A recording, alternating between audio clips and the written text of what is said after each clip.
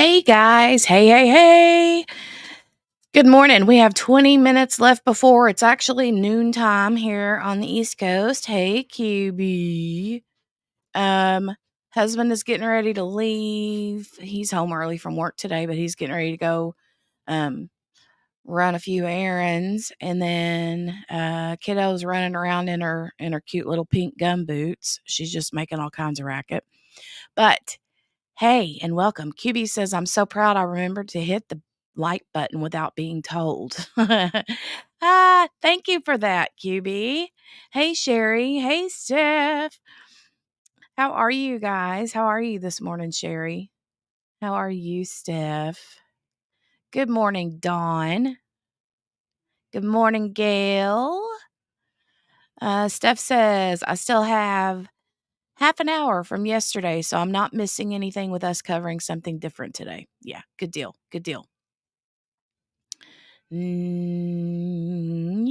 Hi, Tammy. Hey, Morgana. Banana. Hey, guys. Hey. Jenny doesn't get a hello until she shows up. What? What do you mean? You didn't see me? You didn't see me? I'm confused, Steph. Hey, Shirley Mason. Hey, how are you? Let's see. Okay, so today we're going to talk about Adam Montgomery. He is on trial starting next week. I need to check and see um the jury selection process when that's going to start, and um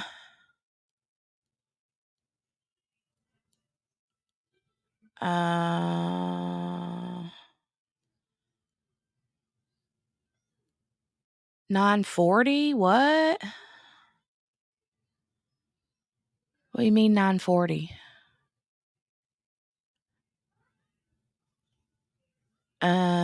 Are you 2 hours behind me, Tammy? Then it would be 9:40. Oh, yeah, it did. I had to change it. I accidentally hit PM instead of AM. Never mind. Yeah, that was my mistake, but I fixed it. I, edited it, and, yeah, I had to change it from AM to from PM to AM. Oh, we have somebody in the background here. We have somebody here with us. Hey. Or from PM to AM. Yeah. Oh, Am I How in? are you? Hello? Can you hear me? Oh, hold on. Let me pull my, headphones out. Oh.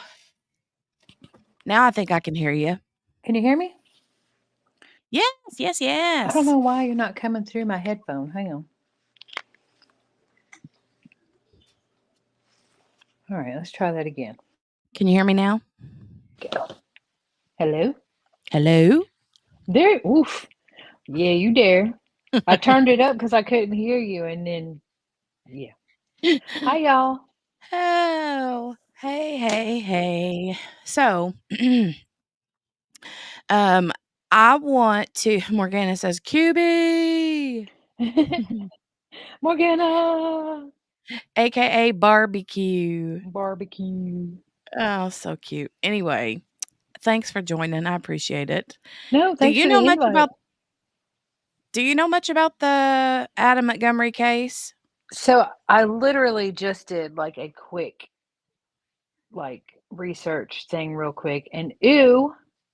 Yeah, I know it's bad. I was starting to read they unsealed the probable cause affidavit, Mhm. so I was trying to read it. But yeah, that's wow.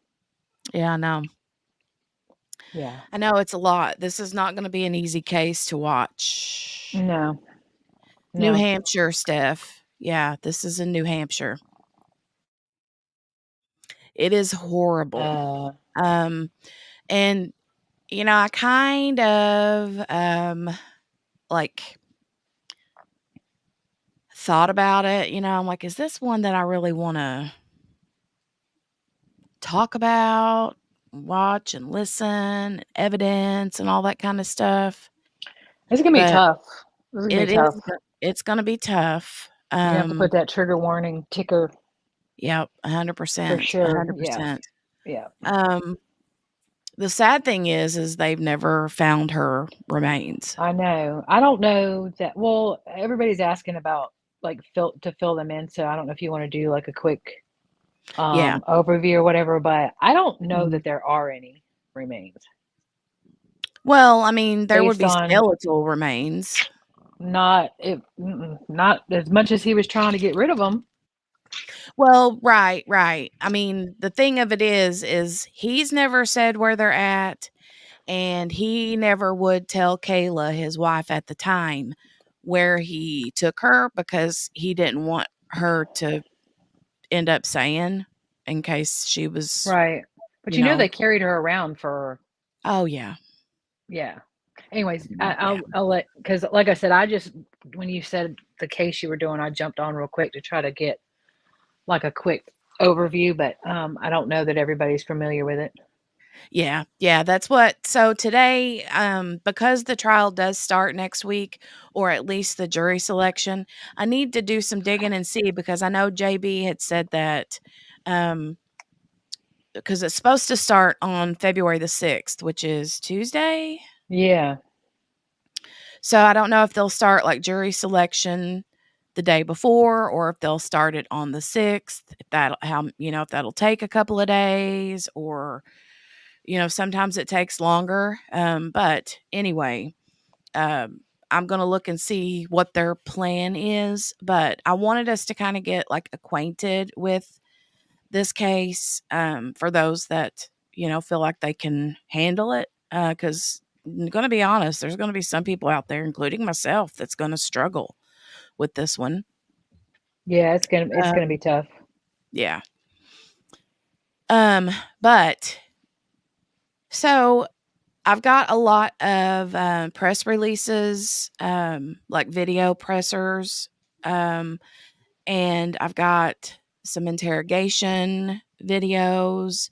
I've got a timeline to kind of help with because this started like the little girl Harmony is her name. She was 5 years old when the police have determined that she was murdered by her dad, Adam Montgomery.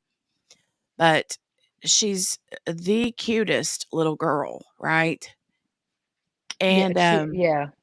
oh my god, she's a doll baby. But, uh, so I've got, like, a timeline of events, from a few different articles and websites. I do have the probable cause affidavit, but it's, like, 40 some pages long. Yeah, it was ridiculous. I started reading it and I was like, yeah, no, I'll read Yeah, this later. So yeah, this says that the jury selection is scheduled for February 6th. okay. Does it Um, say how long they think it'll take or when opening statements will start? so it says, let me get over here. Um, blah blah blah, yada yada yada. Now they're giving the timeline. Y'all can't just give me like, why you give me a teaser and then not give me the info that I want? There was mention, and I don't know. I don't know if they've determined yet or not. But I guess the wife is on trial or going to be on trial as well. Um, hang on, let me before I lie to you. Oh, Um, I thought she made a plea deal or something. I could be wrong. maybe she did because she testified against him in the weapons Yeah. thing, Yeah. and she's scheduled to testify against him for this. And they were basically saying like if they don't have her testimony, like they're done Oh, because yeah, you 100%. know there's nothing they don't have anything. So um I would hope. I mean, I don't hope because I don't think anybody should get a deal. But if they need her that badly to get him, then I would imagine they probably made some kind of deal with her. Yeah. Um, I saw something. Why is it? I hate when they do this. Okay, jury selection is still scheduled for February 6th. Lawyers say that if they have to, they can squeeze 2 trials into 4 weeks in February. So I don't know if the second trial is hers, or because they've already done the weapons. He's already serving time for that. Yeah. Would it be like like a death penalty phase or something, or does it I don't Oh, it know. could be a sentencing. I guess it could be a sentencing. Yeah, maybe. So yeah, they didn't say how long that it would take for jury selection. Okay. I guess it's gonna. I mean, this didn't get. It wasn't hugely popular, Right, I know. so I don't know that how tainted the jury pool is. Right. Yeah, I Um, don't know. I figure that it usually doesn't take that long in no, not such a super high profile case like this one should have been. right? Because when you said that, I Yeah. was like, he killed his 5-year-old. Why do I not know this? Yeah. Yeah. But they've got him charged with second-degree murder, tampering with witness and information, falsifying physical evidence, and abuse of a corpse. Mhm. I'm surprised second degree, but it may have been. There was some talk I was seeing about like some drug issues and some other stuff Mhm. that they may, throw in as an Extras. excuse. Well, no, as an excuse for why he did what he did. There's no excuse, but so that may be why they went second degree. Yeah. Well, I mean, I don't know. I don't know either. they probably can't prove premeditated or malice and contempt, which I think they would have to have for first degree. Well, and would they have to have an So, actual body for first yeah, degree? yeah, I think so. So that's probably why they went second degree. I'm not positive. I don't really know for sure about that, but it is. Let me check on the chat really quick. Let me see. Um Dawn says she's not familiar with this case, but then she comes back and says, I think she said, I do know this case. Steph says she feels awful for the mom. Um, Worse than Teresa Black's case, right, Tammy? 100%. He stayed in a homeless shelter and stuck back in the upper vent until Yep. people complained about the smell. Yep. Um, yeah, she is adorable, Morgana, or she was. When mom was in rehab for her issues, don't she get visits from people? But I don't understand mom never asking about her baby. Well, I know that, there's some um reports that says that she would get like FaceTime visits and stuff because if I'm not mistaken, I don't know that they were super close in like proximity to one another. Like I think they may not have lived super close to each other. I'm not positive about that, but um and like I said, I don't know very much about the case. I've heard it and I've heard the names, but I never really knew, what the case was about until probably a couple months ago, um, when they started having different hearings for him. And then I started seeing stuff popping up in my, recommended on YouTube, and I'd see this and that. And then I was like, wait a minute. So they could have been Morgana. They could have been, and we'll find out, I think, when we get into some of the stuff. But the affidavit, like I said, the probable cause affidavit is like literally 45 pages long, I think. And I'm gonna read that on my own time, and I can like give you guys a link to that. So that you can oh, did you Sorry. need to have it back? Oh, you're good. No worries. I wondered where you dropped off to. Well, But, if I try to go, I'm on my phone. I probably need to put one of them on the computer. If I go into look at chat, oh, I need to pause this. That's okay. Now, can you hear me? yeah. Okay.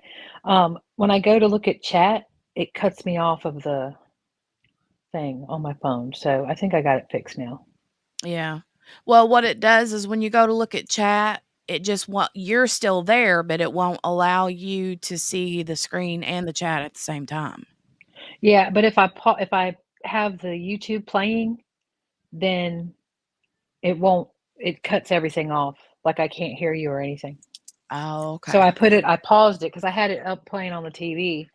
Oh, Um, gotcha. but if I paused it, so I'll watch it from the StreamYard, and then I'll jump over to chat to look when I have a chance. Also, I'm waiting on a call from the doctor, so if I jump off real quick, I'll be back. But if they Okay. call, I gotta take it. Okay, dokie. Okay. All righty.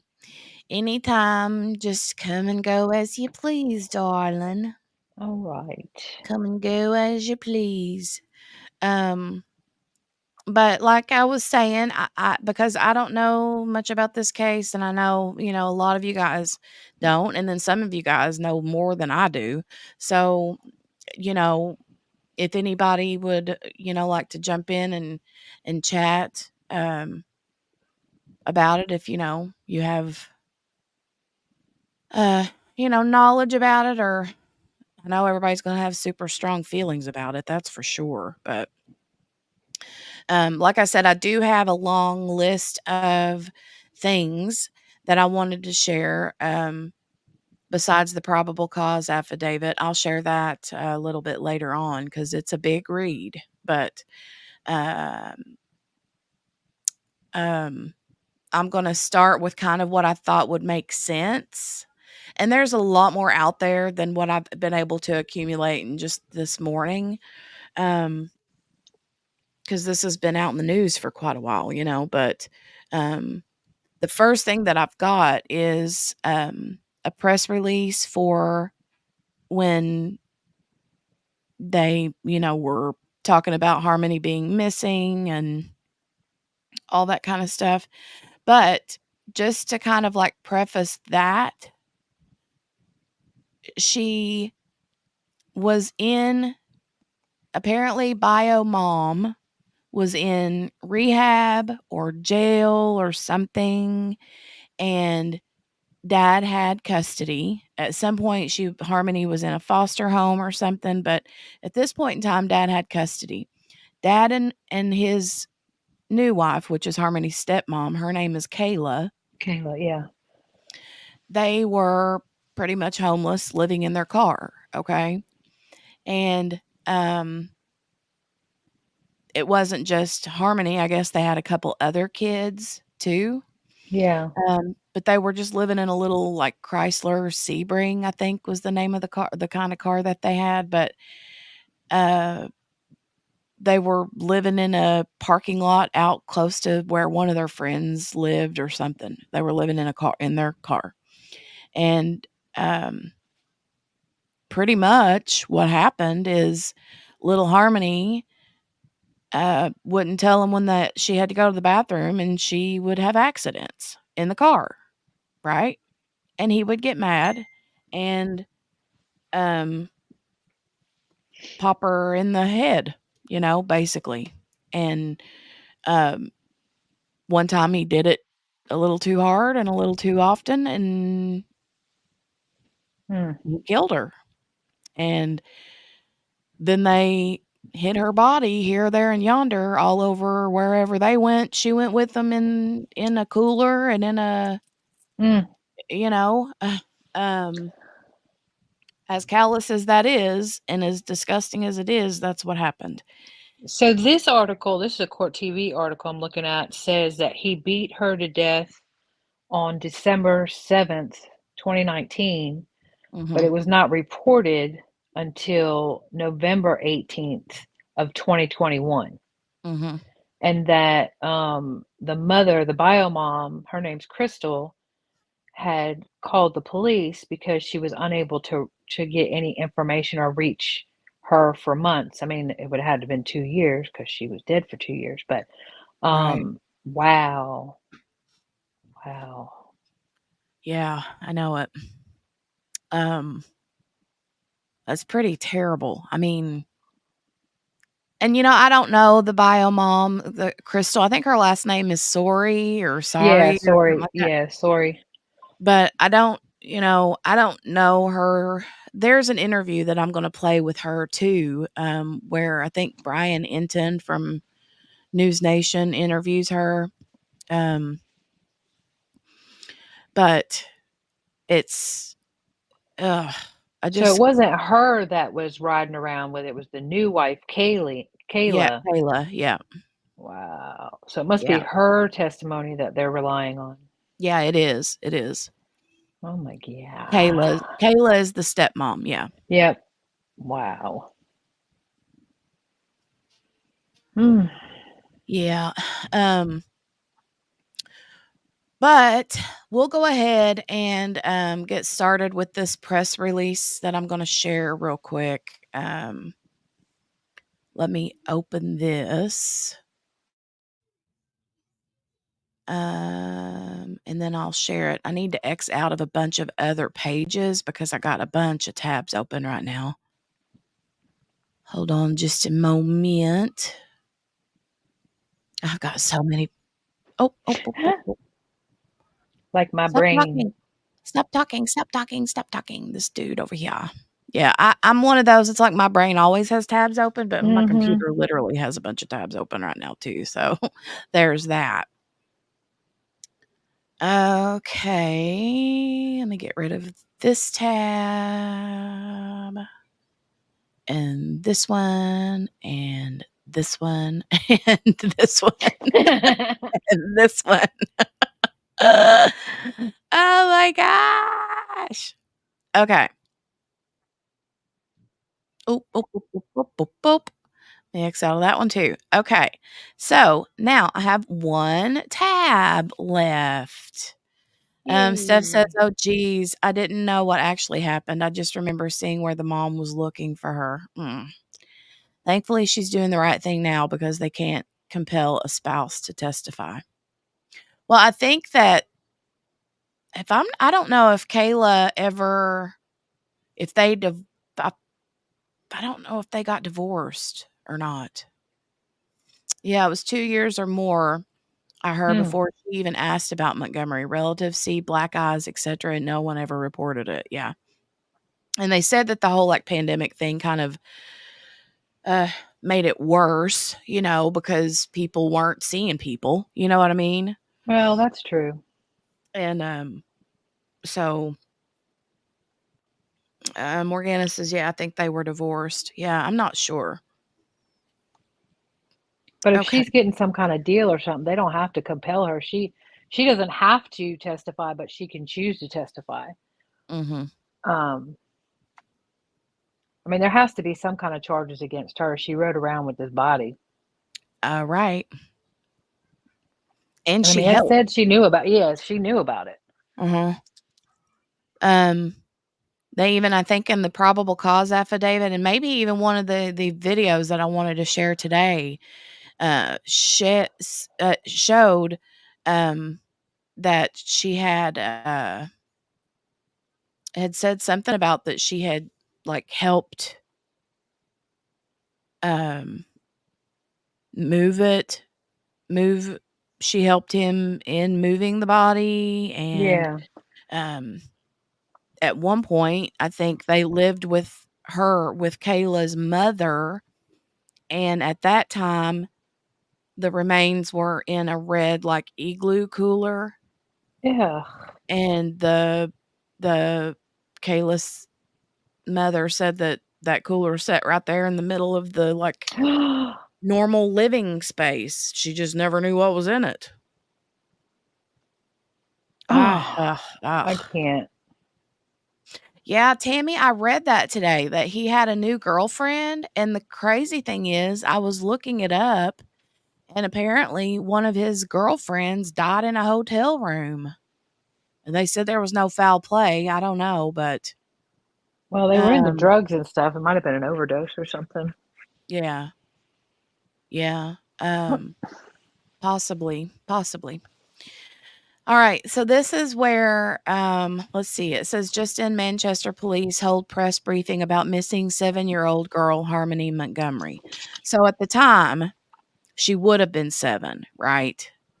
But No, well, at the time that she was reported, but at her death, I think she was 5. she was 5, yes. Yeah, But this here is just saying missing 7-year-old because they didn't know at this point in time that right. she was dead. So, um, but I'm gonna play this, and you can see her sweet little pictures. She's such a cute little girl. Those little Um, glasses. I know, I know, I There's know. just something about a kid in glasses. I know, right? It's the sweetest little thing. Mm. All right, I'm gonna mute myself because it tends to like echo whenever I try to play a video on my end and then have myself unmuted. So I'm gonna mute myself. And I know, Steph, I agree. Becoming more uncivilized. I agree. All right, let's watch this and then we'll chat about it here in a little bit.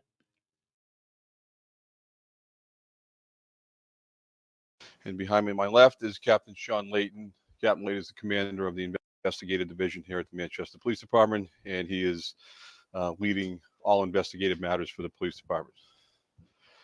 All right, I want to begin by thanking all of you for coming today. Your continued interest in locating 7-year-old Harmony Montgomery is appreciated and is essential to this investigation.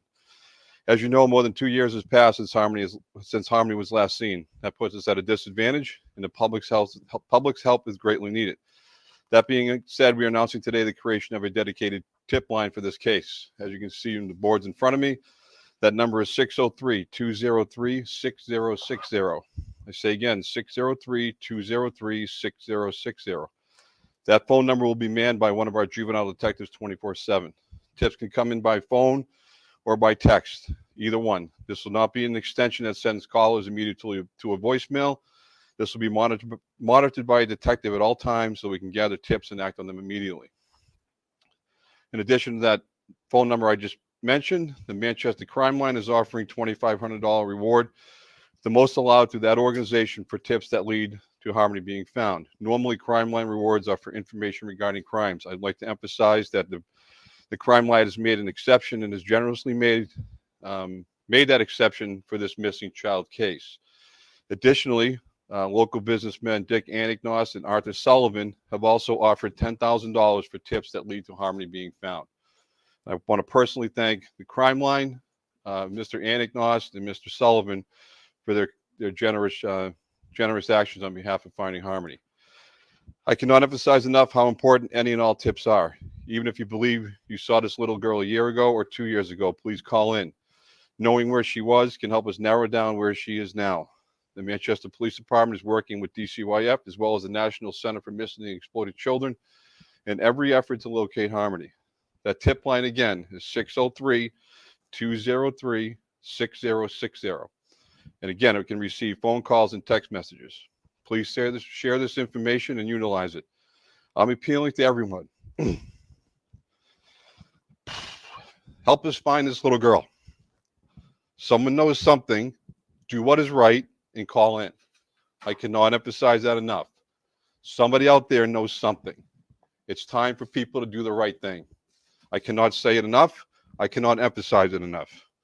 Someone needs to call in, do the right thing, and provide us information on where Harmony may be. There's always something that breaks me down when I hear and see a grown man like that break down, especially someone in law enforcement. Yeah, You know, it'll I get you. always it like pierces me in the heart because I've got family in law enforcement, right, that have seen horrible, horrible things. And um, it just always gets me. It gets me. And you know that they struggle, but they have to keep it together because they're law enforcement, right? But Right. I don't know if he's got kids, grandkids that are around the age, or it just awful, awful. Steph says same. Okay, let's get back to it.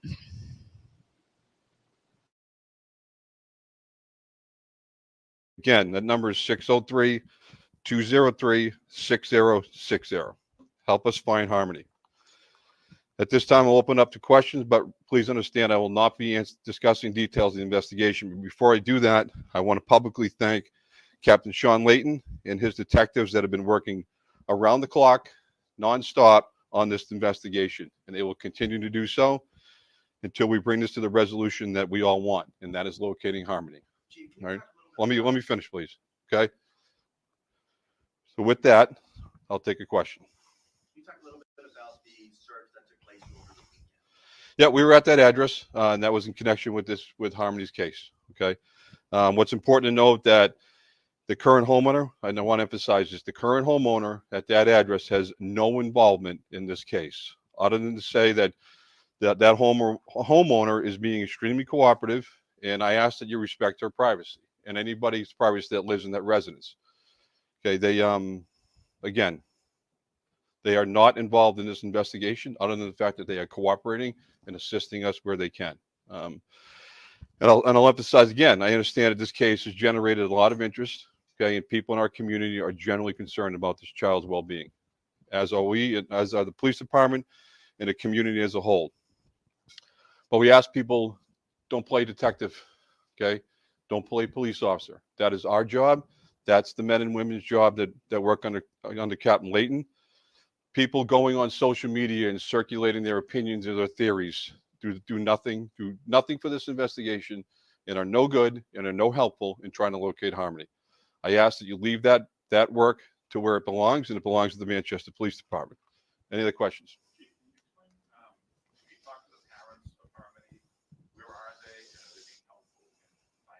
I'm not going to comment on who we've individually spoken to, other than tell you that we have spoken with many, many family members of Harmony, and we will continue to do so as part of the investigation. Wouldn't it be obvious that the parents would be in charge of the 7-year-old daughter and know where she is? It seems like a reasonable conclusion to draw, Steve. Other than, I'll reemphasize that we continue to communicate and speak with many, many family members. And I'll take you back to the fact that we're 2 years behind the power curve, all right? And where Harmony should have been, all right, and who she should have been with, she's not with them. And that's why we're doing this, okay?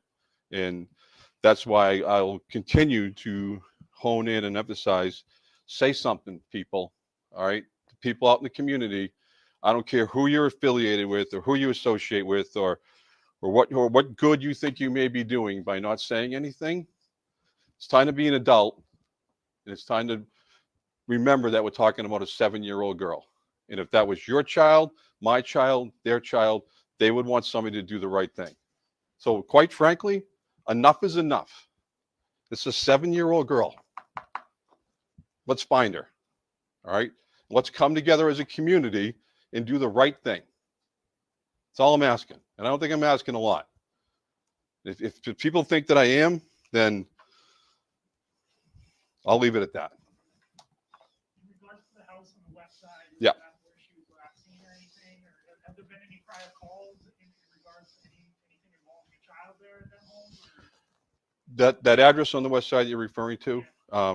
Yes. At one point, Harmony was seen at that address, and that's why we had some interest in it yesterday. And if we need to continue to have interest in that address, we will. Have there been any prior calls in terms of any abuse of child at that home? I'm not going to get into the details of the calls for service that took place at that residence, because I do not want to impede any part of the investigation. My guess is you understand that. Thank you, Chief. Yep. Chief, where was she supposed to be over the last couple of years? In New Hampshire, Massachusetts, with the father, with the mom? Again, I'm not going to get into that. I'm not getting into the specifics of where she should have been or who she should have been with, other than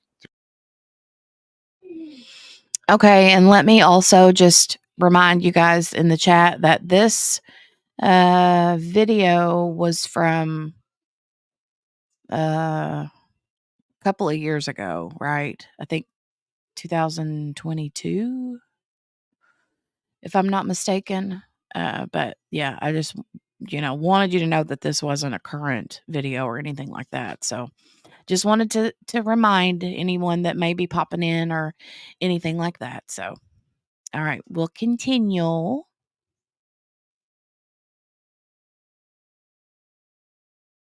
To tell you that where she should have been and who should have been with, she's not with those people, and she's not at that location.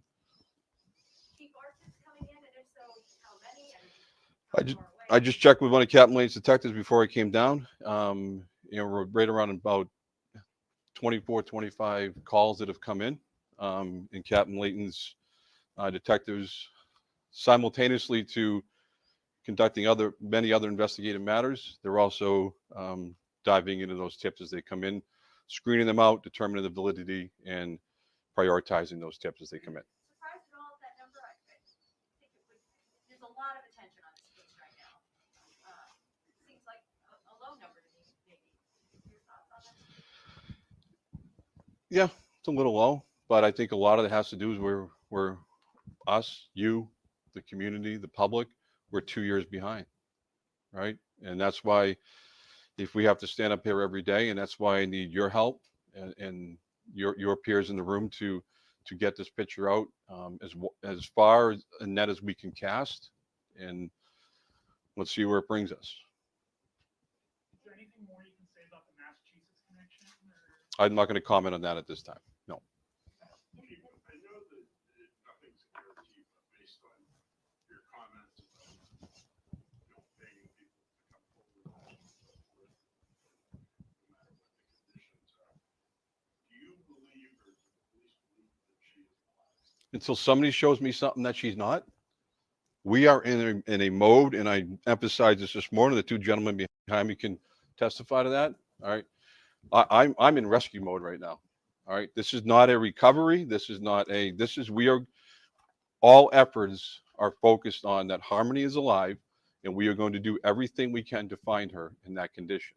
Until somebody shows me something that points that she's not, then that may change my attitude or my perception on this. But for now, we have to operate under the assumption that she is alive and well somewhere, and somebody knows something. So again, to those out there listening to me or tired of hearing my voice about this, too bad. Time to do the right thing and call in and start giving some legitimate information on where Harmony may be. Go ahead. In the time that it said that she was last seen in October. Yep. Is that last seen by police, or is that last seen by a family member? And have there been, since that time, been any indication that she has been seen somewhere else, but actually not seen? That October, You know what I mean? yeah, I do. That October 2019 timeframe is when Harmony was last seen in the city of Manchester. All right, and that was by a combination of the Manchester Police Department and some other entities as well. All right, so that's that October 2009 timeframe when she was last seen in the city of Manchester. So it's possible that in that time since, she could have been somewhere else and well. Anything's possible right now. Yep. ECYF involved in this investigation? They are. We're working with them. What is their role? They're assisting us with kind of the historical, if you will, on Harmony, and trying to they're actively involved with us in trying to locate her as well.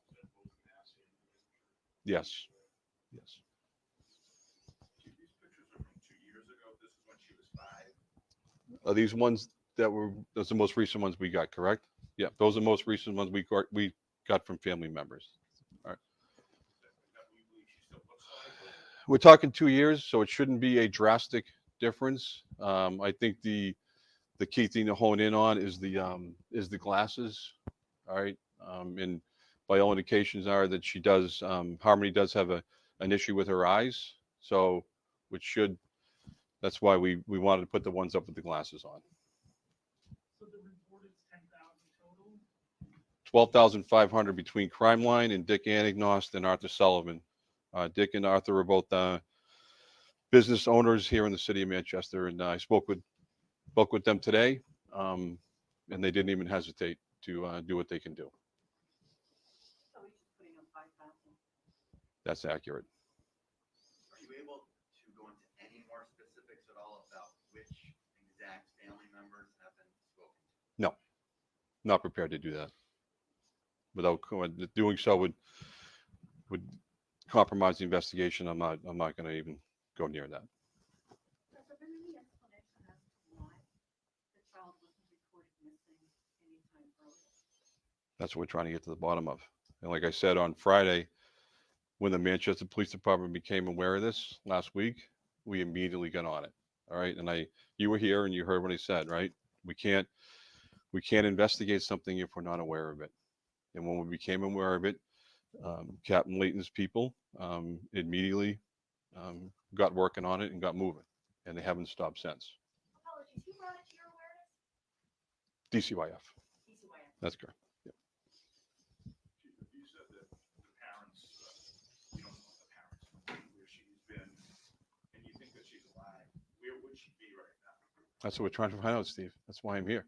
All right. That's part of the investigation. That's why his detectives are working around the clock, going in many different directions and many different angles, trying to find exactly where she is. And we can't stop until we find her alive. That's what I want. I'm sure that's what all of you want, right? And they're on it. All right. I have full faith in Captain Layton. This isn't his first investigation, unfortunately. All right. He knows what he's doing. His men and women know what they're doing. And I have all the faith in the world in them that they are going to do everything in their power to locate her. When you just said DCYF brought it to your attention, the tip from last week, the initial, It wasn't a tip. It was brought to our attention by them.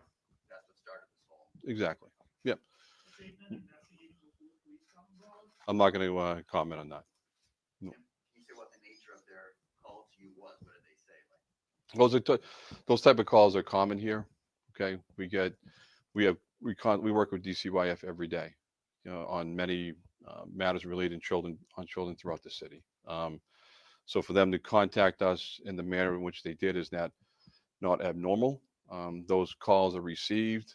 Those notifications are made to us. Captain Layton's people review every single one of them. They screen them. They determine what needs to be prioritized, what needs to be looked at immediately. What can be followed up on the following day, or what further conversations have to take place with DCYF. This one, they prioritize as number one, and that's why we are where we are today. And 2-year time frame is so troubling. I mean, if DCYF, if she's in the system and they're the ones who brought the information to MPD, how does 2 years go by before that agency flags it to law enforcement? Sure, it's a question I've asked. All right, that hopefully at some point along this I get an answer to. But like I said last week, I'm not going to, that's part of the investigation and getting an answer to that. But how we deal with that, I want to focus on locating her now and dedicating all of our efforts to that. And if there was some flaw in the system, I'm not saying there was, but if there was, where was it and how's it going to be addressed? Because that is a very fair question, in my opinion, that hopefully we can get an answer to. Chief, can't help but notice that you're emotional at Yeah. the press conference. Yeah.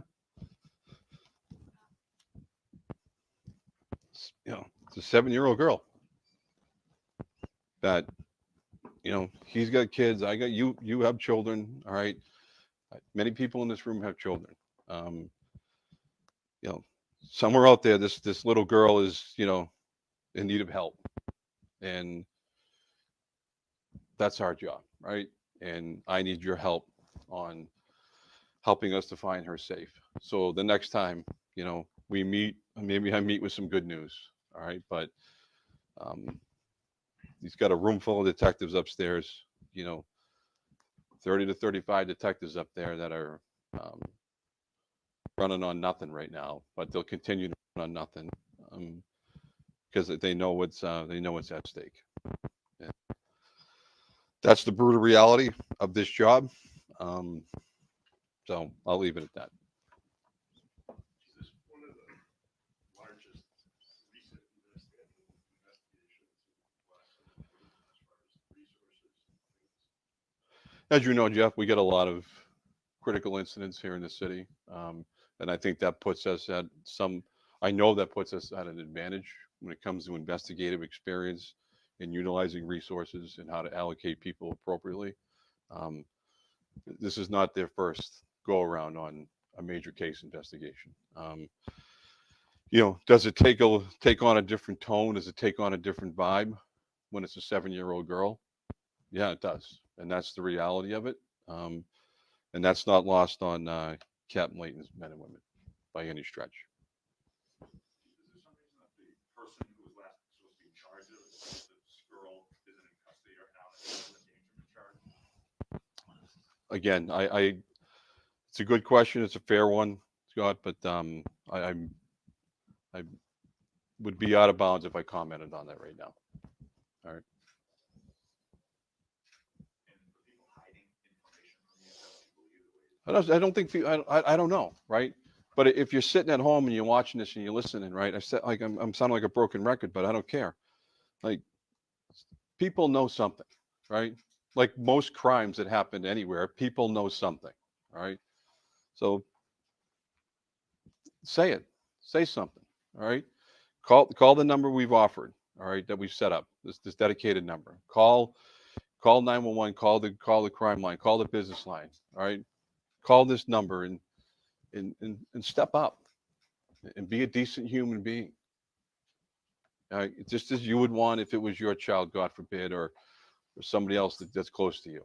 All right, and so no, I don't. Do I think people are hiding anything? I know. I just think that this is this is Manchester, New Hampshire, and this is a big city by New Hampshire standards, but it ain't that big. Okay, and there's pretty tight knit community at the end of the day that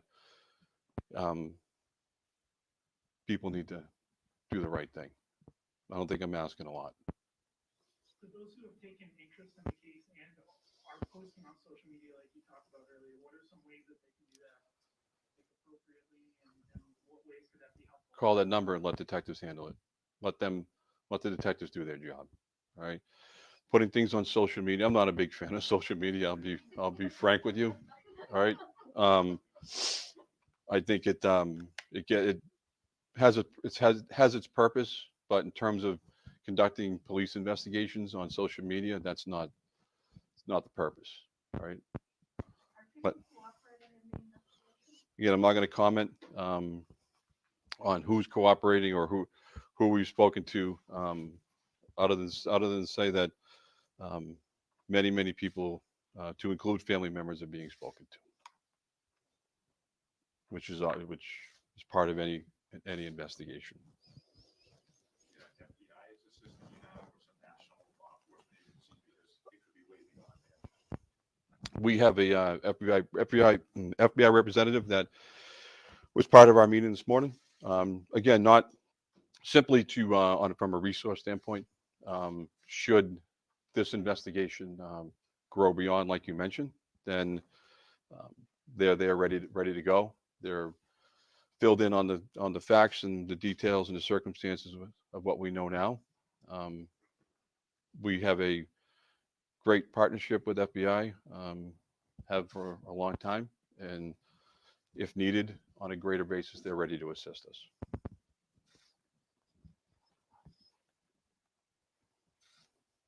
We good? I appreciate everybody's time. I'm not trying to sound difficult, but This is Hey JV. All right. So that was that. Let's kind of take a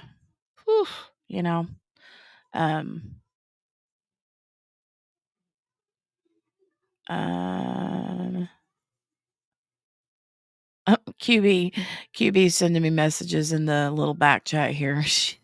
Yeah, I made it do that so that it would, like, constantly be in your face and not, like, a big space in between it. The, viewer That's description fair. advised here on the bottom, you know what I mean? Yeah. Look, I don't know. I'm off today, so I don't know if it's me or Mm. What do you mean it looks like it's overlapping? Like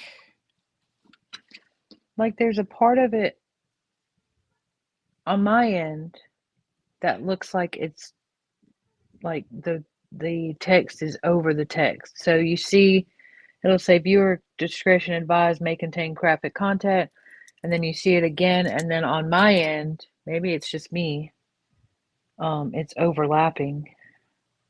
Let me look at it on the TV. Just ignore me. oh, I'm I fine. don't know. I don't know. You mean like one sitting on top of the other? Yeah. Yeah. Oh, I don't know. Is it Hold doing that on. for anybody else? It's probably just me. Y'all just ignore me. Mm. But whenever I put the big chunky one up a while ago, whenever I would like pop up people's comments, then that banner would disappear. So I was like, oh, I don't want somebody to come in Yeah. right at the right time at the wrong time and then it not be there. You know what I mean? Yeah. Okay. So everybody else says no. It must just be you, It must QB. I'm sure it is. It's It's it's probably on my phone. On the TV it looks fine. okay. On my phone it's just anyways. Ignore me.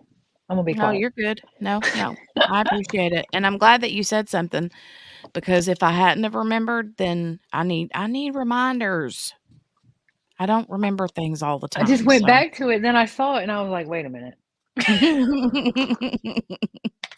you're like, did she read my mind? I was like, wow. Jenny is clairvoyant. Oh, okay. So that was the press release of when, at this point, she'd been gone for a couple of years, and that's what's sad because when he was talking about, the reporter must have said, do you think she's already like gone?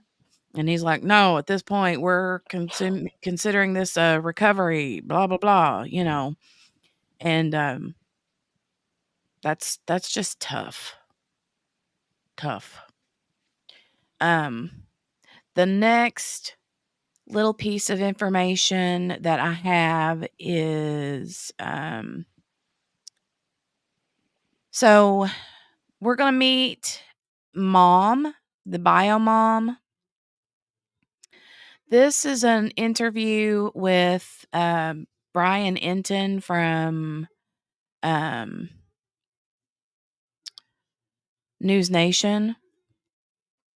And it's not a very long video. It's like 12-ish minutes long.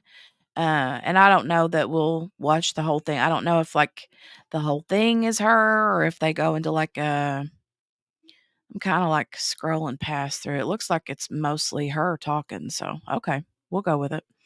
But I will need to oh, I know, Ween Baby. I know. Joanna sent me a message too about that. I saw it on my notification on my computer.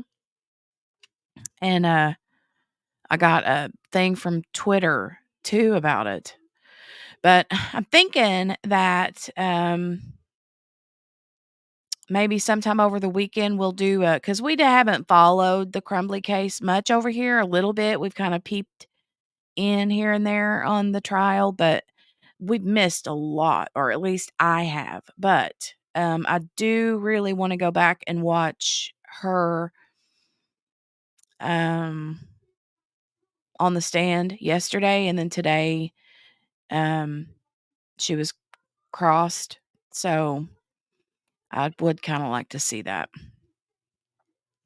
But anyway, this is, like I said, the mom, and her name is Crystal Sorey, something like that, I believe. Yeah, Crystal Sorey, Yeah, Crystal Sorey. Sorey. It says the mother of New Hampshire girl Harmony Montgomery says she brought concerns about her daughter's safety to police and child welfare workers before a missing person case was opened in late December. So I'm going to.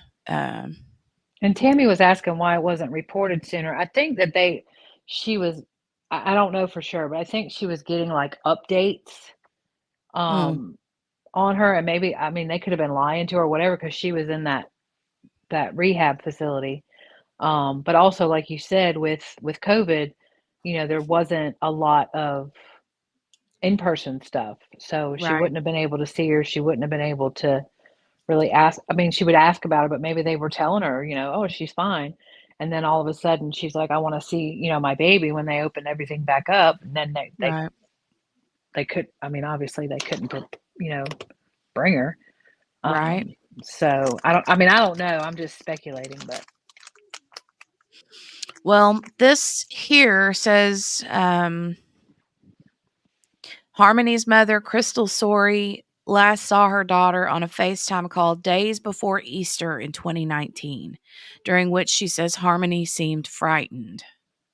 But a missing person case wasn't opened for Harmony until late last year. And this video that we're going to watch is dated January 10th, 2022. So it's a couple years old too. But it says, but a missing persons case wasn't open for Harmony until late last year, despite Sorey's efforts to communicate with her daughter, she said. So she last talked to her on a FaceTime call days before Easter. Easter is usually what, April, May, June, July, August, September, October, November, just like 8 months before she dies. And I guess they know that timeline because of the wife, the December. Yeah, probably. And there's probably some sort of evidence, with like the last time that Harmony was like Seen by somebody, seen or by someone else, even on a grocery store camera or a fast food restaurant camera or something, But we'll go ahead and start this, but because this is from News Nation and it's not like public like public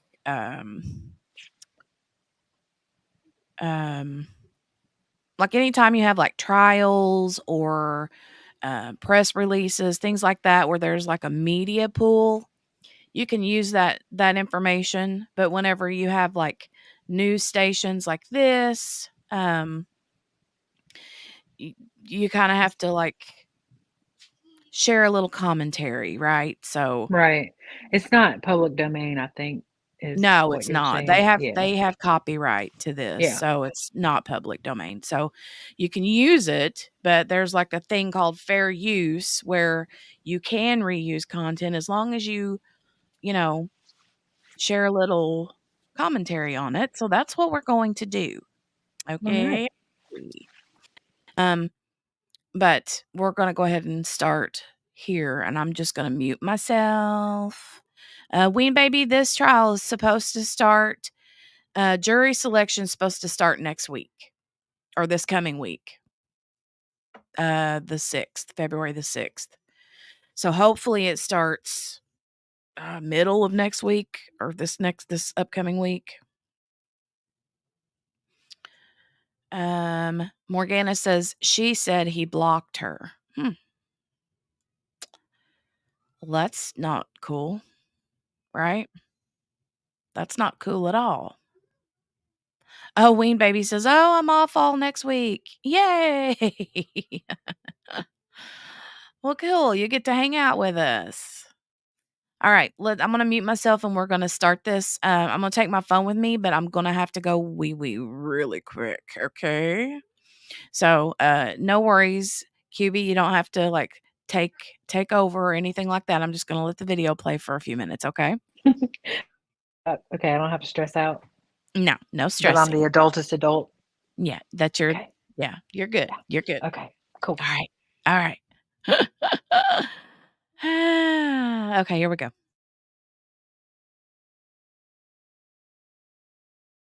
I can't speak for her. Who else is going to?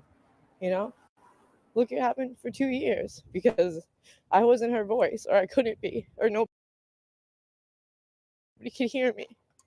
Where did you think Harmony was for the last 2 years? I thought she was with her dad, and he was just being a jerk. Really, that's what I hoped was happening, you know. But in my heart, I knew something was wrong. Something was very wrong. Like, he was going to extremes to block me and make sure that I couldn't contact her or anything, or even to the point, like, once his family started calling DCYF and he knew, they, you know, he then cut them off, and then I couldn't even get information from them, you know, because at least I could get information about what was going on through them. Couldn't even get anything from them. He literally cut anybody that questioned him about how he treated Harmony or what he was doing. He cut them off. When was the last time you actually saw Harmony? In a FaceTime video, like 2-3 days before Easter. I showed her basket. I said, I'm coming in a couple days. Mommy got you a basket, you know?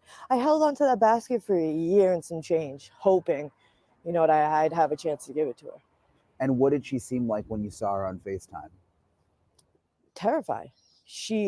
I would say, hey, you know, what's going on? What, you know, what'd you eat for lunch? What'd you do today? You know, are you going to school yet? Like, you know, how are your brothers and sisters? You got any friends? You know, little questions like, I'm her mom. Like, I want to know these things. I want to know if she's happy. And every time I asked these things, he would pause it and he'd tell whatever he'd say to her. I can't hear him. He'd mute it. And she'd be like, don't tell her, don't. And she'd be like,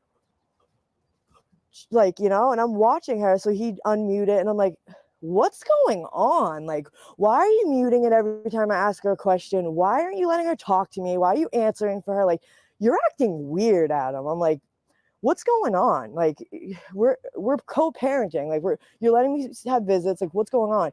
He's like, no, I have sole custody, sole decision making. You don't get to ask me shit. And he hangs up and blocks me. And that was the last thing I had contact with her and saw her at all. What made you call the police before Christmas? It was a couple weeks.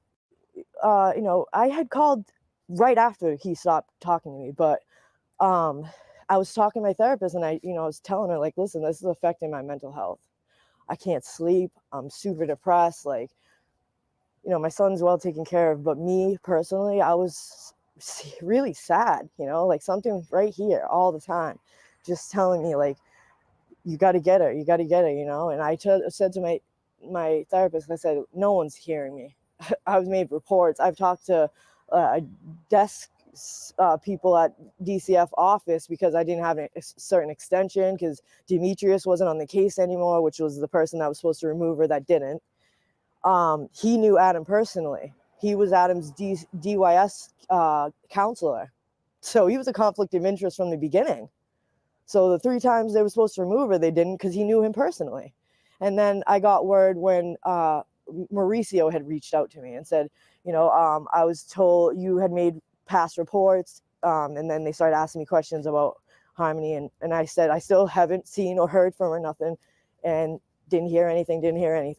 The guy I have all the text messages from the guy basically doing nothing.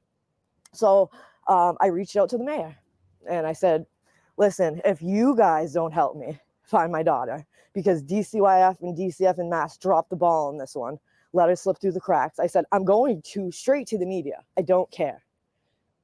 It was like hours later, I got a phone call from the police in Manchester. And I had already called the Manchester police. They told me I couldn't file a missing persons report because he had physical custody of her. So they said, like, they told me go to court and file a petition to get custody.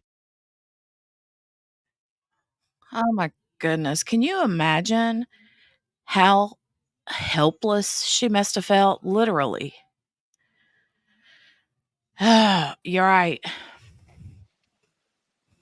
And like, so she was supposed to be removed like 3 times from the house and they never took her out? Right. That's what it sounds like. Wow. Steph says, yeah, she was in Massachusetts. No one would help her. Wow. So she was literally like, not only did she fall through all the cracks, she was like, Sounds like she was trying. Yeah. Yeah, I know. And I'm sure, I mean, I hate to say it, but I'm sure that they looked at it and was like, "Oh, well, he has full custody and you were in drug rehab and there must be some reason behind it." And you know what I mean? Like, Oh, yeah. and not taking her seriously. But I mean, it sounds like she has custody of her other child. So she must have gotten herself together. Right. Oh, that's terrible. It's very terrible. I just can't imagine. And also, like, when she was saying, "Oh, asking her questions," when she was talking about, "Why do you keep muting whenever I ask a question? And why are you acting weird?" And I just can't imagine, like, having those kind of questions and if she had those kind of questions, how that made her feel in that moment, Yeah. and just the, like, frustration. Well, I mean, as a parent, we always feel the obligation to protect our children. And if you're in a Yeah. situation like that where you can't, and I understand, I mean, she's trying to get her life together, you know, and that's not easy. That's not an easy decision to make. But to be in that's terrible. That's awful. Yeah, panic, Steph. That's that, like, whenever I say that helpless feeling, that's, Mm. yeah. Ugh. Okay, Mm. so we're gonna continue on. We're gonna I'm glad continue we're on. watching this though, because it puts a different spin on the mom. Because initially, when you read stuff, you're like, "What's wrong with her? Like, what? Why didn't she do this or why didn't she do that?" But I mean, her story sounds very believable. Yeah. Yeah. Mm. Okay.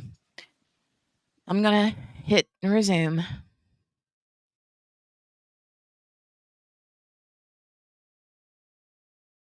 So I go there, and they tell me if it's a DCYF open case, then I can't go there and go to court. So they were running, like, sent me around for busy work, you know what I mean, while they were trying to figure out how to cover their butt. And it was just, when they knew I couldn't do anything at the courthouse, but they still sent me over there, you know what I mean? And then, the cops called me and they're like, "We're completely involved now. DCYF told me this is really suspicious, blah, blah, blah."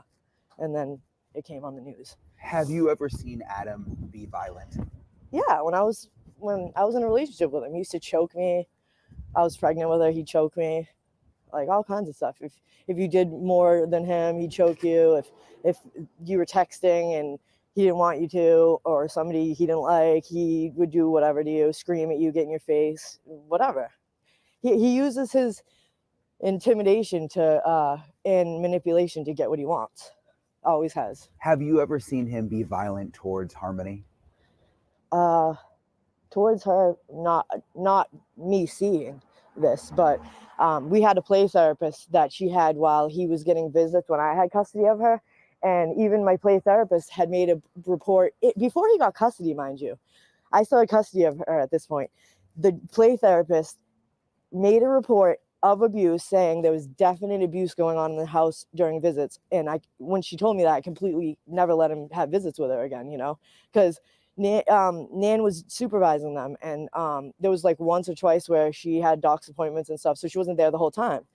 And he's short-tempered, so he, as soon as he gets a second or loses his temper, he's gonna hit her, And my daughter is she's just like me, she talks a lot and she's excited, and she's smart. She kind of even thinks she might even know a little bit more than you, even though she doesn't. But that's just her, and she's just beautiful like that. But I just don't ever see someone getting so angry to where they bash her around the house, as he said. I just don't understand. If that was the case and that's what you planned on doing with her, why go for custody? To spite me. That's all it was. It was never for love for Harmony. Did he ever speak negatively of Harmony? Yeah. Oh, yeah. He'd say, when I talked to him, I'm like, "So what was going on at the visits?" Like, I questioned him about what the therapist had said. hence telling him no more visits, because he was blowing on my phone. He was supposed to pick her up and I didn't answer. Then he showed up to the sober house in Roxbury making a scene, and the director was like, we'll call the cops on you, you know? And I told him, this is why you're doing extreme punishments to her. She all kinds of stuff like that the therapist had gotten out of her just by playing dolls in a dollhouse. Imagine. I was horrified. I was like, no. I told DCF, and that was that. Like, How is it months later, they possible- hand over custody. How is it possible she got to stay with him after all of I that? don't understand. I still don't understand to this day. I had a So that's my question. How in the world did she get to stay in his custody? Well, it sounds like the case manager was his friend. The original case manager. That's what she was saying. From the DYFS, is that what it is? DY? Something like that. Yeah, Yeah. something like that. But that, and in the beginning of this interview, she said something about that the original case manager that has since been removed was a friend of his. Okay. So was he not reporting stuff? Was he not? I mean, I don't know, but the fact that she was supposed to be taken out of the home 3 times and never was. I don't know about you, but I'd be going after somebody after all this is said and done. Ween Baby said he wanted custody for the paycheck, and DFS always pushes to keep kids with their parents. Yep. And Steph says because our system sucks.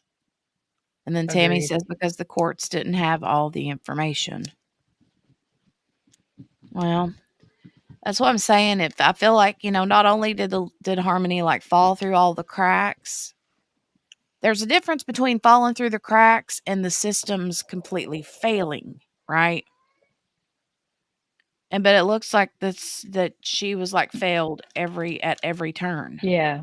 Yeah. And I don't know. I mean, I don't know that they didn't have all the information or they ignored it. Yeah. Because it sounds like she was trying to get somewhere. And don't get me wrong. I mean, I understand there are those parents that are in rehab and, drug addicted and all that stuff. And they do. Sorry. And they do. They do. I have boys. Can you tell? Mm-hmm. And, they do things and they're prejudiced against them because of where they are. But I mean, it sounds like she was trying to get her life together, and apparently she has, because she's got custody of her kid. They wouldn't just give her other son back if she didn't. So, I don't know. It just the whole system failed. Well, all right.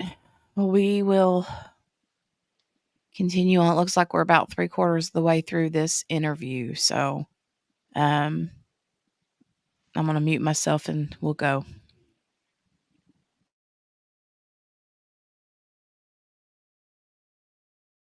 I had a court date on the same day of that hearing for Jameson's adoption. So I sent over to get a continuance from the courthouse saying, hey, we need a different court date. I can't cut myself in half. They denied my continuance and just handed him over custody because they wanted to wash their hands of the case. They were done with it. It was the lady said it was open 4 years too long.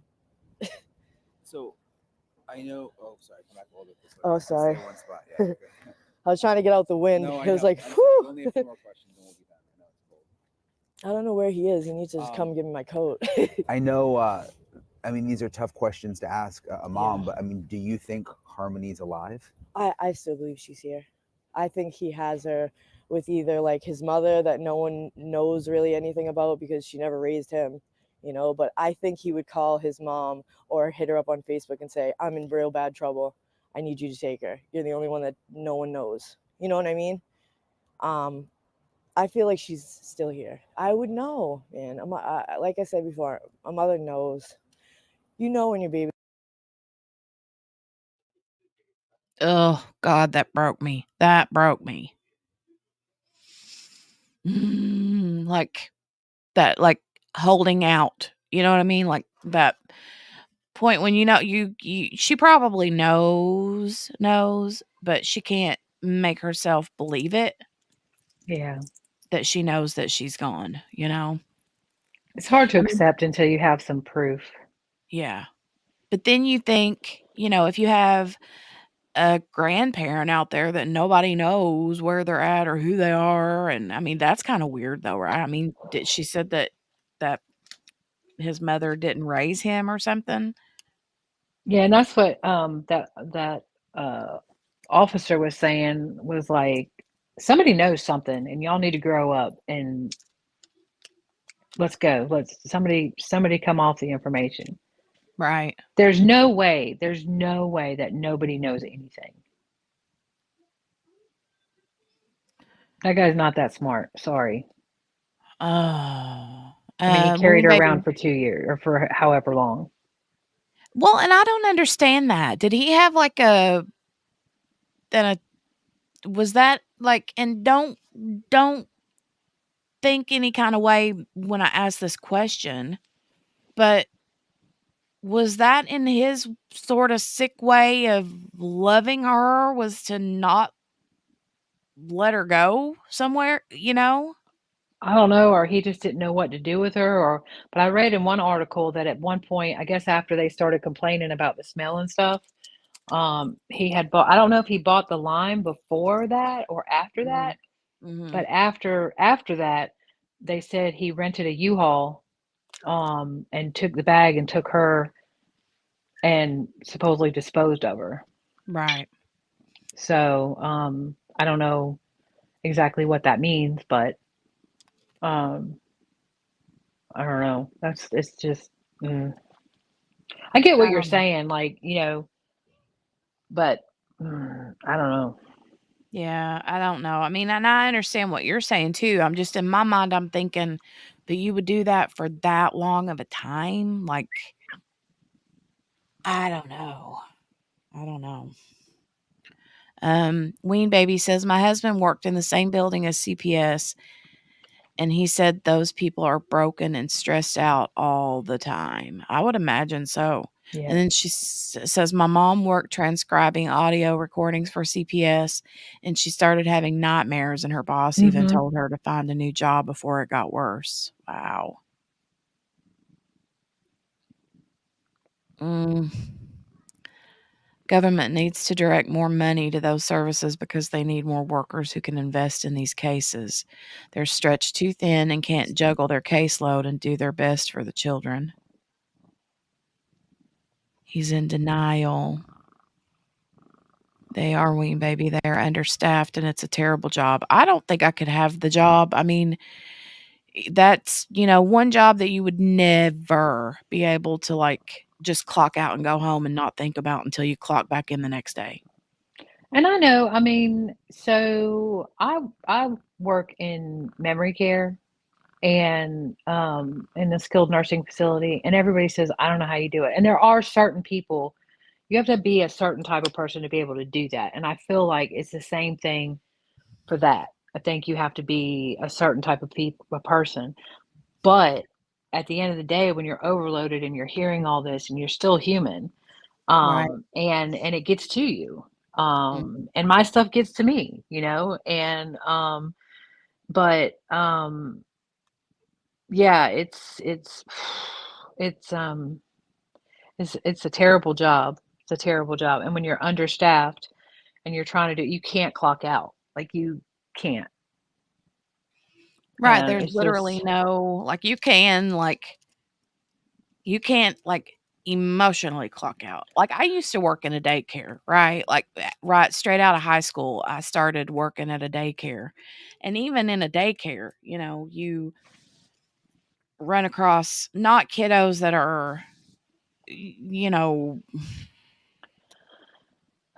it's you just it's hard. Like, I can't speak to them, but and not to make it about me, but like we're under, um and I'm not gonna say me, but there are people that I see getting short. They get frustrated, they get impatient, not because they don't care, but because they're tired and they're burnt out. And I feel like it's the same thing in that situation where they're burnt out and they're tired and they're just like, I cannot take on one more thing.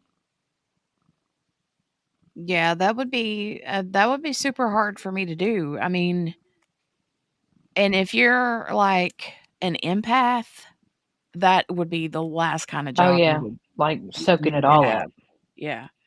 Like you would have to be, you know, you'd have to be the kind of person, in my opinion, that I think would have the care and the love and compassion and desire to help, right? These kids and parents in these situations. But at the same time, you have to be really good at like compartmentalizing. Yes, you have to be able to disconnect. Yeah. And And you if you can't can't, do it all the time. You cannot do it. And that's, again, that's something we talk about all the time because it's like people go, "Well, you just have to toughen up." You just have to. No, you don't toughen up. You learn to deal with it because when you toughen up, you lose your empathy. You lose your compassion for them. But you do have to learn how to cope, and you have to learn how to. But you can't do it in every case. There's going to be those cases that get to you. I wonder if people that are in those kind of professions don't seek therapy for their own. Oh yeah, definitely. And they have therapy services too. Like they have like when there's an like a not just when there's an incident. I mean, they can request therapy services, but they also have like a when there's a child that dies or anything like that, they have like therapists that come in and they talk to them and they um do the whole it's just like in the fire service, we had the same thing. If we lost a patient or something like that, they would come in and and then we also had, if we could request help if we needed it. Wow. But everything, things affect people differently. It's kind of like you putting the trigger warning up there. Okay, this case might not affect one person, but it might affect another person. Do you know what I'm Right. saying? Like, Yeah. and I mean, obviously it's going to affect everybody. They're going to be sympathetic, but I mean, it might not trigger them, On a but it might. surface level, yeah. Right. Yeah. So, yeah, it's just dependent on who you are and your experiences, and certain ones are going to touch you deeper than others. Well, and that's one reason why whenever I would start like reading through that affidavit, I was like, I don't know if I'm gonna be able to do this or not because I have a little girl that And she's around her age. close to that age, Yeah, and that's that's tough. tough. But at the same time, whenever the whole Casey Anthony thing was going on, my oldest was about her age when that happened, and I was so headlong into that case, I couldn't get enough of it, and I think it was because I had a kid that age, and I wanted justice for that little baby. Yeah, yeah, And that's kinda the same way with this situation, yeah. and, not that I'm headlong into this case like I was Kaylee Anthony, but, um, because 'cause I'm just now learning about it, but, you know, I don't know. There's another case that I've talked about a bajillion times, which I'm gonna get into, um, in the next few weeks about Lisa Snyder from Berks, Pennsylvania. Um, she's the mom who, said that her son Connor, who was like 8 or 9, hung him and his sister Oh and God. himself Oh yeah. Oh, that is. Oh yeah. That is. in the basement, Mm-mm. but she did it. Now Mm-hmm. that case, I'm like 100% invested in, Yeah, I and want to see all of that.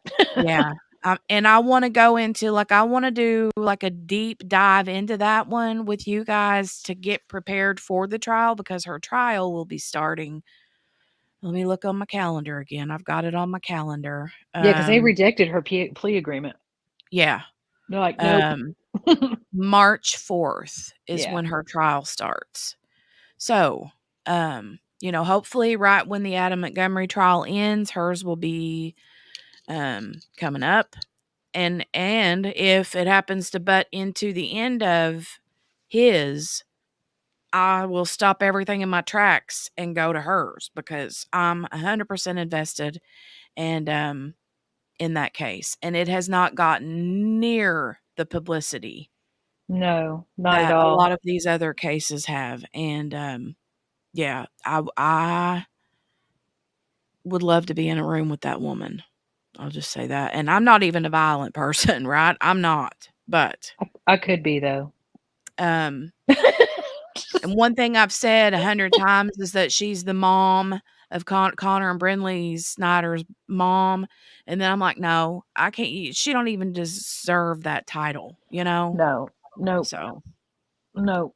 But you know, like the shooter trial, the mom, what's her name? Crowder? No, Jennifer Crumbly. Crumbly. Yeah. So that one I was having a really hard time with. And I think it's because I think Steph can answer for herself, but I know that one was kind of tough for Steph as well because with her still having a child in school, it's just I Yeah. remember going through that with my kids. I remember there being those alerts. I remember those being the active shooter. I remember all of that stuff, and it just when they were talking about it, it just brought all of that back. Um, it just I don't know. It was hard for me to listen to, and then it was really hard for me to listen to that they ignored his pleas. Mm, But that one was tough for me. But again, it's because of my experience with my own children right. that thankfully we never had anything happen, but there were a lot of threats, and it would just put your stomach in your throat. I mean, it just was terrible. Yeah. And I just anyways. Hey, Henny. Good to see you. Hey, Good to Henny. see you. Beautiful, beautiful. Um, yeah, that would be tough, and the all of the like mass school events like that are hard, I mean, especially when you've got kids in school, Yeah. it's hard. And I know what it's like to get I don't know what you guys call them in the other parts of the country, but like here they're called school reach phone Yeah. calls, Yeah. or that's the automated like messages from the school system, right? And when I see Yeah. that number come across my screen during the daytime when You he's at just school, panic. my heart stops. Yeah, you just absolutely panic. Yeah. Um, And and it's I one of mean, two things, right? It's either right. one, they're on lockdown because they've been on lockdown before for Yep. things. And two, Eli's having a bad day today. You might have to come Yep. pick him up, that kind of, Yeah. but, it's still, my heart just sinks every time. And I will tell you, it And never stops. I mean, I had a thing the other day. I have both my kids are grown, okay? 21 and 26. I have them both on Life 360. And if mm, they don't like it, they can be mad. lump We've it. already had the discussion. And because we had a case here where these girls were drinking and they went off this road and they went through the trees and into like a ravine into water, and they couldn't find them and they drowned. And if they, would have been able to find them, they probably could have been saved. And I told my kids, I'm like, oh, y'all both, no, we're Life 360 in it. And so the other night, my oldest, his phone, I guess his phone died. And so Life 360 showed him at home, but I knew he wasn't at home and he wasn't picking up his phone and he wasn't. And I mean, I'm not melodramatic. I don't panic, but I will tell you that I had a small moment of panic, of Yeah. where's my kid? And then all of a sudden he called me and he's like, my phone died, my phone died. And I was like, you are so lucky that you just called me. So I guess, I mean, it never stops, but yeah, I don't know, that one sent got me a little bit. Yeah, I don't blame you. That's tough. That's tough whenever, I'll be honest though, I hope they hold her accountable, and I think it's going to set a huge precedent for these parents who, anyways, You mean different case. Lisa Snyder? Yeah, no, well, yeah, her definitely, but the Crowder, Oh, the Crumbly. why can't I remember her name? Crumbly. Yeah, I think it's going to be. I think this is the first time they've ever like gone after the parents. Right. Yeah, they said that. They said that's the first time in like Yep. American history that's ever happened. So you're right. That's going to set a huge precedence, but I didn't really follow along with that when it happened. But I didn't realize, "Hey Billy, good morning." Or good afternoon. Well, Hey, for Billy. me, good morning to you. Billy's over there on the Pacific. Oh, it's real morning. Yeah, it's 10? Yeah, 9 10 or in the 10, morning for 10, her. yeah, 10 o'clock. But yeah, I didn't realize that the Ethan Crumbly had like reached out for help. I didn't know that. See, I didn't either. And then they were talking about his text with his friend, and he was like, "I've talked to my parents, and they laugh at me, or they tell me to, suck it up, Buttercup." And I was just sick to my stomach. This Yeah. poor child. I mean, and it doesn't excuse what happened, but it looks like he tried to reach out for help. Well, I mean, it's just, and Steph, I've heard Steph say this a bajillion times, and I've heard a lot of other people say it, and it's the truth that we need more mental health. Like, Yep. mental health is just way overlooked nowadays. Yep. And it's apparent that he had some problems, and it's sad. It's super sad. Yeah. Yep.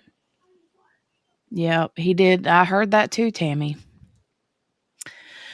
Okay, well, we're going to continue with this interview and check back in here in just a second.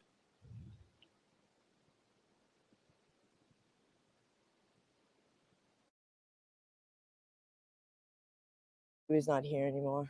You feel it the day it happens, and yeah, I've woken up with panic attacks and woke up calling family members freaking out because like I just have a terrible feeling all the time. But it's not a feeling of that she's not here anymore. With his violent past and addiction, I mean, do you think he could have? I feel like he sold her. I think he sold her because the same week that they're saying this happened, the day after Thanksgiving to December 6th, was the week after my son legally got adopted on the news. You know what I mean? And he knew what my son looked like. That's my daughter's brother, So he saw that, and I really think it's connected. I think like he got that idea from seeing that and was like, oh, I can do it illegally, because not for nothing, right around the same time, human trafficking was at an all-time high. So was Oregon harvesting, which I don't even want to go there, but at least if he sold her to a family that legally couldn't adopt or something, there's still hope that she's at least safe somewhere, Do you feel any guilt? Oh yeah, every day. I played a part in this. I'm not going to sit here and act like I'm innocent. Like, I'm a recovering addict. Like, when I gave birth to her, I didn't know nothing about being a parent. I didn't know nothing about getting in recovery, but I never stopped trying. I always went into program after program after program, trying to, prove to her and my family that I wasn't going to stop until I got better, And I just, especially when I kept reaching out to Adam, kept reaching out. Like, I even was like, I even wanted to show him, like, look how far I've come,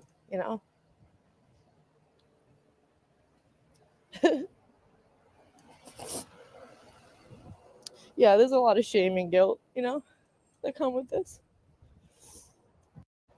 But it's not gonna set me back. It's gonna motivate me to keep fighting for her and keep looking for her, because if I can't speak for her, who else is going to? You know, look, it happened for 2 years because I wasn't her voice, or I couldn't be, or nobody could hear me. You know, I just want people to hear me and come forward and tell us something, because somebody knows something. It's a fact. Like, someone knows something, and either they're too afraid to get in trouble or whatever, but someone knows something. And just my last question: the search happening at the house now. They're just scouring for any type of anything. Do really. you think there's something at that house? No, I don't have a feeling like there's.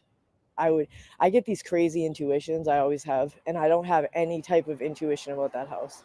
I feel like they're wasting time, to be honest. But that's just my opinion.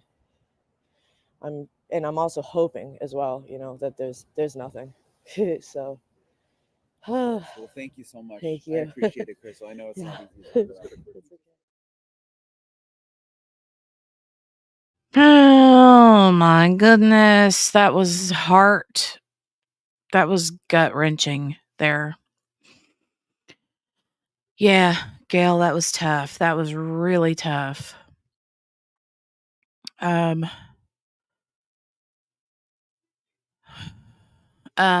All right, so she's killing my heart, says Gail. I know. Tammy says, if she knew all this, why did she allow this child to stay with dad? Well, I don't think that she didn't have any, it wasn't her choice.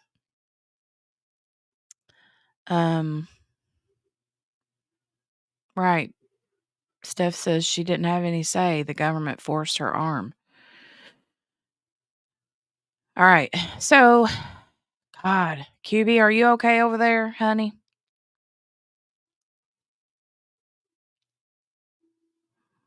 I had muted. I'm sorry. Hi. Oh, you're good. I thought maybe you were just over there sniffling and not able to speak. No, I'm fine. I feel bad for her. Yeah, I know. I do too. I saw that tear running down her cheek and I was like, oh. Hold on just a second. Dale's back home and I'm going to shut and lock my door so I can not have children running in and out and in and out and in and out. I'll be right back. 2 seconds, QB. You don't even have to say anything. I'll be right back. Yay. Oh.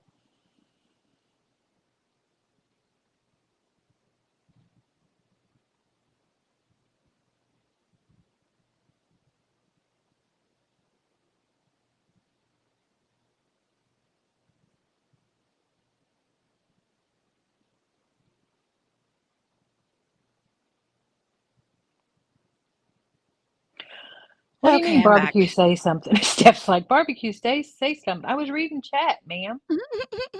I'm back. Oh my God.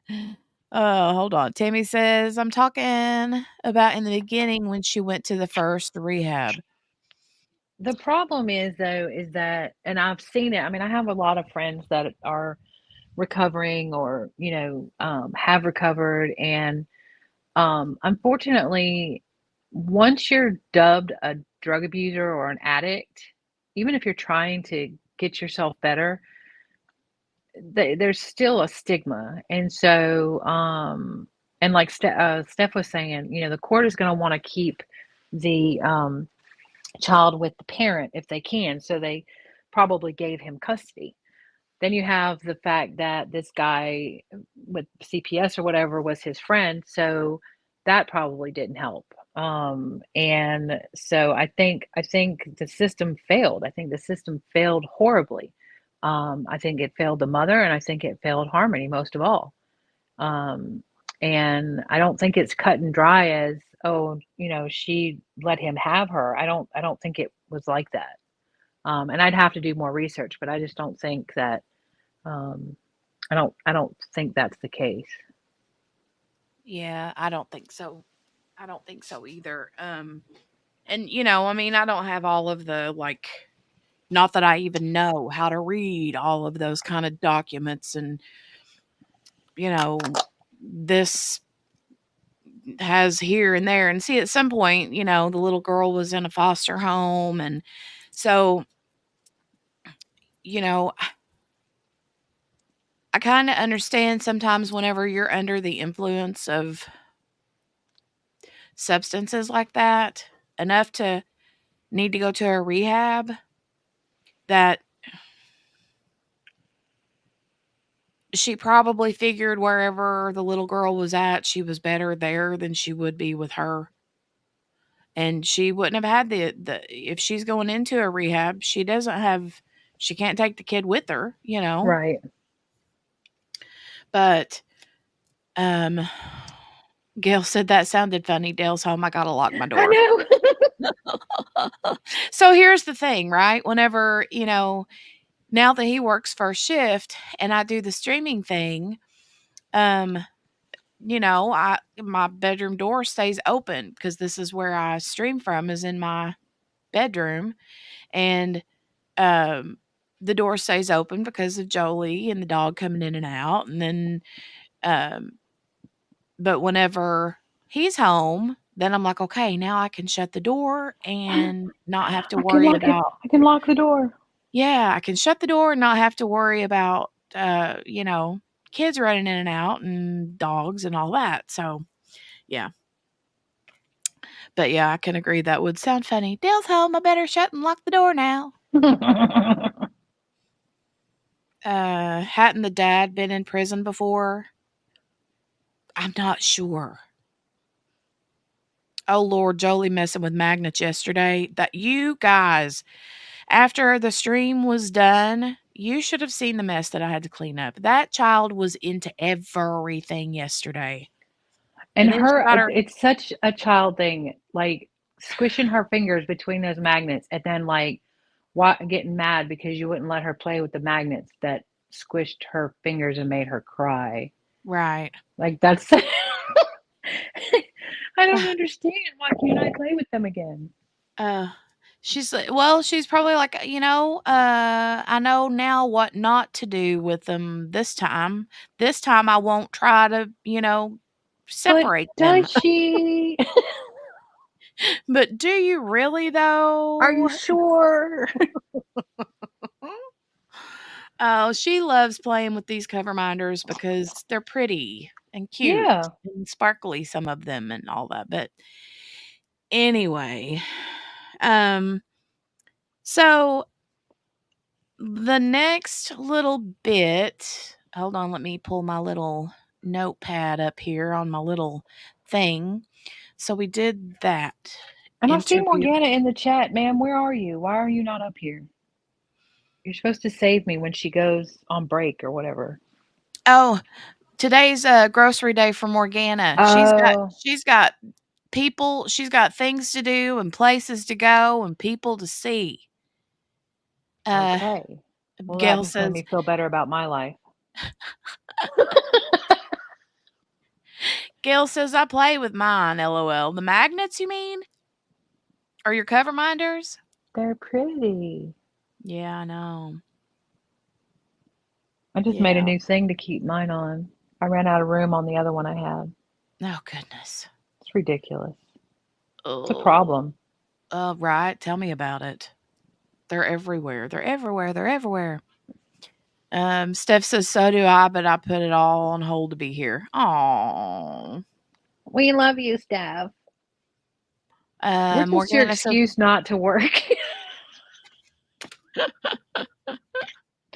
Hey, I've been working while I've been sitting here listening and muted, I've when I'm muted. I don't want to be doing stuff like, and y'all hearing all the things in the background. Well, I was sitting here opening up these little Mylar bags,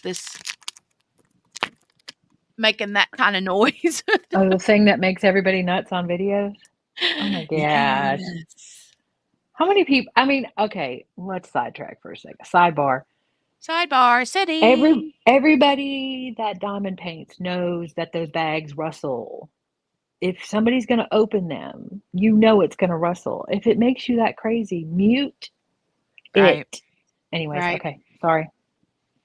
Actually, I don't mind the rustle. It's kind of I don't mind the It noise. doesn't bother me, but it's like Mm-mm. some people lose their minds. Yeah, yeah. And it's like, dude, you know it's coming. Like, you know it's coming. Yeah, yeah. Unless you're like Anyways. brand new, never watched a video before, you know. Steph said it's the sound of money well spent. Absolutely. Facts. Yep. If you don't like it, what's wrong with you? Yeah. Morgana says, I'm going to hop in soon if you want me, honey. Yes, always. Please. Always and forever. Sorry. Okay. Ween baby, you ain't wrong. Ooh, what'd she say? She said Ween people think baby, the world revolves around them. I hate to ask, but whenever I say, I mean, I just assume that you're a she.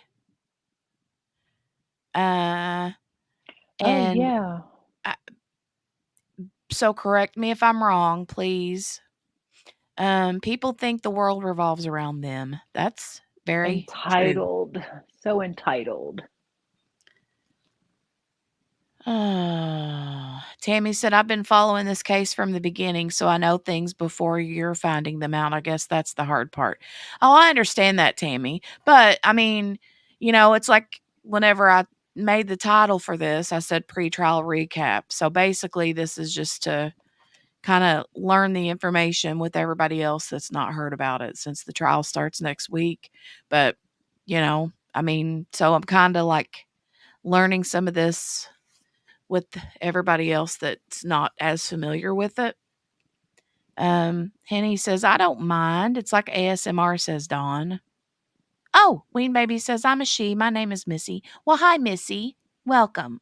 Hey. Yeah. Tammy says, no, I understand. Well, good. I'm glad because, I want to like preface these videos with, I don't, I saw Mickey's comment, preface them with the fact that I don't know this case as well as some others, and, whenever you're not as familiar with some of these, like I am with a few of the other ones, then it's always no cough drops for Mickey Joe. If you missed that QB the other day, Mickey was talking about how at funeral homes, we laugh randomly at funeral homes, like we laugh at the worst, like most inopportune times. And Oh, that's why we can be friends. Okay. yeah, exactly. See, there we go. Yep. And Mickey told the story about how she one time literally almost died in a funeral home because she was coughing and got choked on a cough drop. So I didn't mean to laugh. there you go. See, you fit right in. Inappropriate. Uh, You snapped. but yeah, back to the whole being super in the know with some of these different cases. A lot of them I'm not. Well, like with the Adelson case, I have no idea. I know who the key players are in that situation in that case, but that's it. Oh, speaking of stuff, the Idaho 4. So, did y'all know that the lead investigator on the case has only been an officer for like 2 years? Say that again? Yes, ma'am. So the lead investigator on the case Of the Idaho 4. of the Idaho 4 has only been an investigator for 2 years. I mean, no, not an investigator. He's only been an officer for 2 years, not even an investigator. Oh, I think I knew that what's his name? It starts with a B. Yeah, I can't remember it right this second. And that he didn't show up. The call came out at like 12 o'clock, and he didn't show up until 4 o'clock. Yep. And forensics and everything was already there before he ever got there. Mm-hmm. I was like, I don't know, y'all. Oh wait, let me I do a know. Jenny.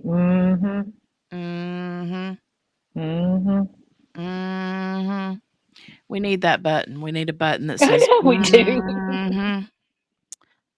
And then Mickey Joe says, "I'm dying over here at a funeral home." Literally. She did. And she says it out loud. Like loud, right? I'm sorry. God. I'm dying over here. I'm having a rigor. She calls them riggers when she has a coughing attack. She calls them riggers, like rigor mortis, And she'll say it right in the middle of a flipping funeral home. Oh my God. I'd have Lord fallen have out. mercy. Lord. Well, he's got something to prove. Yeah, that dude does if he's only been an officer for like 2 years. Yeah, but who puts an officer that's been there 2 years? Okay, so the town has not even had a murder in like 8 years. Yeah, I know And so the article you sent me today, there's actually some parts and bits and pieces in that I wanna do a video, a live stream on and kinda touch base on some of the things that he said. I love Chris McDonough. I love him so much. I do. I It love was him. really good. It was really good. And him saying, this guy, I mean, they hadn't even had a murder in the last 8 years. So a lot of those people that are there haven't ever even had a case of this magnitude. Right. And I mean, no murders, much less a quadruple murder. And Mhm. you put the least adultest adult in charge Right. of the whole thing. I mean, and I'm not saying this guy is not guilty. I'm not saying that at all. I'm just saying there's some hinky stuff. Yeah. And one of the things Chris was saying was like that the cell phone, the pinging of the cell phone, that it could have pinged at that house because he was in the general vicinity. He's Mhm. like, if unless they have, like they kept saying about him getting on the Wi-Fi and stuff, Mhm. he's like, show me where his phone connected to the Wi-Fi. Mhm. That puts him there. I mean, Right. we know he was out front because they saw the car, Right. but you can't not necessarily connect to the Wi-Fi out front. He's like, put him in the house, Right. show him in. You know what I mean? Like, I don't know. I thought that was a really good one, Mhm. really good one. So anyway, Yeah. I digress. No, I agree. It was the first little bit of it. I was like, but then whenever I started getting it, like into more of it, there was some stuff that he mentioned about like Kaylee's laptop and stuff that was really Yeah. interesting. So Yeah. So when I did the same thing when I first started listening to it, I was like, yeah, I don't know. You might be reaching, dude. And then, but I kept listening. I was like, I don't know. yeah, I don't know. I really like him. And his He did wife a was a PIO, so yeah. she's really valuable too. Mhm. And so I like when they get together. And he's so cute. He'll call her honey, and then he goes, "Y'all, that's my wife. I can call her honey." Yeah, he said in that video today, he's like, I've had some people like jump on me for calling her that because, they're like, he's like, we're married. She's We're my wife. married. Oh, yeah, he's not just being like a sexist or Right, anything, right. But you'll hear him correct himself. He'll go, "Honey, Katie." I think her name's Kate. Is her name Katie? Karen? Kate something. Anyways, he'll Yeah. correct himself, but don't tell HR, Steph. No, and I know, Steph, it happens a lot. It's just like when you have a quadruple murder, I mean, you have to expect that that's going to be like you need somebody a little more, I mean, a little more seasoned. A little more seasoned. I don't know. Yeah, she says barbecue it happens more than you think. They sometimes randomly assign not knowing the depth or media attention a case is going to get. I don't know. And I mean, maybe it was. It seems like I feel like there was a reason why they said that the guy showed up late. I can't remember what it was. Yeah, I'll I'd have to have go to go back, back and and find that, but that there was was a the first I had reason. heard of that. Yeah. There was a supposed reason, and I don't know if it had something to do with the ball game Yeah, I or don't remember. there was some kind of I don't know. And I might not ever find it. I just remember hearing something about it, about why it took so long for them to get there after the call was made or whatever. But Yeah. They probably assumed it would be an easy solve. Yeah, no, not so much. Not so much. Okay, so I have, let's see. There is this, let me click on it and see which one this is. Yes, Swing Baby. That's why we were talking about it today, to try to get everybody up to speed so that she can stream it next week when it Yeah. starts. Yep. Sorry, I don't mean to be Yep. answering your chat. No, honey, I appreciate it because I can't always see it, especially when I'm working through here. I really appreciate that you do that. Oh, look, we have a guest. Morgana Banana Hammock. Hold on a second and let me add her. Morgana, I'm going to add you in about 3 seconds if you can hear me, okay? Make sure you got your clothes on. Sorry, I had to say it. Turn the video off. Oh. Hey, Morgana. Hey, I'm Are you naked, but dressed? you can't see me anyway. I'm with you, but you can't see me either. Oh, sorry. Y'all didn't know. Y'all know how I feel about pants. Y'all nasty. I'm kidding. I am dressed. I know that. I know that. I know that. I don't want to scare anybody, you know. Nah, I don't think you would. But, hold on a second. I was just looking through this list of things that I wanted to share with you guys. There was one you mentioned earlier, and I saw it when I was looking through my stuff that you said you were going to play. And let me go.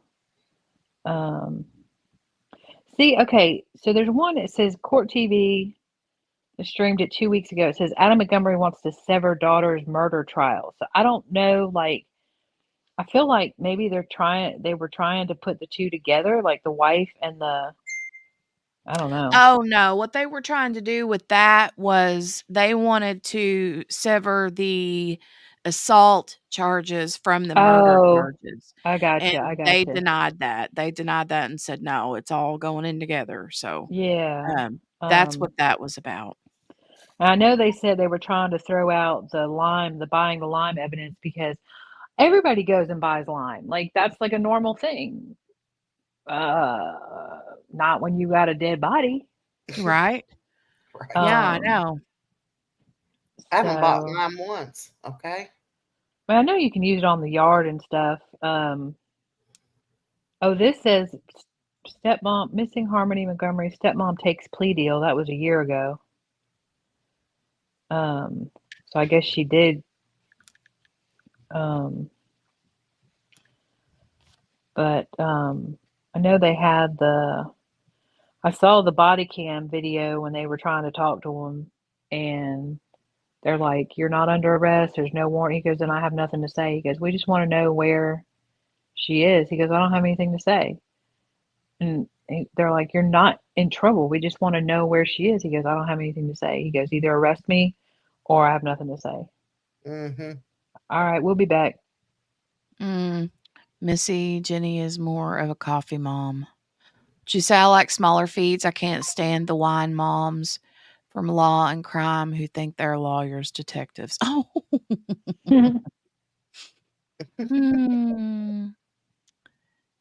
Yeah, I'm more of a coffee mom, like Steph said. I mean, don't get me wrong. I like the mom juice, but I call it mom juice whenever I have like alcohol beverages. But, and oh Lord, is Lee in the bushes hiding? Is he? I haven't seen Lee today. I know, it's been quiet. Steph, I agree. The only time I buy lime is for Mexican food. Oh, right. And lots of it. Why is Steph saying hello? We must have. She said we cut out for a hot minute. Okay. I think she cut out for a hot minute.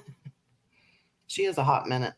She's Yeah. a hot tamale.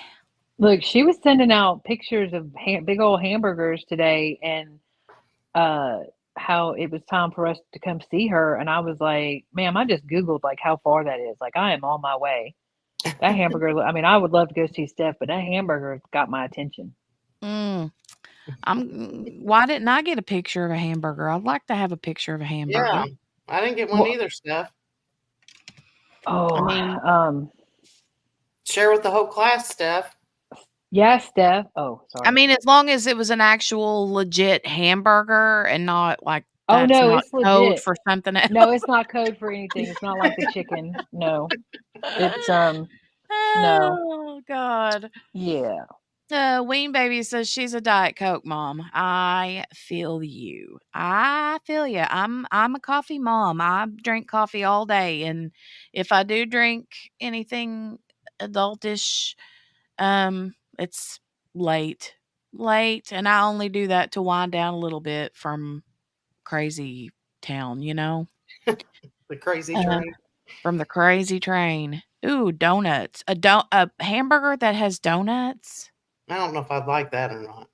I don't know what this thing. Let me go back and look at this picture. Hold on. I mean, I would totally try it. I wouldn't be against trying it. Where is it? It was the A1 February burger of the month. 108 Ale House. Oh, it's the bun. Oh, y'all pay too much attention. I didn't even notice that bun had a donut on it. Oh, Or is or the she bun said it. a donut? The bun is a donut. There you go. It's That's got what like I'm talking about. 87 patties. Oh my It's huge. gosh. It's so good. I'm just saying, it looks really good. I Googled where it was. It says Triple smash burger with donut buns. Yep, it says the glazed and confused 3 smash burgers, each layered with cheese and bacon between glazed donuts. I'm on my way, Steph. I'm leaving now. I ain't even packing. You got Lord stuff have there? mercy.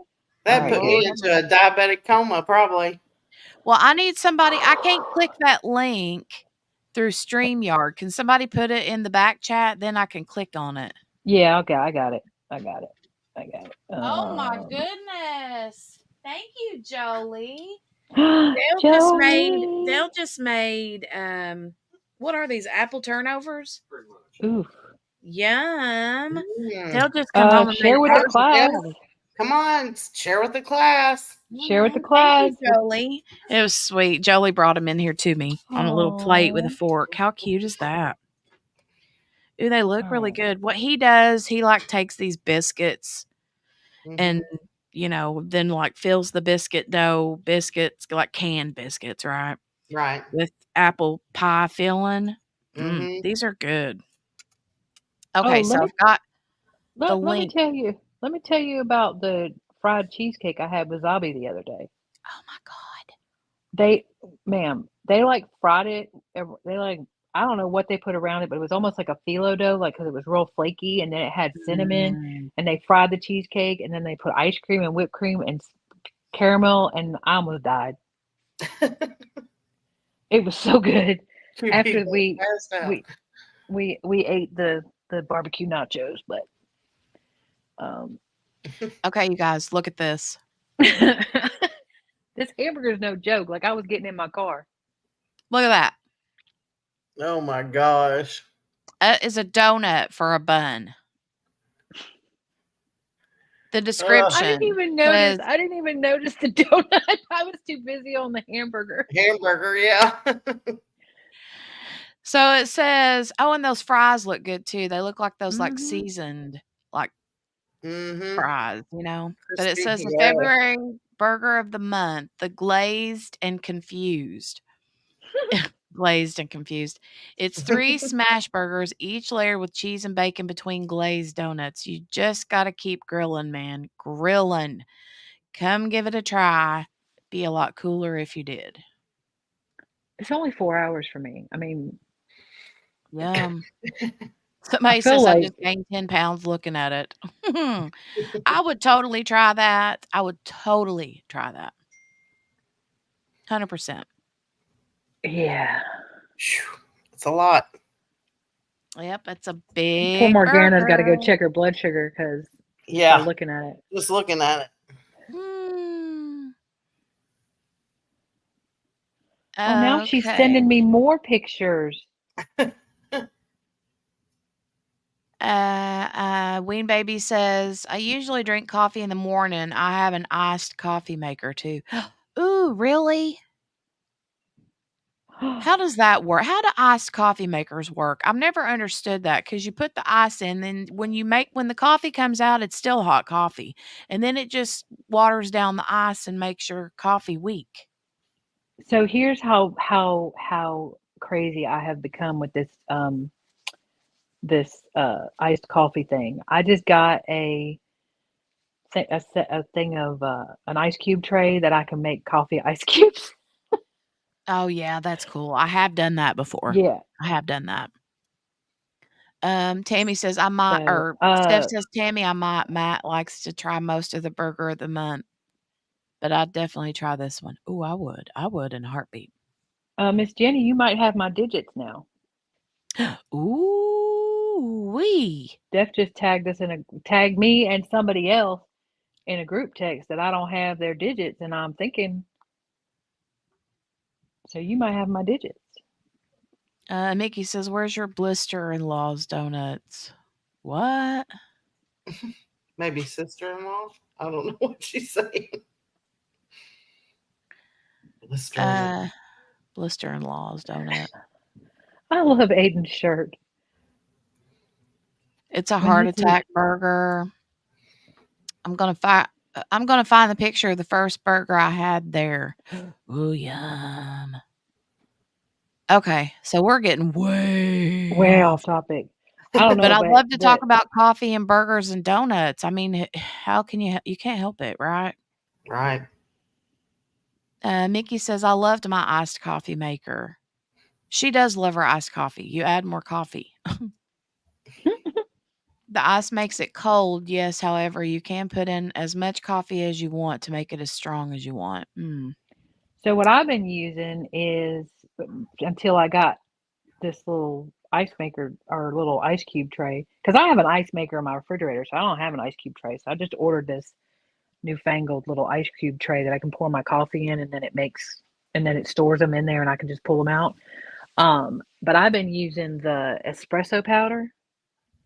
Oh yeah. And so I make the coffee. I just make it's only like 4 tablespoons, not 4 tablespoons of the coffee. It's like 4 tablespoons total. But it's like the espresso powder that they put on tiramisu. So you add hot water to that. You take a tablespoon and then 4 tablespoons of hot water, add it to that, and then you throw that in with everything else. So it's strong enough to cover the milk and the ice and it's good. It's good. That's pretty cool. Sounds good. Mm. The thing that made me fall in love with coffee, because I never could stand coffee. I was like, ooh, coffee's gross. But then I started getting those like mocha fraps from McDonald's. And then that's where it went downhill from there. I'm a hot coffee girl. I've always been a hot coffee girl. And I don't know what happened when they sedated me for that MRI, but I had like a major craving. I was like, ooh, my son was driving me. I was like, let's go get iced coffee. And he's like, I'm sorry, what? I was like, shut up. Just do what I need you to do. Okay. And so we went and got an iced coffee, and I was like, oh, this is going to be a problem. This is going to be a problem. And so I have, well, especially because like I even drink hot coffee in the summer, and I'm hot natured. So it's kind of a contradiction for me, but I just love my hot coffee. And so, but now I can drink my cold coffee. I hate all kinds of coffee. Cold, hot, none of it. Ma'am. Sorry. It's okay. I prefer like hot coffee in the winter. And then in the summer, like my first cup of coffee in the mornings, I want it to be a hot cup of coffee But then, like in the afternoon or late morning, I love iced coffee.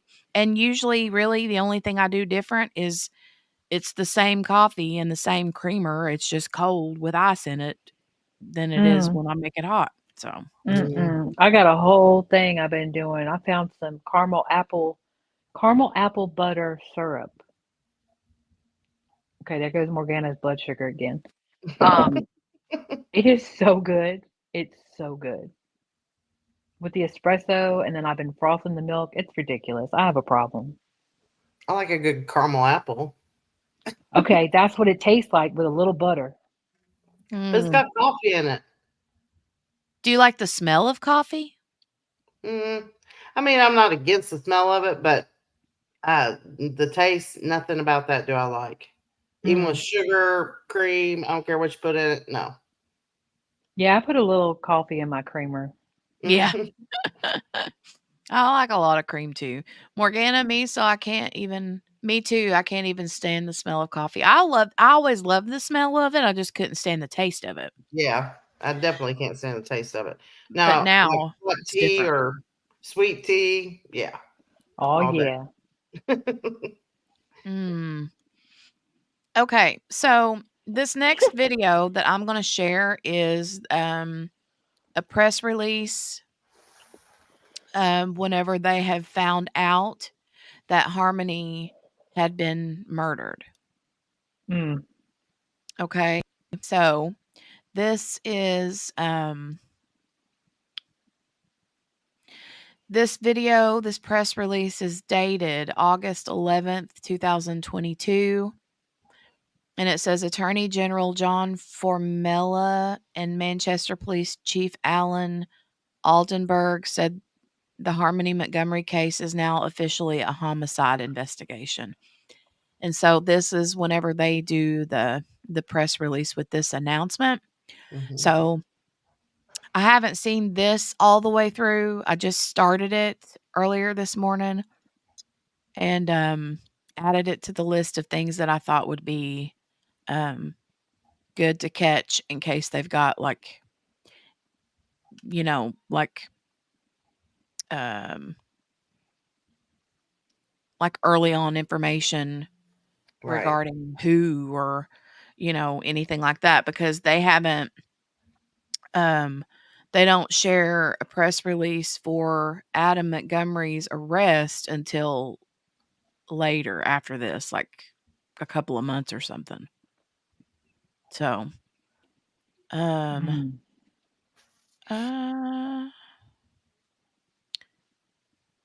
okay, let me click the right button here, Jenny. That would be good. Good. All right, here we go. Share this. So let me just make it big for you guys so you can see it clearly. And then I'm going to mute myself and hit the play button. So we'll watch this all the way through while I eat my hot apple turnovers. Okay? Okay. Enjoy them. And I might go grab another cup of hot coffee too, since I'm out. But this is about 8 minutes. So, but we'll go ahead and watch this. Oh, wait. Ween Baby says, we went on vacation and the whole time I just wanted iced coffee from home. Aw, I'm taking my coffee maker with me next time. I don't blame you because I'm like, if I'm going to go to Starbucks, I want like a foo-foo coffee. But if I want like that first cup in the morning coffee, which is just plain coffee with cream in it, Right. I'm never happy with Starbucks. So, Yeah, I always bring my creamer with me. yeah, I'm a weirdo like that. It's Me like, too. You coffee people. yeah, yeah. Okay. All right, here we go. Okay. We announced that then 5-year-old Harmony likely disappeared sometime between November 28th and December 10th of 2019. Since that announcement, members of my office, members of the Manchester Police Department, the U.S. Marshal Service, the FBI, and other law enforcement partners have been diligently continuing to work this case. In total, these agencies working together have devoted thousands of hours gathering evidence and pursuing numerous leads. All of these efforts have led us to conclude that Harmony Montgomery was murdered in Manchester in early December of 2019. At this point, while Harmony's remains have not yet been located, we do have multiple sources of investigative information, including just recently confirmed biological evidence that have led us to this difficult and tragic conclusion. As a result, today I am announcing that this is now officially a homicide investigation, and that our investigators will continue to seek justice and look into the circumstances of Harmony's murder and search for her remains. We understand that this is truly devastating news for Harmony's family, friends, and loved ones, and our hearts go out to them. This is also devastating news for the city of Manchester, for our state, and all who have followed this story. Our work now turns to getting justice for Harmony and all those who loved her. In a moment, I'm going to turn it over to Manchester Police Chief Alan Aldenburg, but before I do, I just want to acknowledge the tireless work that the Manchester Police Department has put into this difficult and truly heartbreaking case. We have much work left to do, but I think everyone would join me in thanking the chief and his team for their efforts thus far. I also want to acknowledge the work of Senior Assistant Attorney General Jesse O'Neill from my office, who is here today. He's worked closely with Chief Aldenburg, the Manchester Police Department, and all of our law enforcement partners in this investigation. And there is much work left to come. Chief. Thank you, General. Good afternoon. As the Chief of Police for the City of Manchester,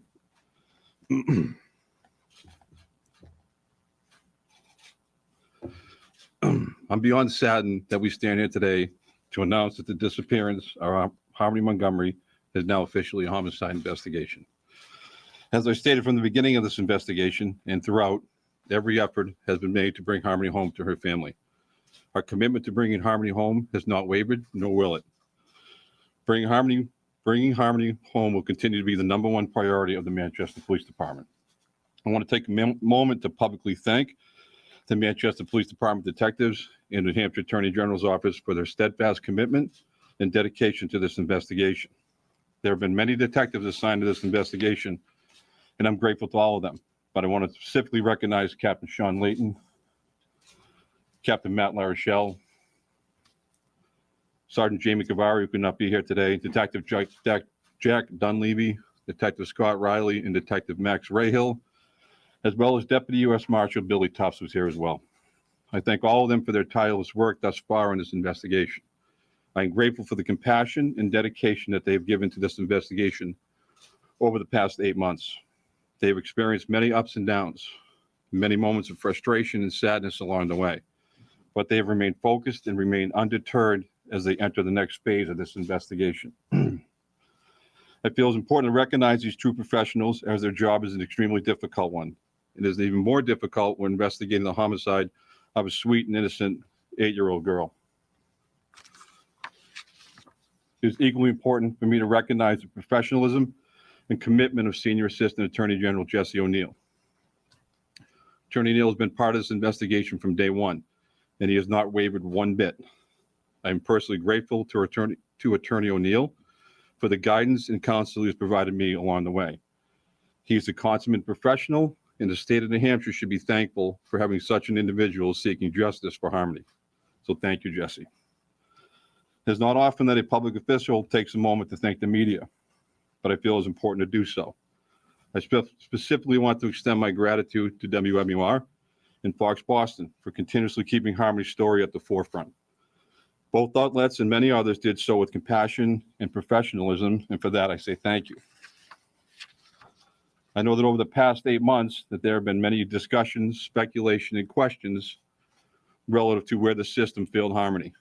And I myself continue to share the same concerns and still have many remaining questions. However, the homicide of this little girl rests with the person or persons who committed this horrific act. The Manchester Police Department will do everything within the limits of the law to ensure that the responsible person or persons for the murder of Harmony are brought to justice. As always, I encourage members of the public to continue to use the dedicated tip line should they have any information at all that would assist us in locating Harmony or any information that they feel is relevant to this investigation. The dedicated tip line has, the dedicated tip line number is 603-203-6060.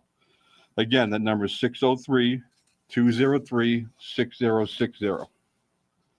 As I said from the beginning, I maintain the stance that there are people out there in the community that have information about this investigation who have yet to come forward. If you are that person, pay attention to me carefully. If you are that person, I implore you to do so now and come forward. I'm not asking you to do it for me, for the people in this room, the people that have been working this investigation. Do it for this little girl who's on the screen. The time is now. Time to step up and do the right thing. Make the call to that tip line or contact the Manchester Police Department any way you see fit. Harmony is a sweet and innocent child who deserves to be brought home to her family and friends. Thank you. General?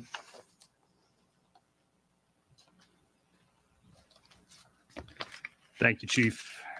Thank you again to your department, your team, and all of our law enforcement partners for their assistance in this investigation.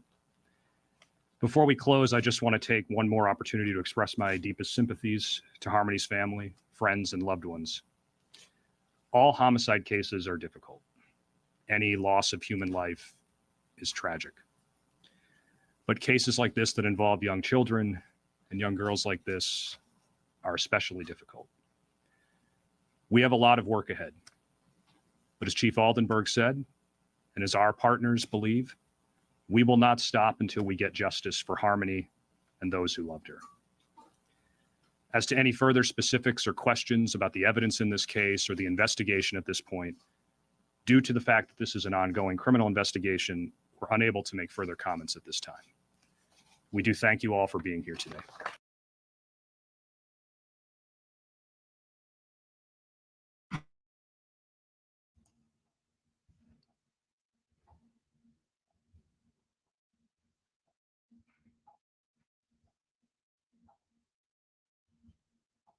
Okay, I'm back. Sorry, I couldn't get my mic unmuted quick enough. Yeah. So, yeah, that same officer, he struggled there as well in that press release. Yeah, he sure did. Yeah. So,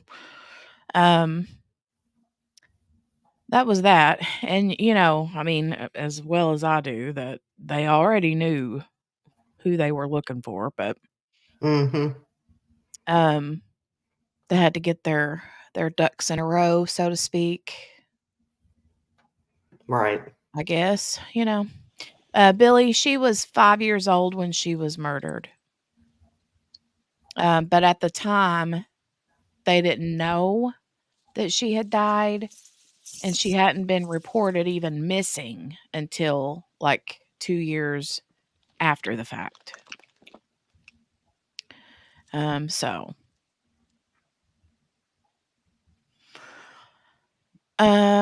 Okay.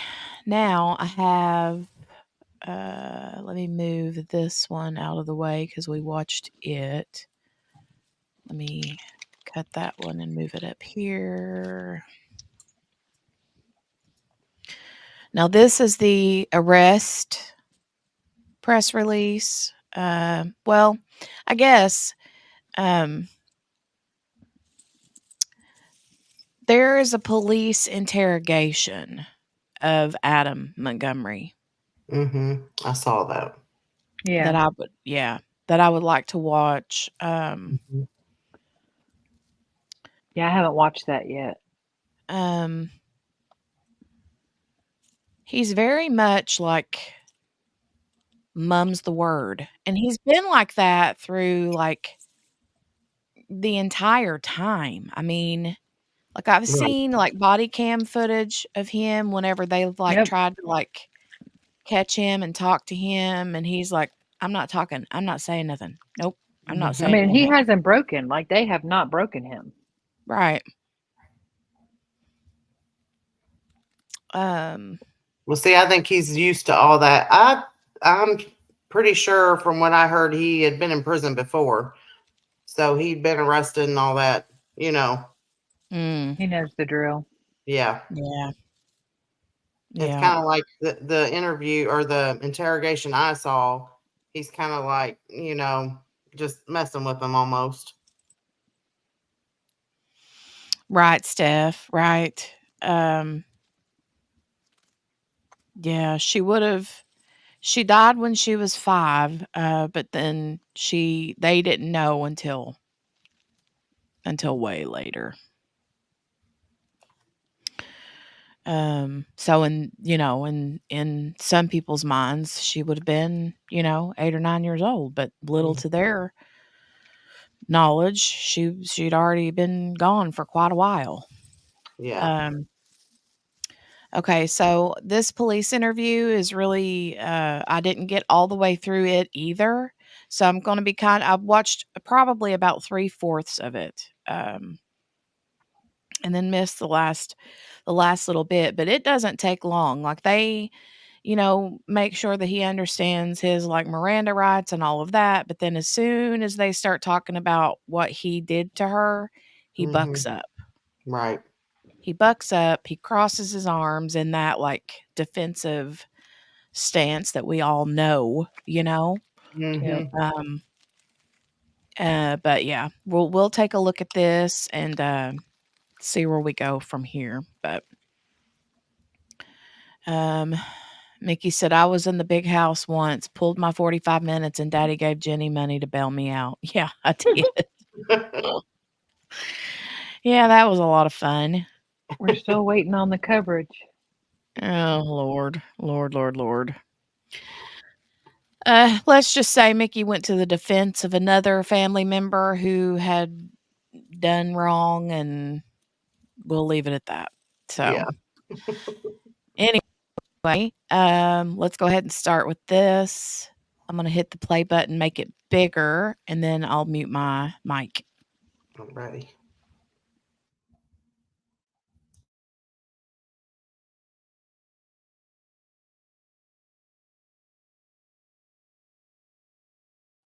I guess it would help if I shared the screen with you guys first, huh? Yeah. Oopsie. I was like, where's it at? Oh, I thought I'd already shared it, but apparently I had not. There it Okay, is. now I'll work on this. Yeah. Okay.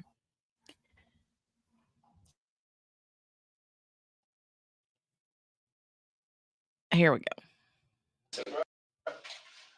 We might be able to work on that if you, we're just trying this on, this is audio and video recorded, you all right with that? Nope. Okay.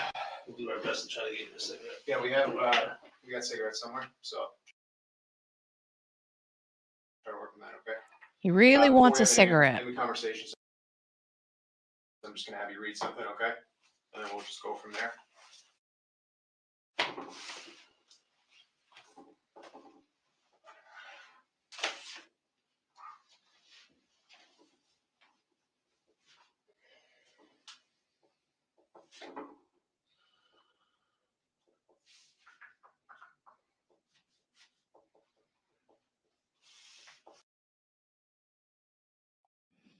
You guys, the audio is low, but I've got it up as high as I can.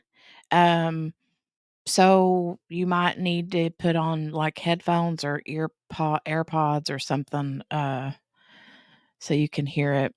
Ween Baby says, I just think about her wetting her pants. She either had a medical condition, which is awful, or she was just so scared. It's heartbreaking. I know. That breaks my heart.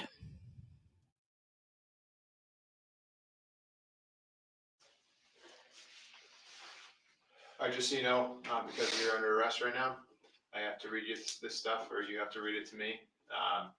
again, Detective Riley, Detective Dunleavy. It's January 4th, 2022. It's 8:55 p.m. You can read and write English, correct? Okay.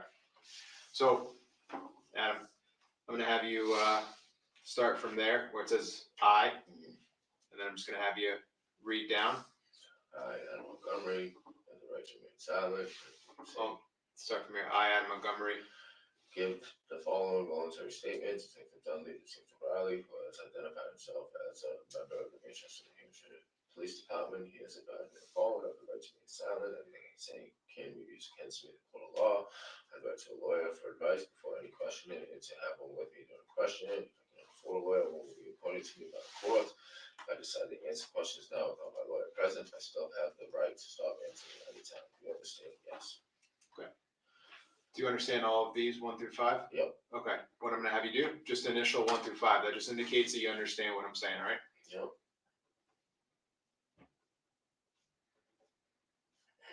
All right. Can you just read that line Do for you me? understand each of these rights? Yep. And you're going to check either yes or no. All right. And then read the next line for me. Are you willing to have each of these rights? And are you willing to waive each of these rights and answer questions? Sure. Okay. Now, Adam, you're just going to sign that line. Okay, I just have to say this really quick, and I'm sorry if I just scared anybody, like, because I abruptly started speaking. But I know this dude is a piece of crap, right? We can all agree on that. Yeah. But I'm just gonna say right now, and as bad as I hate to say this, I like his accent. But it's not because it's him, it's just the accent, right? I just like that Boston accent. Lee, if Lee were here, Lee has a little bit of a Boston accent himself, but this dude's is like hardcore. Yeah, Heavy. strong. Like very strong accent, but anyway, that's all I was gonna say. I'm gonna I didn't get my coffee a while ago. I ran out of time, so I'm gonna do that. But this I'll resume this and mute myself again, and then I'm gonna go run and get my coffee. Alrighty.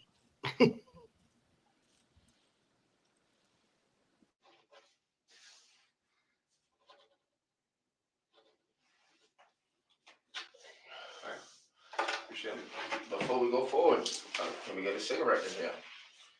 So there's a sensor in there. So I'll work on getting you a cigarette at some point. I can't promise you one right now just because the room we're in, and if this starts going off, I don't want to flood the building. You know what I mean? Smoke detector ain't gonna go off. That thing will, the sprinkler. So, but at some point we'll work on getting you. I know we have cigarettes in here. I know where they are. Okay, you hear what I'm saying? Do you need a water? You good? Okay. Are you okay? No, I'm not okay. Okay. What's not okay? What's up? All right. So I'm just gonna ask you some basic questions. You said you can read and write English, correct? Sure. All right. Can you just state your full name for me? Adam Montgomery. And Adam, what's your birthday? 1/22/90. And what address are you using to I'm call? not using any. Okay. What phone number are you using? I don't have one. What was the highest level of education? GED. Where'd you graduate high school from? I did. I got a GED. No, but I know, but like, where'd you get While I that? was incarcerated. Okay. Right now, are you under the influence of any drugs or alcohol? No. Okay. Do you have any traumatic brain injuries or anything like that? Anything that prohibits you from recalling any memories or anything like that? Not that I know of. All right. So we've met before, right? We met the other day. I know you've had a long time down here. You've kind of been a roller coaster. I'm going to apologize for what happened out there. That's not how I do business, okay? That had nothing to do with me. Those are guys that like to play G.I. Joe, all right? If it had been up to me and I could have gotten a hold of you some way, I would have reached out to you. But you don't have a phone, right? You guys could have just told my wife she wanted me to come in. But aren't you not supposed to be talking to your wife? No, that's bullshit. It's nothing. You're not supposed to. No, I can't be. Thank you. Look at that. I can't be. I guess they're gonna let you smoke a cigarette. They must have talked to somebody.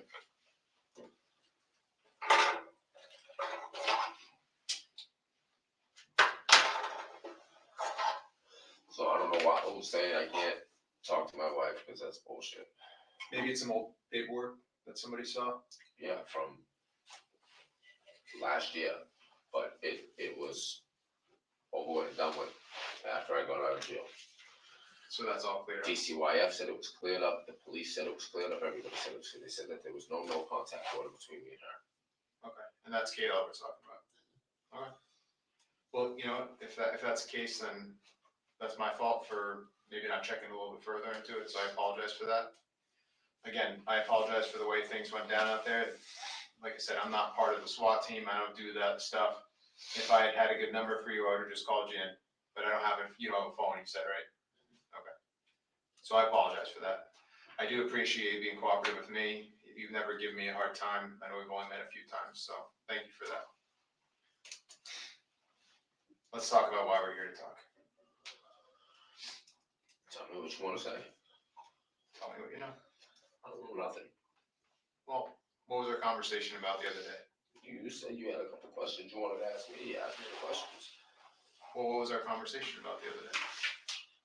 Remember we met, I mean, you remember that was only, what, a few days ago, right?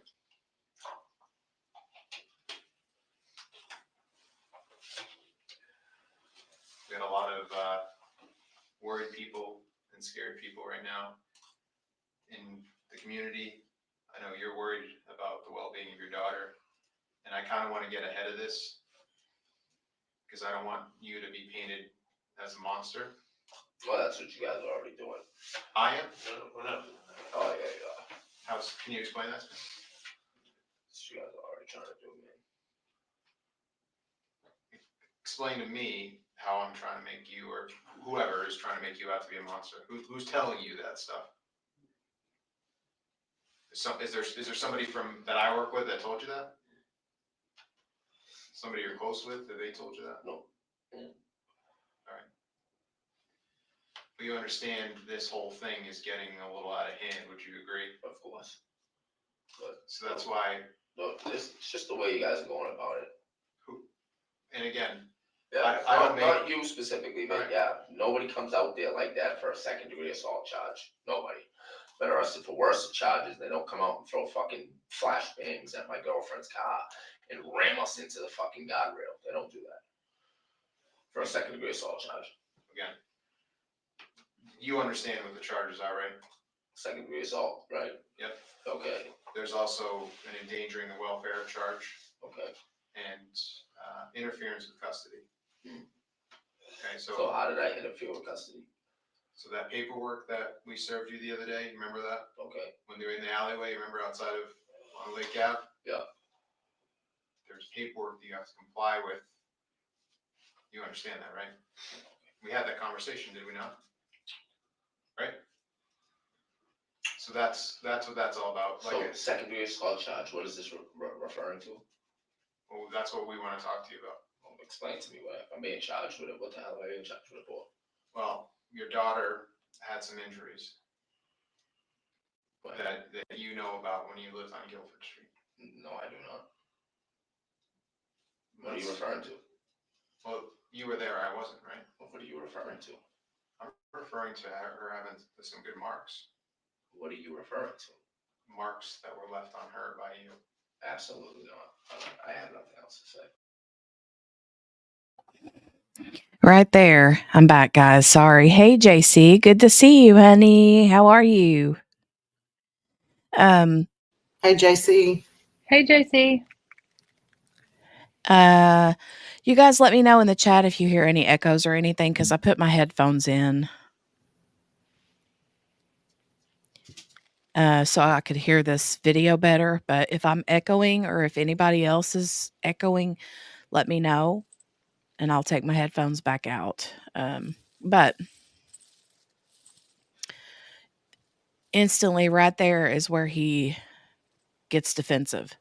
He Mhm. instantly right then crossed his arms. So at this And point, did they not know that she was dead? Or they did and they were just trying to ease into it?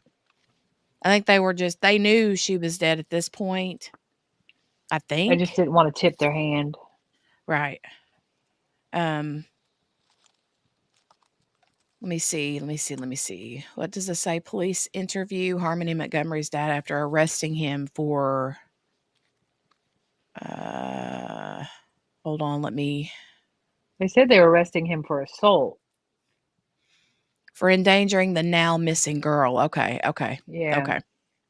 I think I don't know what the conversation they were having in the alleyway was, but I think they had at some point served him with paperwork to present the child. And that's why they were saying it was like interfering with custody or something like that. I don't know that for sure, but I think that's what it was. Because he's like, how am I interfering with custody? And he's like, well, we gave you that paperwork. We talked about it. I think they were trying to say that he had to, bring her, show her. Well, of course he can't. Right. So. Well, this says October the 27th is when this was uploaded. I don't know if they gave a specific day that this interview was actually held, if it was on that date or but it says police interview Adam Montgomery after he was arrested for charges including assault, interference with custody, and endangering the welfare of his now missing 8-year-old daughter. Harmony Montgomery mysteriously disappeared in 2019 and is presumed dead. Adam was recently charged in connection with Harmony's disappearance. He remains in jail pending the outcome of the current charges against him. So, okay. All right. Let's see. Was there anything I needed to catch up on in the chat? Okay, no, everybody's saying hey to JC. Hey, JC. Hey, JC. No echo, says Dawn. Okay, good. Steph says, and he knew that, which is why he wouldn't give him anything until they said what was going on. He was trying to gauge what they knew. Mm-hmm. And Tammy says he knew what they were doing because how can the charge be assault on a child? The detective said they saw markings on her. Well, at one point the mother had said that on one of the FaceTime videos, she had a black eye or something, and she was like, what in the world is going on over there? So she may have reported that. Well, also, I think Adam's uncle had been to the house and seen like Harmony with a black eye, and he even supposedly Adam admitted to him that he had, done that to her because she was supposed to be watching her little baby brother. And I mean, she was only 5 and this baby was like 10 months or something while he was in the bathroom. And then the baby started crying. And so then he came out and she had her hand over the baby's mouth, like probably trying to get it to be quiet because she knew she'd be in trouble. And there was all kinds of stuff. He made her clean the toilet with her toothbrush. And would put her in the corner for hours, they said. And supposedly this uncle went to like child services and stuff and told him. So that was the original thing to begin with before any of this other stuff came out. Clean the toilet with her toothbrush? Are you serious? Mm-hmm. Oh my God. He'd make her stand in the corner until she wet her pants. Yeah, see, that was my thing. He's getting angry at her for wetting her pants, but they were living in a car, and I don't know that they were actually giving her, an opportunity to go to the bathroom. Right. And then if you put her in the corner and you don't let her go to the bathroom, and then you get angry at her because she went to the bathroom. Right. I mean, and this come was on, when man. This was when they were in the grandmother's house, and Oh, the okay. grandmother had moved out, and they were living in her house, but she moved to Florida or something. But they were living there with all three of the kids at that time. And the uncle had seen this black eye. And so, he turned him in. Well, then he quit having anything to do talking to his family at all because of that. Yeah, I remember hearing that. So I don't know. But I don't know if this had something to do with that, like this, where they're talking to him here about that. Eventually, they decided to talk to him about it or what. I Or still feel like that CPS worker that was his friend is culpable in some of this. Yeah. That's awfully strange. Yeah, I wonder if he was able to keep his job or Well, they her had said job he or was what. taken off the case or resigned, or I don't know, but I just feel like, they said that she was supposed to be taken from the home like 3 times and she never was. Right. Like, what the crap?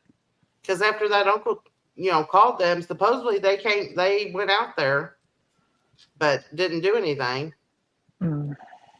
Good grief. I'm like, what? That's Yeah. insanity to me. That's insane. Mm-hmm. Hey, Mary Lou. Good to see you. How are you this afternoon? How are Hey, Mary you? Lou. Hi, Mary Lou. What are you up to this evening or this afternoon, darling? Okay. Well, we are going to resume. Can you guys, I think everybody said there was no echo or anything, so that's good. All right. Good deal. Yeah, I said that. Good deal. Oh, and you guys, can you see the on the screen? There's like 1, 2, 3, 4 videos down the picture of that dude Oh yeah, there. that's Hold on. crazy. Right Yeah, there. this guy right here. Uh-huh. Yeah. That's the one that Mary Lou was talking about in the chat yesterday or the day before when she came in and said that there would be a new trial. The Pennsylvania guy decapitated his father. And yes, I actually did a little bit of research into that yesterday, and that's creepy town. That is creepy. Yeah, he's not. He's way out there. Yeah, he's wackadoo. Mm-hmm. Cuckoo, cuckoo, man. Cuckoo, Crazy. choo-choo. Could you imagine being his wife and coming home and finding him? Oh my God. Yeah. Well, I better not say that, but the way she found him, it was not good. No. It was No. graphic. Oh yeah. I can't Ugh. imagine. I Horrible. cannot imagine. And then know But your son did it. Ugh. I know. How could you live with? How could you so you have to not only deal with the fact that your husband has been viciously attacked and murdered, but then To know your son did it. to know that your son did it. So, I mean, basically, you're going to be then grieving too. I mean, I know that the son isn't dead, but he might as well be, Yeah. at this Ugh. point. But Man, I don't know. Does Pennsylvania have the death penalty? Because I don't know. I don't know either. I'm sure he's going to go for the insanity plea, and you know what? He may very well be insane. I don't know. Well, I mean, Well, you got to be insane to do something like that, Right, that's like right. that dude that decapitated his mom and then boiled her head or something. Oh, Had it on the I don't stove remember when they that. came. Oh Lord. I don't remember that. Yeah. Thank you, Dawn. I appreciate it. Yeah, if you haven't already, guys, give the video a thumbs up. I would love you for it. And if you're new and haven't subscribed yet, just hit that little subscribe button and the notification bell. Would love to have you to continue coming back and hanging out with us. JC says, I apologize, guys, for being in and out. I'm trying to care for my aunt, and she has dementia, and she Oh, keeps me very busy. I No feel you. worries. No worries at all. Bless you for doing it. Yeah, it's not easy. It's not an easy job. No. Watching the transfer of the 3 soldiers at Dover Air Force. Guy Jr.? Hmm? Oh, no. Oh, no. JC, you don't need to apologize. Family first. Absolutely. Mm-hmm. Okay. All right. Let's get back to this, and we'll see what else he decides to say. Or not, right? Right or not.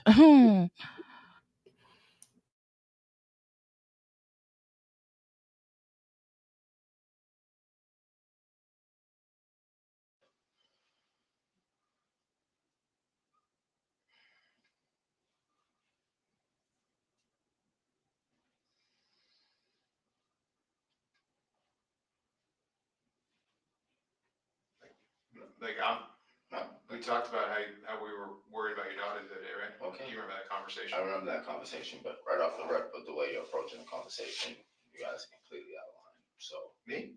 yeah. Do I? In the time you've known me, which What is you just said to me, you guys are completely out of line. okay, but so explain to me how are we out of line? I have nothing to explain. Okay, but wouldn't you rather explain it so we can make sense of it than just have other people's side of the story? Like, you want to defend yourself and like this picture people are painting of you. Now's your chance, man. Defend Whose side of the story? Who's telling you these things? people that were close to you. Obviously not. Well, maybe at the time, maybe not anymore. Yeah. I mean, you saw that reward on the news, right? No, I did not. Do you know that the reward is about $40,000 to find where your daughter is right now? Okay. When you start throwing money around like that, people come out of the woodwork that you would never expect to do. Okay. So, like I said, when I talked to you a few days ago. Can I have another cigarette? Sure. I kind of told you this thing was going to get a lot bigger. That's not right. And we wanted to get ahead of it. But you're sitting there telling me that right off the rip that there was something wrong with my daughter because of me. No, that's bullshit. Okay. So if your daughter had marks on her at some point when you lived over there, how would you explain those? How would she get those marks? Well, I would love to know when that marks were there because DCYF came to my house multiple times. Okay. And we know that they came there. Right. And closed the case. Okay. Do we know that DCYF is the flagship agency in the country? No, but if there was significant marks like you're referring to, I believe they would have flagged something at that point and they would have said something. They wouldn't have came there and seen that the kids were well taken care of. All the kids loved being at the house with me. So let me tell you about what second degree assault is. Because there's a lot that encompasses that charge. Basically, if there's a mark on a kid that's under a certain age, it constitutes second degree assault. Although it is a felony, which sounds extremely intimidating, it doesn't mean that somebody got their head bashed in or they got cut up or whatever. So although it sounds pretty intimidating, the charge, I understand that. What we're talking about doesn't mean that it's the craziest crime that's ever been committed. Do you understand what I mean? Okay. So somebody could have a bruise or a really bad welt on them, and that would constitute second degree assault for a kid under a specific age. So that's why that charge is there. So nobody is saying that you took like a baseball bat or like stabbed your kid. Like, I'm just going to put that out there. That is not what anybody's saying about you. So I know you're concerned with when I say second degree assault, but it sounds a lot worse than I think you're thinking it is. Are we kind of on the same page? Yeah, but for you to sit there and say that it was inflicted because of me. We're just going on what we hear. You're not telling us anything, so we're going with what we have. But I don't even know what you're referring to. What are you referring to? Your daughter had a mark on her face that people, multiple people, have told us was inflicted by you. Multiple people that weren't even living with us at the time. Well, there was enough people that had spoken about it. Yeah. People share knowledge of what they know. So somebody, you telling him, and then he tells you, and then he tells you, so something that just No, gets it's passed down the line. It's yeah. I'm not talking about like a game of telephone here. I'm saying that people say a story and then the details kind of fill themselves in, like corroborate. Do you know what the word corroborate means? Of course I do. Okay. You're a smart guy. I'm not trying to insult your intelligence, but when people kind of fill in the blanks, that's what I mean by like we're corroborating that story. But this is your time to tell me, kind of explain that. You know, if you're saying this was a mistake or this was an I don't even know accident. what you're referring to. Like, that's what I'm trying to get at. Is I don't even know what you're referring to. I'm saying she had a mark on her face. I mean, Okay, I don't even know what you're referring to. you don't recall your daughter ever having a mark on her face. The reason DCYF came out to visit you guys, you don't recall that? Why did DCYF come out and start visiting you guys? What was the allegation? If I remember correctly, it was because of I believe at the time, I could be wrong. I believe it had something to do with my uncle saying I was using drugs, and I wasn't. Now, who's your uncle? So we are clear. Kevin Okay. And Kevin's last name? Montgomery. Now, he lived there with you? He lived there with me right around the time when I was first going back to get custody from my daughter. Okay. And then he left in April, May, March, something around that time. And just so I have it right, because I don't want to guess or like get confused, what house are we talking about? Guilford Street. All right. And what was the number there again? I'm not 100%. Okay. Do you remember what color the house was at least? Beige, maybe. Okay. And whose house was that originally? My grandmother's. All right. And grandma is who? Kevin's mother. Kevin's mother. My dad's mother. Okay. So was it the Montgomery group living over on Guilford Street? Yeah, and they all moved out. My grandmother moved out in like January with my little brother, and they all moved down to Florida, and then Kevin went a couple months later. And so grandma, uncle Kevin, you said little brother, and who's he? My father's son, Michael. So Michael, that's what I meant. Like, what's his first name? Yeah, and his girlfriend. And his girlfriend. And is he still with that same girl now? I have no idea. Oh, so you don't talk to Michael anymore? No. Okay. What was that girl's name at the time? Because maybe she can help us to say that, like, this is Kayla, I believe. So Michael's girlfriend's name was Kayla at the time? And you dated a Kayla at the time? Yeah. So it kind of got confusing in the house. Somebody's yelling for Kayla. Yeah. Okay. So, what was Kayla? Kayla you were with at the time was? My wife. Okay, Montgomery. And then Kayla he was with is? I have no idea who she was. Okay, so there was grandma and Kevin, they moved out in when? Grandma moved out in like. I'm just trying to think of people we can talk to. I'm like, trying to figure it out. I'm trying to figure it out to go back. Like I think we moved over. Thank you. I think we moved over there.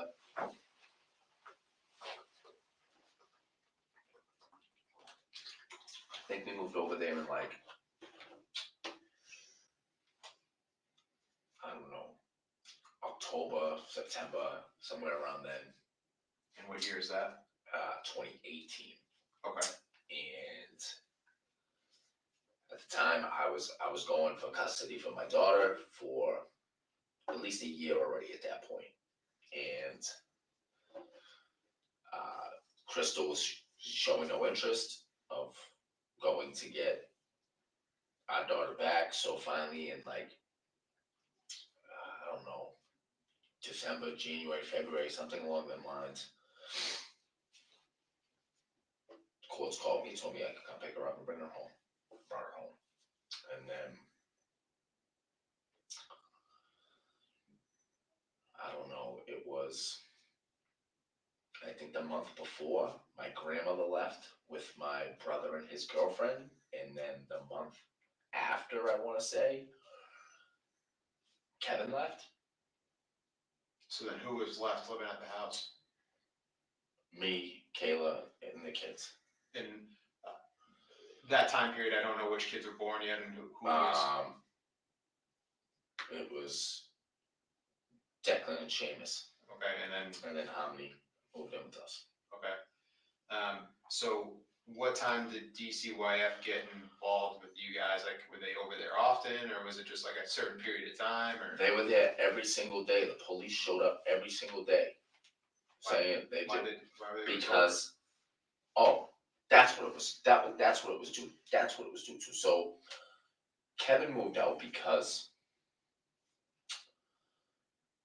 between me and my wife and Kevin, we were supposed to like pay the bills, keep the heat on, the gas on, whatever. Well, Kevin was supposed to pay the electric bill. He didn't pay the electric bill. Me and my wife, so I picked my wife from work, showed up at home. They were shutting the electricity off. So me and Kevin got into an argument about not paying the bill. Yeah. And he took his shit and moved out. And then so the next day, DCY, or 2 days later, something like that, I don't know, DCYF showed up and the police showed up because they said that we were unfit to have the children at the house because there was no electricity in the house. Okay. But we had a generator running, we had the fridge hooked up to it, there's food in the fridge, everything was fine. The police showed up, seeing that the kids was fine, there was nothing wrong with them. The DCYF showed up and they left. And was that like summer, fall? Like, when was that? I want to say maybe spring going into summer, maybe. Oh, okay. So like, you guys hadn't been there for too long then. 6 months or so. Okay. And how did it end up that you guys got kicked out of there? All right, so it was my grandmother's house. Right. They didn't pay the mortgage or whatever. They moved to Florida, so the mortgage payments weren't being paid. And I don't know, right around Thanksgiving sometimes, the sheriffs came and threw us out. And then me, Harmony, and Declan, and Seamus, and Kayla left. And where the heck did you guys go from there? We were in our car. Oh, so you lived in your car at that time? For a couple of days. Okay. And then did you have like a van or something like that back then, at least? What were you driving back then? Chrysler of some kind, I forget. Oh, so it was just like a sedan? Sedan, yeah. Okay, so you're living in the car, so you, Kayla, and the 3 kids were living in the car for a few days, and then how'd you get up out of that situation? Like, who took you in, or where'd you guys end up? We ended up going to our mom's house, Kayla's mom's house. Okay, and what's her name? Chris. Chris, how is she? Well, I mean, she must be okay if she's willing to take you guys in. Yeah. All right. They're like, all right. I, you know what, man? Like, I don't even want to talk anymore. Like, this is just beating around the bush, man. It just seems a little too silly to me. Well, I'm trying to figure out who can substantiate your claims that there's like you're not this like monster of a person that either DCYF made you out to be, or your family who you didn't get along with, or whoever. So that's why I'm trying to like let you kind of speak your piece about all that shit. You know what I mean? No, I get what you're saying. I just got nothing else to say.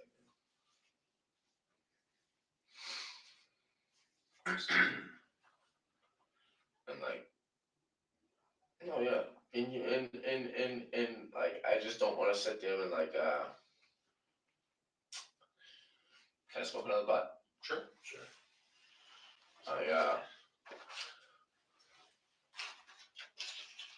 I'll be honest, I don't smoke cigarettes.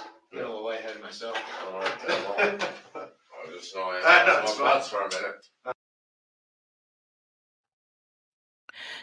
Dude's a chain smoker, right? Of course, I probably would too if I was sitting there in his situation, but just saying. Yeah, definitely. I was gonna say, nervous much? Right. Yeah. You blind them up. I know it. Steph's like, sure is taking advantage of those cigarettes. Yeah, he's probably They're like, expensive. That's probably why. Ween Baby says, what a waste of oxygen. Mhm. Yes. Definitely.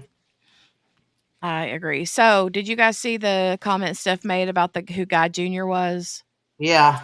Okay. Wow. Yeah, that's who that was that QB was talking about, I think. Mm-hmm. Okay. All right. We'll get back to it. I just wanted to stop and say that real quick. We'll see how many more he can get smoked in the next, few minutes. So Even the officers are like, I'm getting a little lightheaded. yeah, right. He's smoking him out. Oh.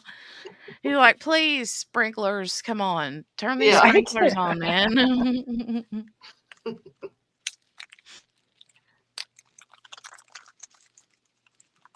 That's all good. But yeah, no. But to sit there, man, and sit there and tell me you yourself too, like this is why I feel like it's just all bullshit. This is just a game. I know it is. I'm not stupid. You fucking. I'm just trying to give you the opportunity to explain yourself. You're sitting there telling me not to make me out to look like some monster. Well, But you told my girlfriend the other day that she should get the fuck away from me. That you don't even know who I am and what my past is like and all types of crazy shit. Like, but sit there and look me in my face. Adam, I think you're talking about Kelsey. Yeah. Okay. I think Kelsey might be exaggerating a little bit. I don't know her to exaggerate like that. It wasn't us talking to Kelsey either. Oh, There was other people talking to her, just so you know. She told me, she gave me your card and said this was the guy that said it. Okay. Well, I'm telling you that I didn't say that. But if you want to believe it, that's fine. I mean, she never had no reason to lie to me. So I don't know what she would lie about at that point. She also told me she had no idea that you had a daughter. So I guess we could say the same thing about you telling her that. Right, well. Right? She knew I had a daughter. I mean, I have one with Kayla, so she knew I had a daughter. She didn't know about Harmony. She knew I had other kids. She told me she had no idea that you ever lived with her and that you barely knew her.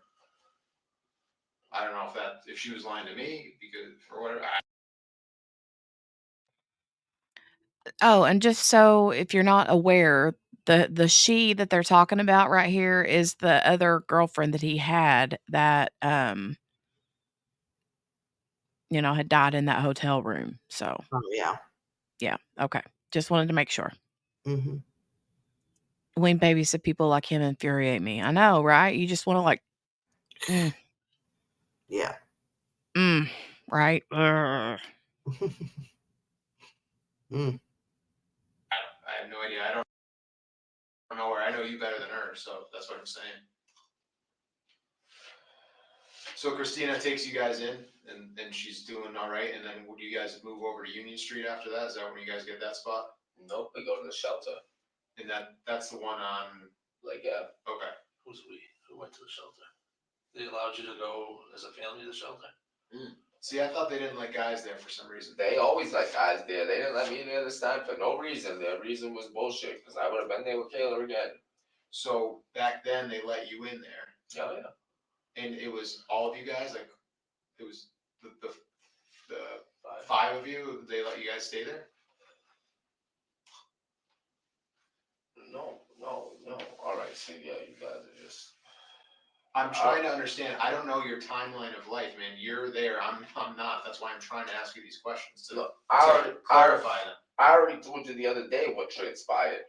So we didn't even go to her mother's house. Okay. Who didn't go to her mother's Harmony house? was on. Okay, so Harmony didn't go to Chris's house. So explain to me how she didn't end up going to Chris's house. I've already explained this to you. Okay. Well, there's some discrepancies between what you're telling us and what other people are telling us. You're saying you brought her down to Mass. Somebody said she came up from Mass. I never once said I brought her down to Mass. What did you say? She came up here to get her? I never once said. I was audio video. Okay, wait a minute. So did I get confused? Is he talking about Kayla's mother's house? Is it that she didn't know that Harmony existed? No, he's saying that she didn't go to Chris's house. But if she didn't go to Chris's house, then where was she? Okay. Chris is the mother. Chris is the mother-in-law. So if she didn't go to Chris's house, that's because she was already dead. Okay. Yeah. So, but you can see where when they start touching on stuff, they get close to where the problem is. That's when he's like, "Y'all are just bullshit." Oops, sorry. Mhm. Yeah, Oh, no, sorry. you're fine. You're fine. You're fine. And y'all are just full of it, and railroad me and all this. That's because they're getting close to something. Okay. Okay. Well, I was confused for a minute because I thought they were talking about the girlfriend that died in the hotel room because she didn't know. So there's a lot of K's involved. So there's Kayla, I know. and then Kelsey, I think, is the girlfriend that died. Right, in the Kayla hotel. is the wife. Yeah. Or And then ex-wife, Crystal. ex-wife, and then Crystal is the mom, right? The bio mom, and then There's the too many brother was ways. dating the brother was dating a Kayla or a Kelsey or Yeah. somebody. Mhm. Yeah, it's very. I need a playlist over Yeah. here. Yeah. Lord have mercy. Yeah, we're gonna have to have a. We're gonna have to have a spreadsheet, a document, a like poster board with who's who in this. All Yes. the list of K's, the K playlist. Okay. Yeah. Okay, they did with the girlfriend, but now he's going back to the ex-wife's mom and when they lived there. Okay, yeah. I split for a second because I was getting this diamond painting ready to work on, and then I completely missed for a second. And when I heard him say that, so and so didn't know Harmony, when they said they didn't know Harmony existed, then I thought they were talking about the girlfriend. So, okay, all right, we'll go back now. All right.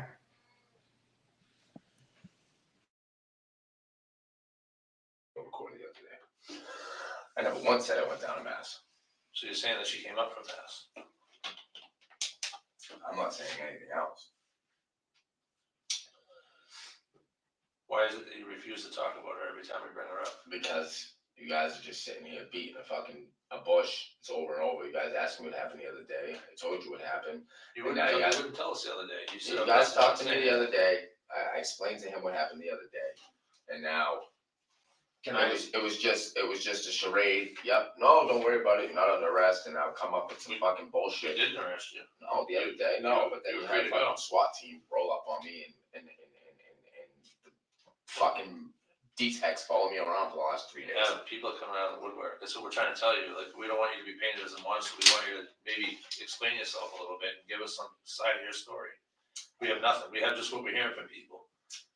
$40,000 to drag a lot of people out, whether you believe you're your friends or not. No, I bet it's a lot of money. Yeah, I know it is. Absolutely, it is. It's we're trying to get. Now's your time. Like you keep locking up on us. You don't want to tell us anything about her.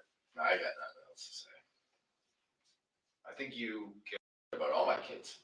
Right. But the one I care the most about is your daughter, Harmony.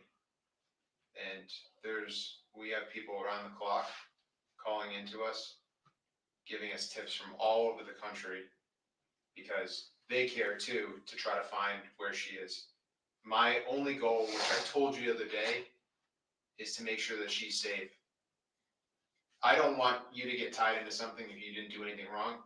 My job is not to jam somebody up for something that they didn't do wrong. And if you can tell me that you didn't do anything wrong, then I want to believe you because, dude, I've met you now a few times. I helped you out when you were at the hospital when you were having a fucking meltdown. You told me about your kids.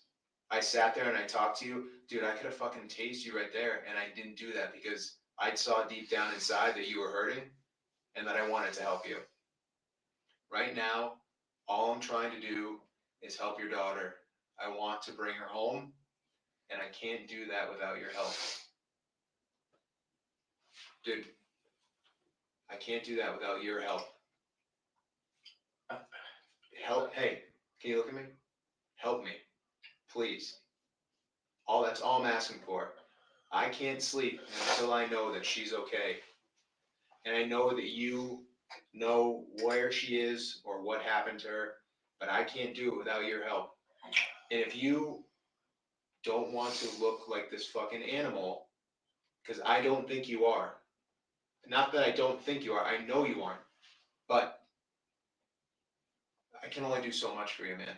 I know. I'm begging you to help me, because as much as you're hurting inside, I'm also hurting inside, and I don't know how you can sleep at night, because I'm sure it's eating the shit out of you. Am I wrong?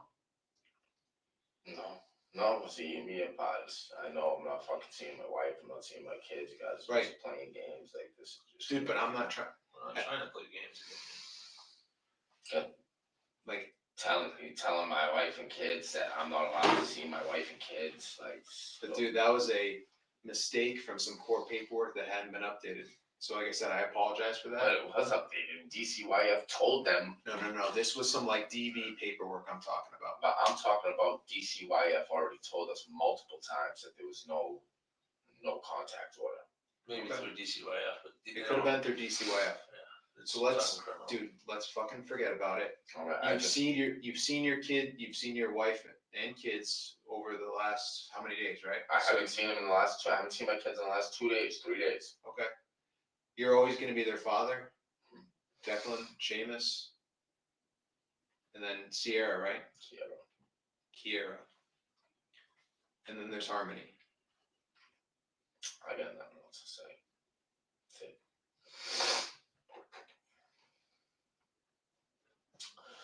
That's it, guys. I got nothing Hey, else to say. can you make me a promise? Like man to man? Can you tell me that she's alive? You're gonna play the same word games that you played with me the other No, day. it's not word games. I got nothing. Because we care, man. We want to know. This isn't gonna go anywhere. Like this isn't gonna stop. So No, you know. no, it's not. So So either get on the bus now or get run over. Well, I got nothing else to say. Why is it you have so much trouble talking about Harmony? Guys, I got nothing else to say.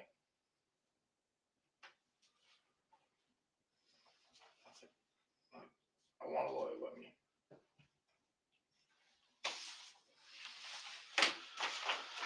I'm gonna leave this copy of this ex parte or it's a petition from DCYF. You can read it later sometime. I'll put it in your property. It's basically the same thing you got the other day. It's just a little more detailed that we handed you. It does say that you're ordered to help us locate Harmony Views, unless you're not going to do that. I'm just telling you guys I want a lawyer.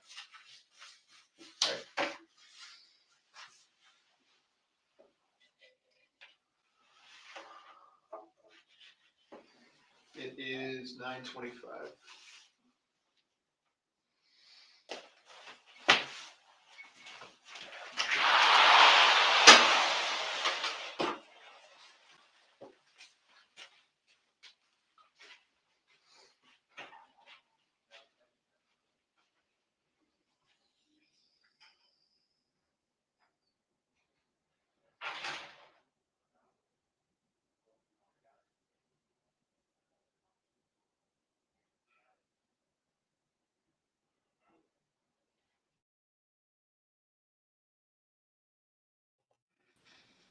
So he just basically just bucked up and wouldn't say nothing.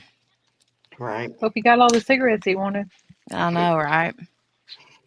I know. Steph said he's spilling more than he wants to.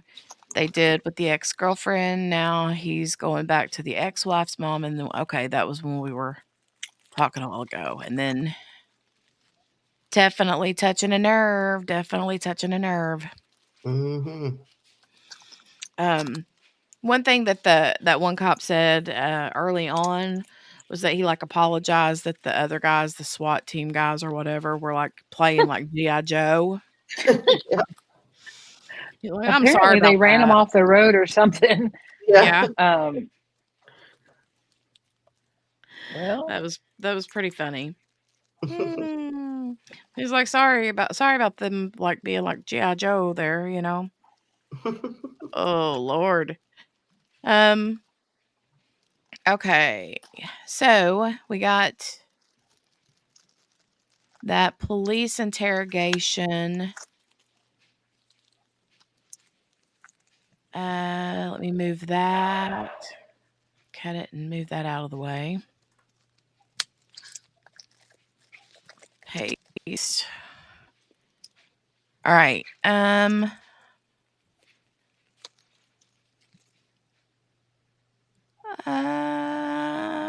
Hold on. We have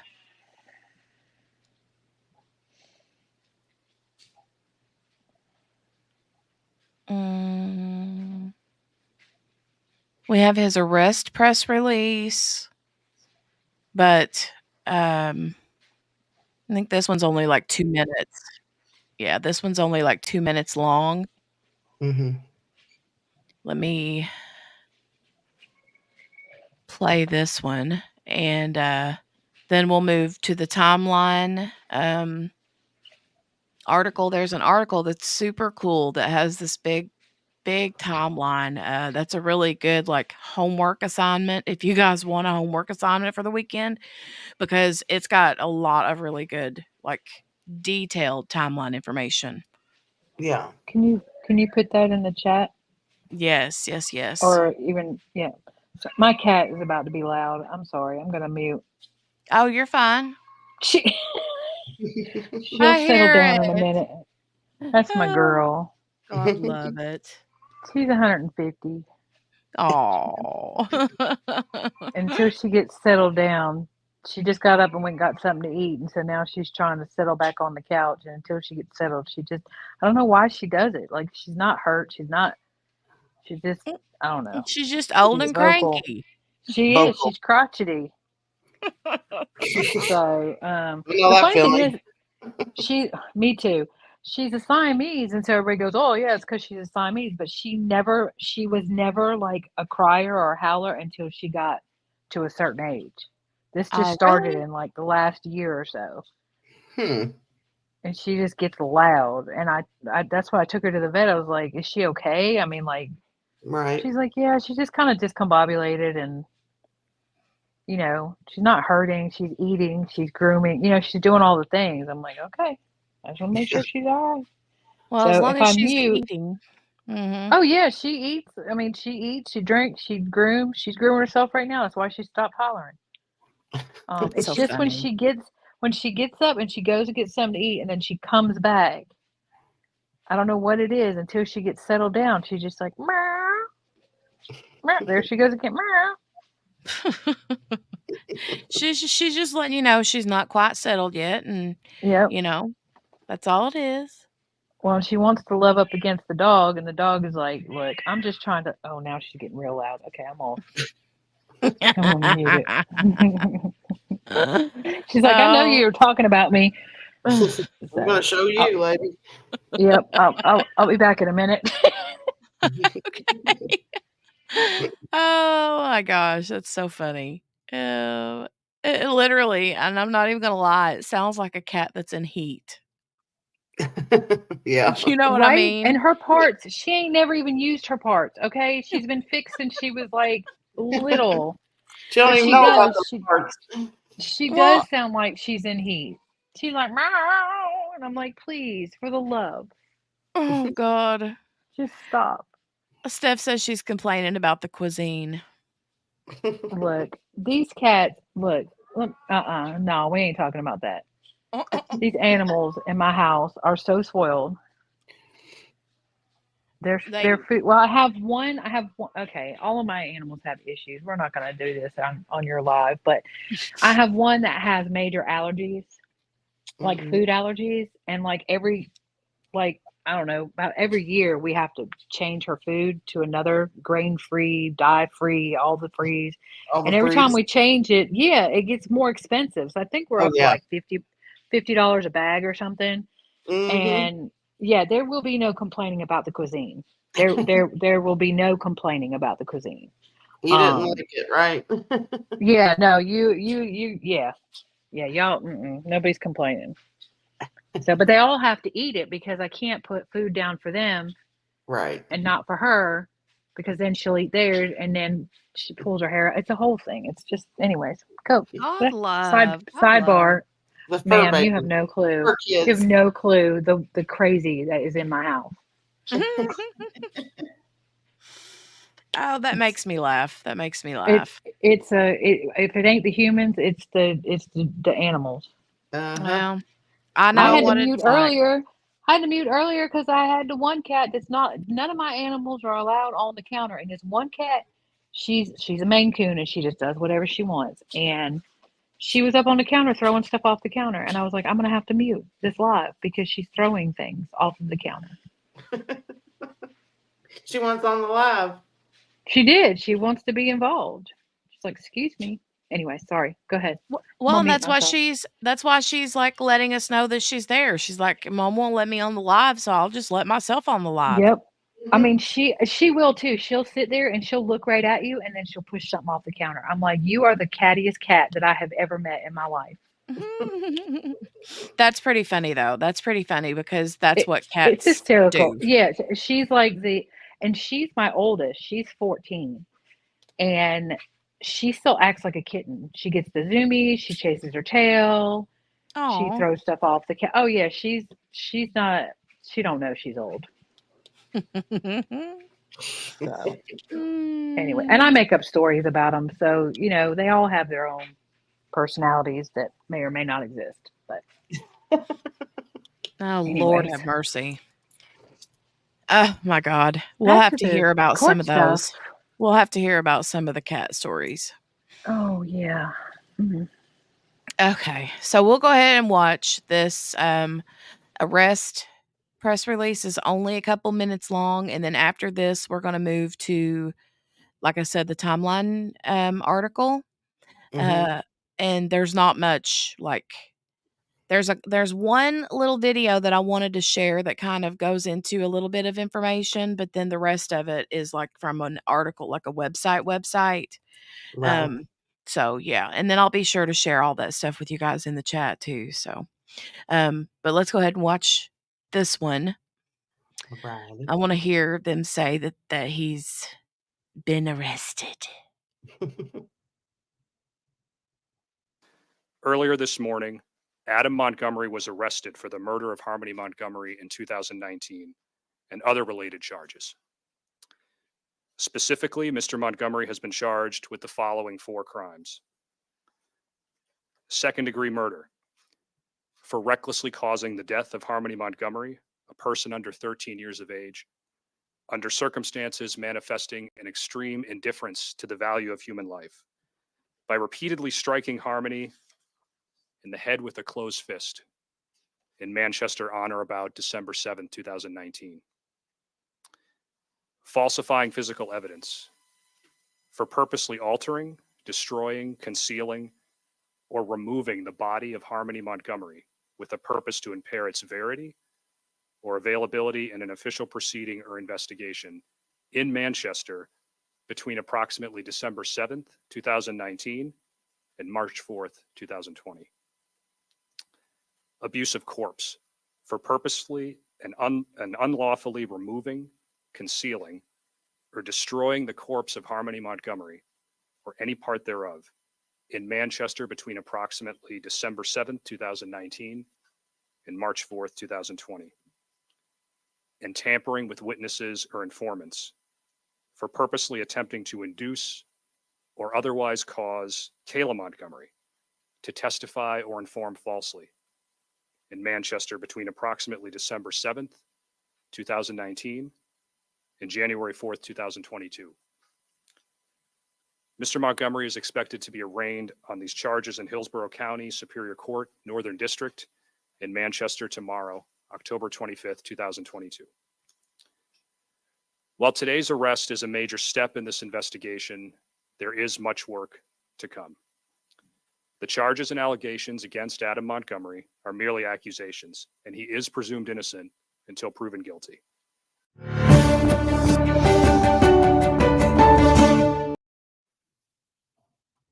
Oh, Whoa. Lord have mercy, that busted my eardrums. I'll wake you up.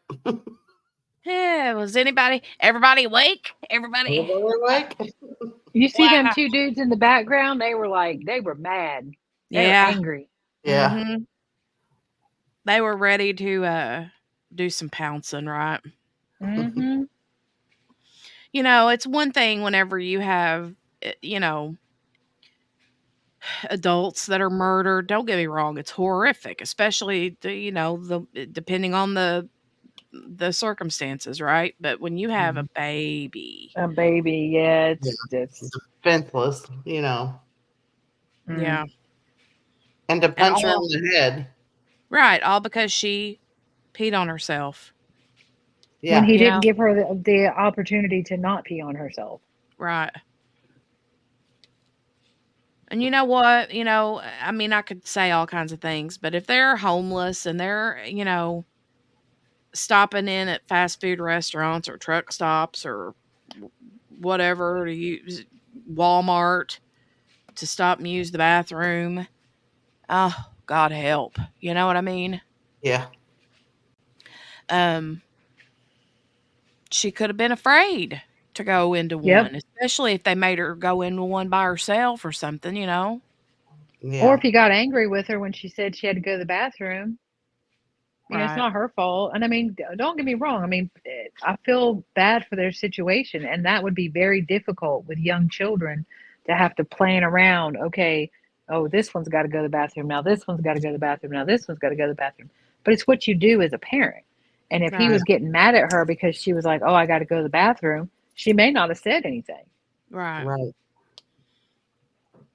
Yep. Mm. Steph says, baby, elderly, special needs. Yes. Special place Yep. in hell for people who harm those individuals. Yes. Mm-hmm. Exactly. Gail's awake. Yes, yes, yes. She is Okay. now. Mm-hmm.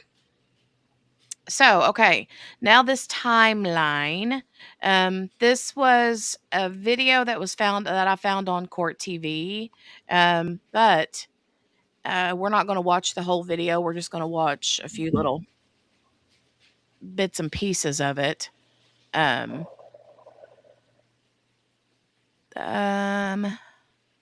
Steph says that's also when you go, these kids need a better life and I need to get them in a safe home until I can get my stuff Facts. together. Yes. Right. And get your crap together. You know what I mean? Yep. Yep. 100%. Okay. So this here is, like I said, this was from Court TV. This was 7 months ago. So the affidavit that we talked about earlier that was like 45 pages long or whatever was sealed until right prior to this video being made. Right. And we have let me go to the spot where I was going to find it. It was like a minute in.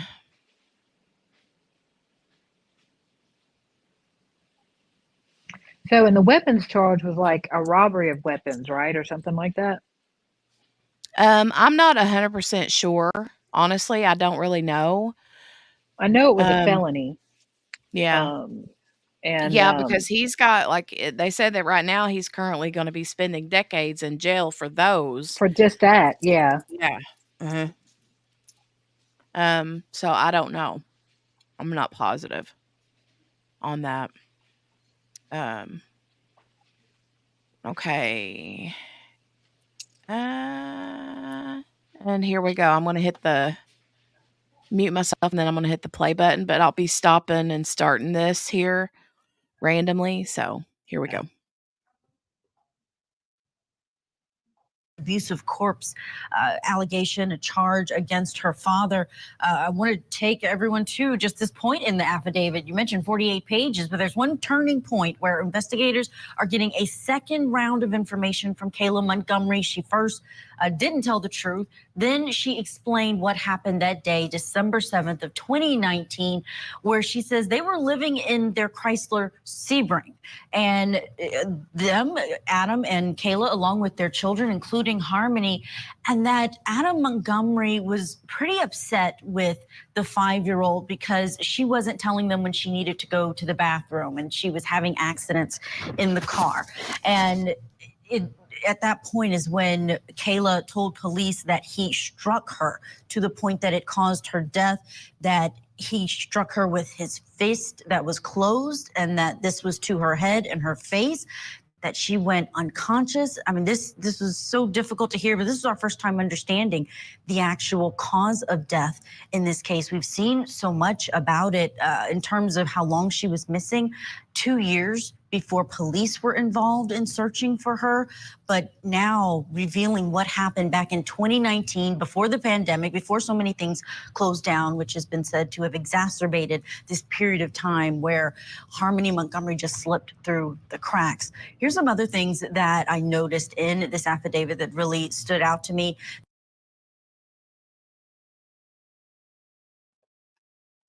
Oh my God. Her little face, her little hair, Yeah. her. I just Those don't little see how. glasses. I know. I just don't see how anybody, especially a parent, could Yeah. physically do something like that to. I understand, you know, getting upset and losing your temper, but when you lose your temper, you like put them in timeout. You need to walk away from that. Walk away. Right. Yeah, walk away. Yeah. I mean, there's nothing out there that you can't walk away from and calm down. Mm-mm. Nope. Absolutely. Yeah. Absolutely. Even Oh, if you have to leave a kid crying for a few minutes to walk away and, you know, get a yeah. breath. Yep. Mm-hmm. I just can't. He had Steph been says, doing that before then too, apparently. yeah, From his they said, uncle that was in the house before they even got kicked out of the house and were in the car. He was apparently doing stuff like that before then. Yeah, because that's where the uncle saw it. Yes. right. Steph says, walk away, like get in the trunk of the car. Yeah. Exactly. He should have. Yeah, that's what she meant. A child should not be living in a car in the dead of winter in New Hampshire. I didn't think about that, but yeah. Or anytime, really. Right. I don't know, man. Yeah, and he during the police interview he said something. It was only a couple days, but it didn't sound like it was only a couple days. No. I mean, it's a couple of days here or there, you know, and then a couple more days here or there. It sounded like it was a pretty Like consistent. an ongoing, yeah. Yeah. Like they might find somewhere to stay for a little bit, but then they were back in their car again. And yeah. Right. Probably because he was a nightmare human. Animal. Yeah. Worse than an animal, probably. Yeah. I think that's where those detectives made their mistake, though, was referring to him as an animal. I think that, I mean, not that he isn't, Right. but if you're still playing the we're friends game, then saying he's a monster, yeah, probably not the best way to get him to say open something. up. Right. Of course, they probably realized he wasn't going to, because every time they said her name, he was like, I'm not talking to you anymore. Yeah. Yeah. He was just messing around anyway. Yeah. I don't know. Well, he was just trying to find out what they had. Yeah. He wasn't going to give him anything there. No, he was just trying to figure out what they had. I mean, you can't blame him. Yeah. Steph says, yeah, anytime, but for sure, but when it's below freezing, right? I know. Yeah, no. And it's cold up there. Like below freezing is normal temperatures for up there. Right. Okay. All right. Well, we're going to continue on. Oh, thank you, Dawn. Yeah, if you haven't already, give the video a thumbs up. I'd appreciate it. Up. Thumbs up, thumbs up, thumbs up. All right. All the way up. Okay. That not only at this point, but that she suffered repeated blows on various occasions at the hands of Adam. One family member saw her with a black eye. And on December 7th, when that striking that caused her death, according to Kayla Montgomery, happened, that Adam told her, I think I really hurt her this time. Adam, Kayla, and their children were living in that car out in the parking lot of a friend's home at the time of her death. And she also told police that it was at least 20 minutes that passed before she and Adam realized she wasn't breathing after that hit.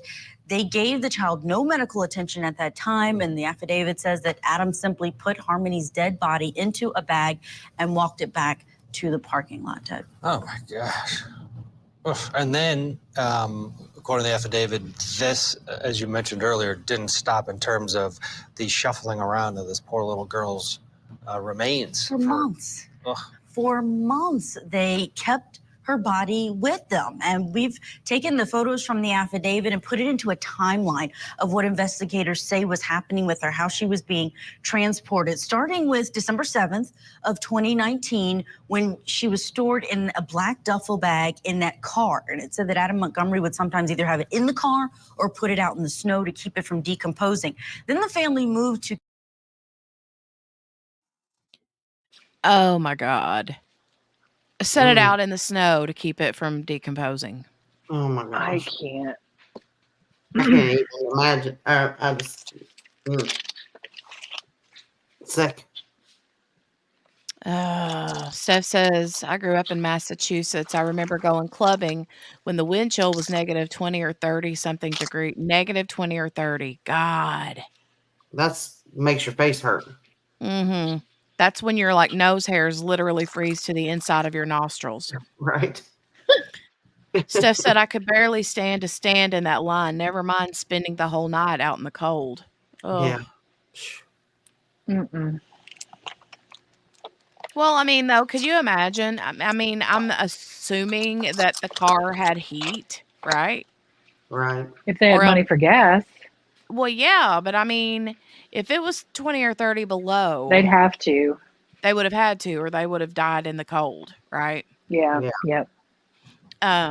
But being huddled up in a like, oh, I mean, it's one thing for like a car road trip, you know, being stuck next to your siblings in the back seat Right. for And hours kids on and touching end. me and But to live like that day and night, no. Yeah. You know how kids have energy and I was gonna say, you're touching me. I'm not touching you. You're Yeah. touching me. being confined in there. I know it. Okay, here we go. Kayla Montgomery's mother's apartment. And that's where this red cooler was used to store the body out in the common area of the mother's apartments. And the mother seemed to be unaware of what was in this cooler. Then they moved from there to a transition shelter. And the ceiling vent is where Kayla Montgomery told police is where they put the body. There were complaints from other people living there who said they smelled something weird. After about a month and a half, they moved from there to an apartment. In between that time, we don't have it on the timeline, but he was working at a pie company and he actually kept the body in a walk-in freezer there, according to this affidavit. Then they eventually moved. Oh my God. He kept her in the freezer at the pie company where he worked. Okay, and I'm sorry, but if you have a random cooler in your house, yeah, I mean, you're not gonna look.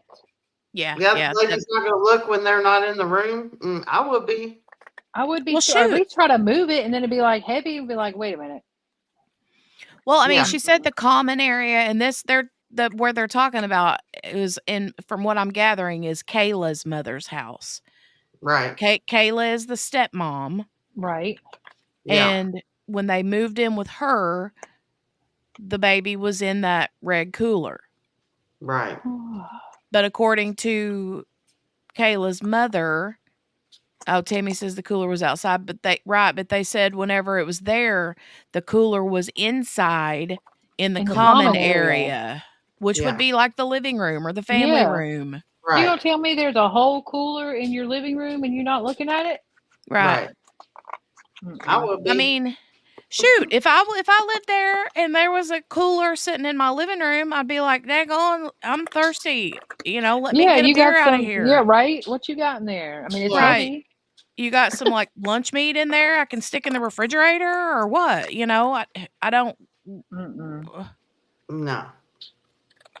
Unless they had it all taped up or something. But I mean, Well, that's not suspicious. Right, but I'm just saying the photo of that was the actual evidence photo, and it didn't have tape all over it. You know. Mm-mm. I'm And not why would they okay. bring the cooler in? I mean, otherwise, unless they had something in it, why wouldn't they leave it in the car? You know what I mean? Look in it. Yeah. The mother. Y'all don't Mhm. never bring a cooler to my house because I'm looking in it. I am too. Mhm. And I ain't bringing my cooler to your house. Right. Yeah. The only time I'm bringing my cooler to somebody's house is if it's got something in there for everybody to drink. Yeah. All right. And you're definitely not going to be packing a cooler around in the wintertime. But anyway. No, you just stick that stuff out in the snow. Right. You know, Especially cooler. there when it's that cold. That's what I'm saying. And you definitely don't need a cooler inside the house. That's weird. I don't know. I'm not sure if I'm buying that. And then what about this putting it in the freezer where he worked or whatever? Ew. Oh, ew. I'm never eating pie again. Facts. Right. Yeah. Steph said I'd be throwing up if I ever got pie from there. Yeah. That's what I I'm don't. saying. Like, I'd be like, oh, no. No. Mm-mm. Well, Dawn says it just gets worse. I know. It really does. It does every time.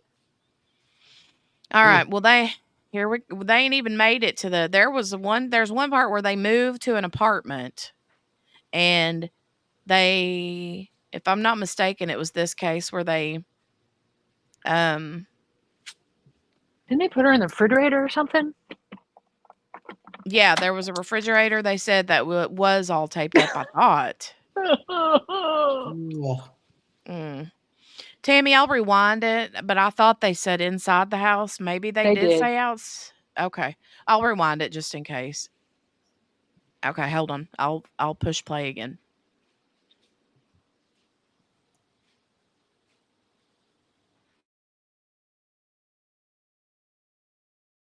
Either have it in the car or put it out in the snow to keep it from decomposing. Then the family moved to Kayla Montgomery's mother's apartment, and that's where this red cooler was used to store the body out in the common area of the mother's apartments. And the mother seemed to be unaware of what was in this cooler. Then they moved from there to a transition shelter, and the ceiling. Well, I don't know. I mean, they said out in the common area. But it said in, but it said in the mother's apartment. Yeah. Okay. I mean, I understand it does sound like could be outside, but they're saying out in the common area in the mother's apartment. That to me is like the living room. Okay, now I'm gonna have to rewind it again. Now I'm all kinds of confused. Or is it Okay. of the mother's apartment? I thought it said of the mother's apartment, but I could be wrong. Hold on.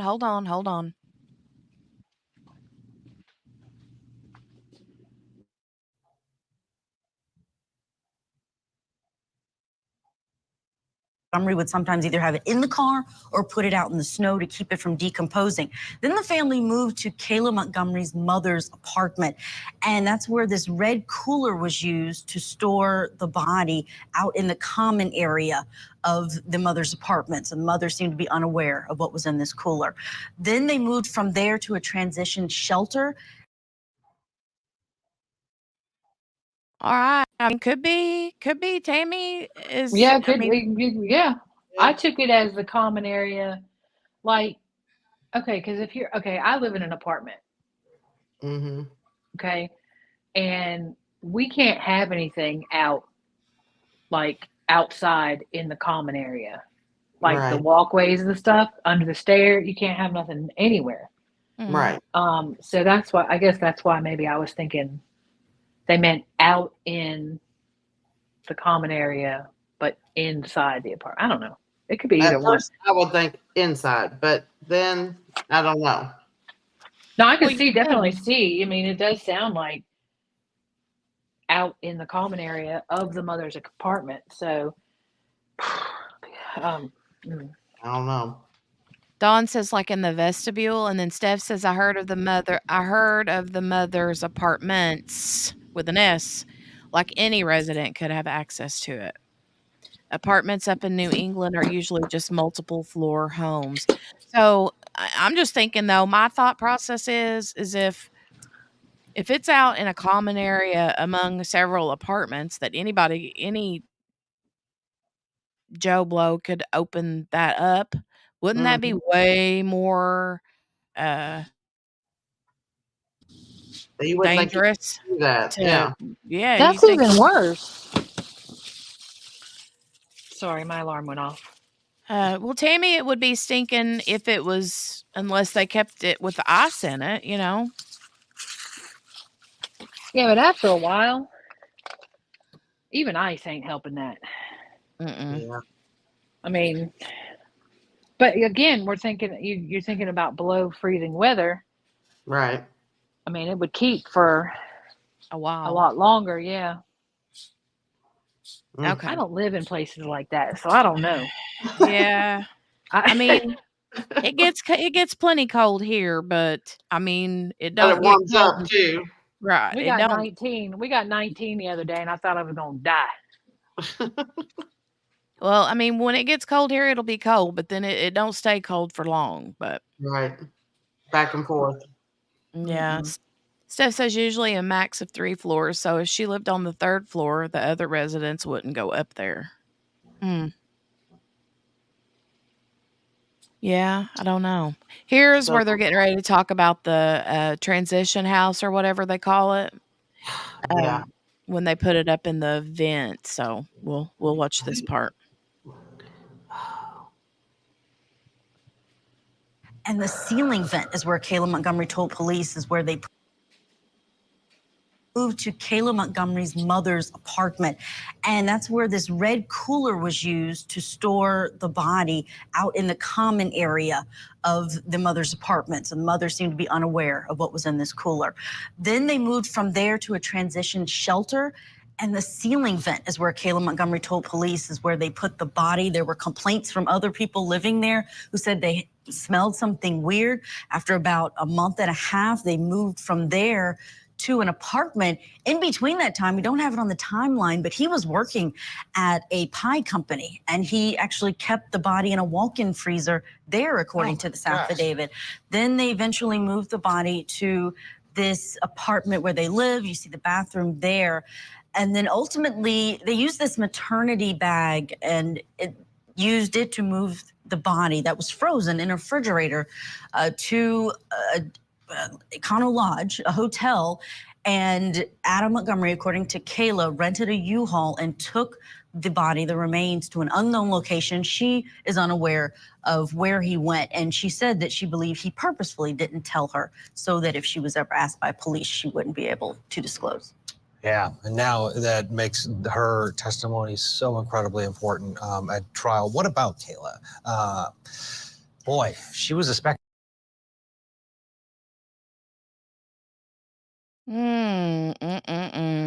Lord have mercy.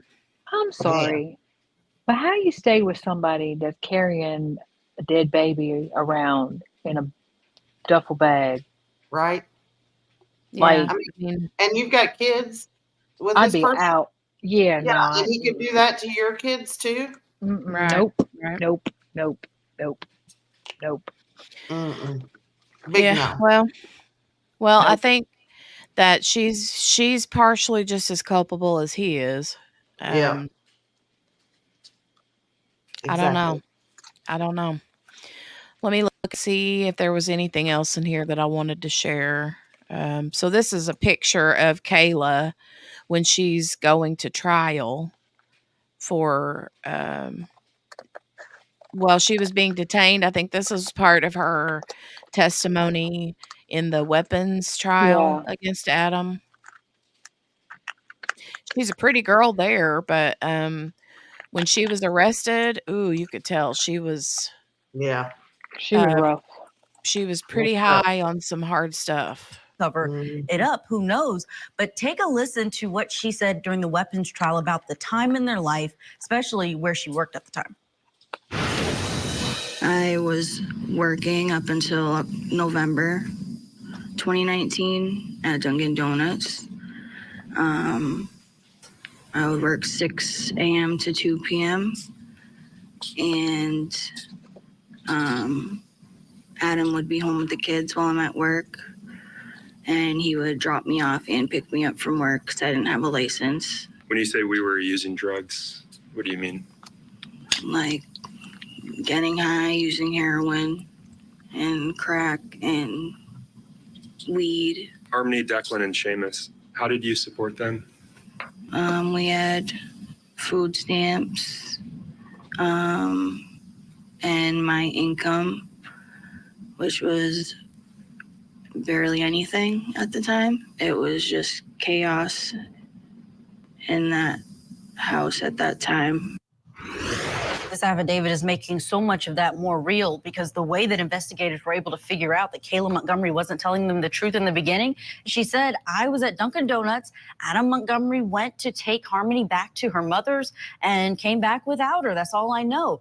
They checked with Duncan and they confirmed that she had been fired by the time Harmony went missing. So when they knew that that was a lie, they brought her in again, and that's when they got all of this additional information. Wow, and such specific information. Again, this trial coming up in the fall later this year.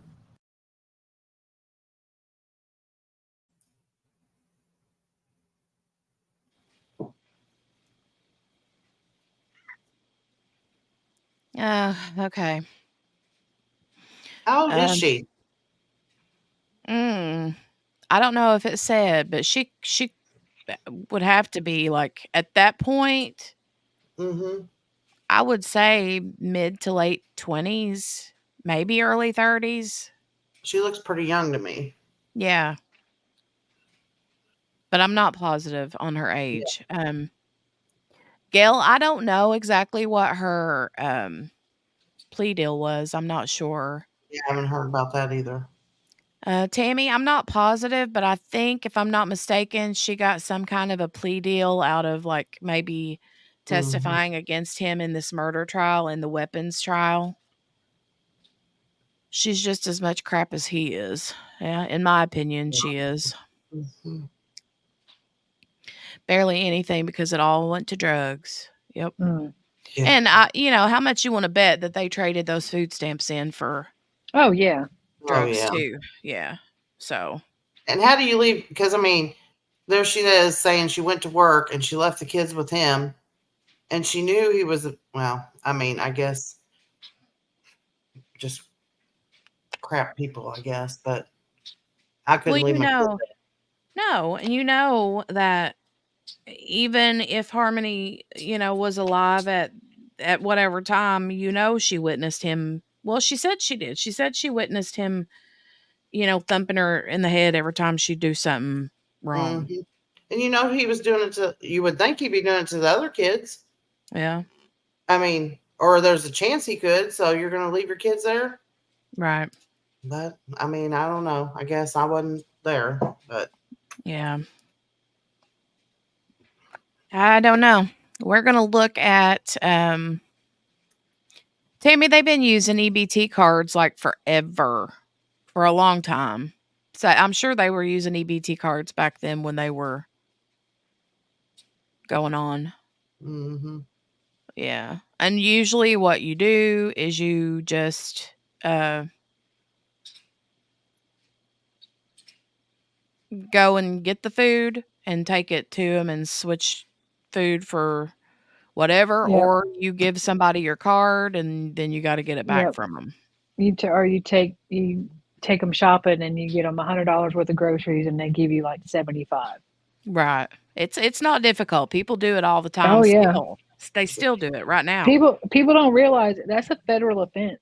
Yeah, it is. It's no joke, but Yep. people do it all the time. Yep. Well, I mean, it's like free money basically. And then what you have happen though, see, is you have people who's like, they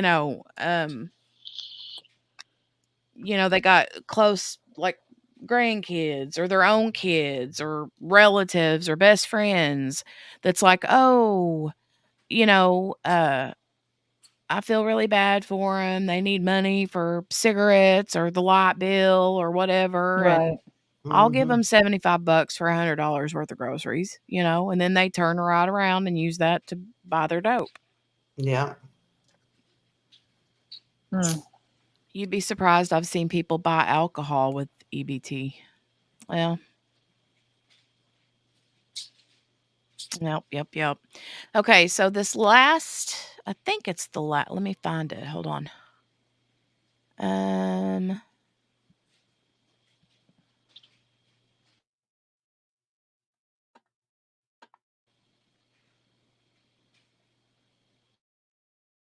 Nope, that wasn't what I wanted.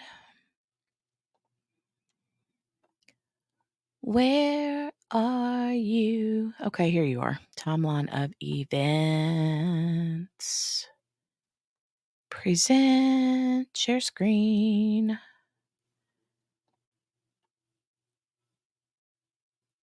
Okay.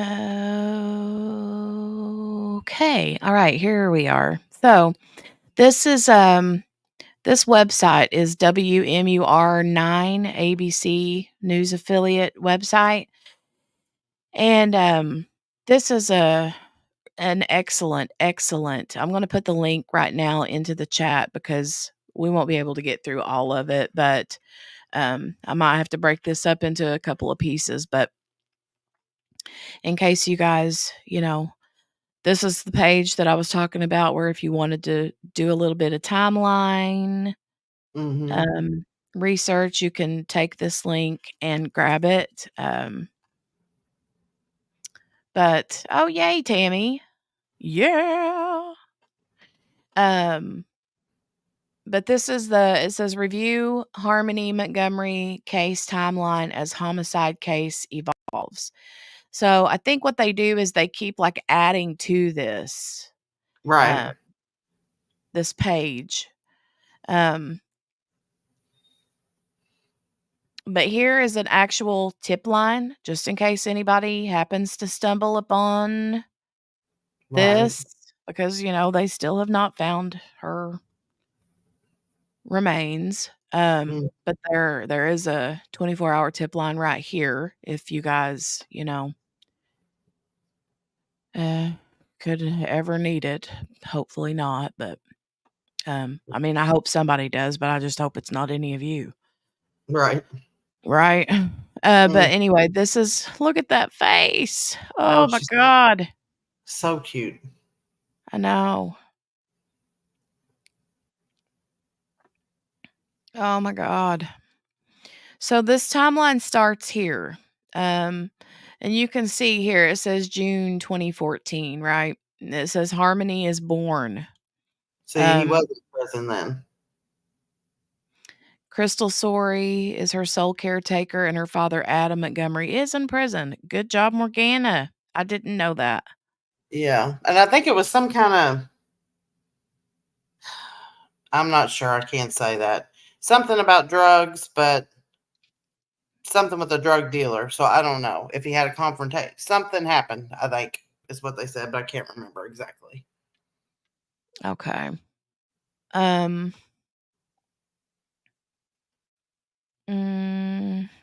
Let's see here. August 2014 to January 2018. It says Harmony is removed from Sorey's care 3 times because of neglect related to drug use. According to a Massachusetts report, Harmony visits her father in prison twice in January and July of 2015. So, in this time span, she's removed from her mom's care 3 different times because of neglect related to the drug use. And I don't know if it will tell us. I know it goes into dates and stuff whenever she goes into the system. Here, September 2015, Adam Montgomery is released from prison and moves to New Hampshire. September 2016, 1 year after his release, Adam Montgomery contacts the Massachusetts Department of Children and Families for the first time to resume visits with Harmony. Takes him a year to do that? Apparently. And then a few months later, after visiting with Harmony once per month for 5 months, Adam Montgomery stops responding to DCF requests for future meetings. August 2018, Adam Montgomery meets with Harmony for the first time in 11 months and the 9th time in her life. Wow. That's why I was saying, how did he even get custody? Because he's just as bad as her mom would have been at that time. If not, I mean, probably worse. Mm. I mean, yeah, definitely worse, but you know what I mean. When they Right. were making that. Yeah. I'm Adam like, Montgomery meets with Harmony for the first time in 11 months and the 9th time in her life. He had contacted DCF in September of 2017 after a 7-month period with no contact.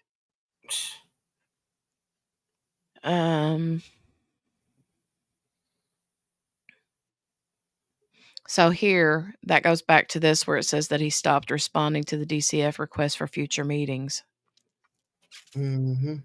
And then here's where he says he contacted him again in September of 2017 after a 7-month period. So July 2018,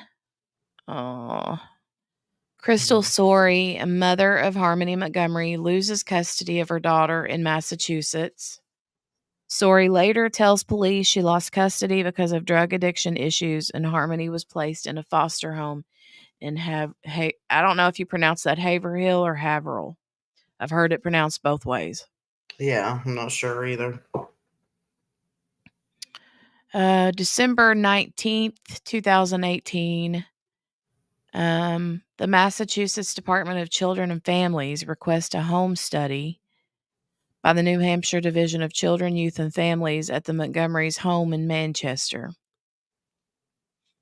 The request did not include the necessary information to initiate a home study, New Hampshire officials say. Request a home study. The request did not include the necessary information to initiate a home study. Oh, God. February 2019, Harmony's father, Adam Montgomery, is granted legal custody of the girl by a family court judge in Lawrence, Massachusetts. DCYF officials are notified of the custody decision before it receives the additional information it requested for the home study. Oh, my God. So basically, he gets custody of her before, when the home study was never even done, which should have been done before, right? Mm-hmm. Am I reading that right? Am I understanding that right? Like, the home study should have been done prior to, the judge should have seen a home study before he approved, but he did it anyway without it. Yeah, that's Is what it sounds like. Let me go check the chat. Hi.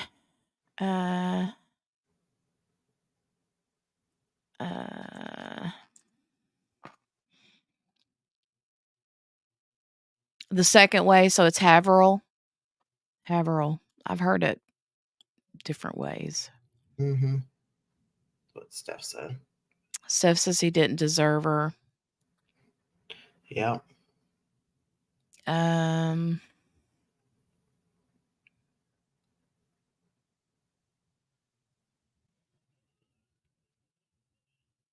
Hold on a minute. My chat went way up here. Hold on.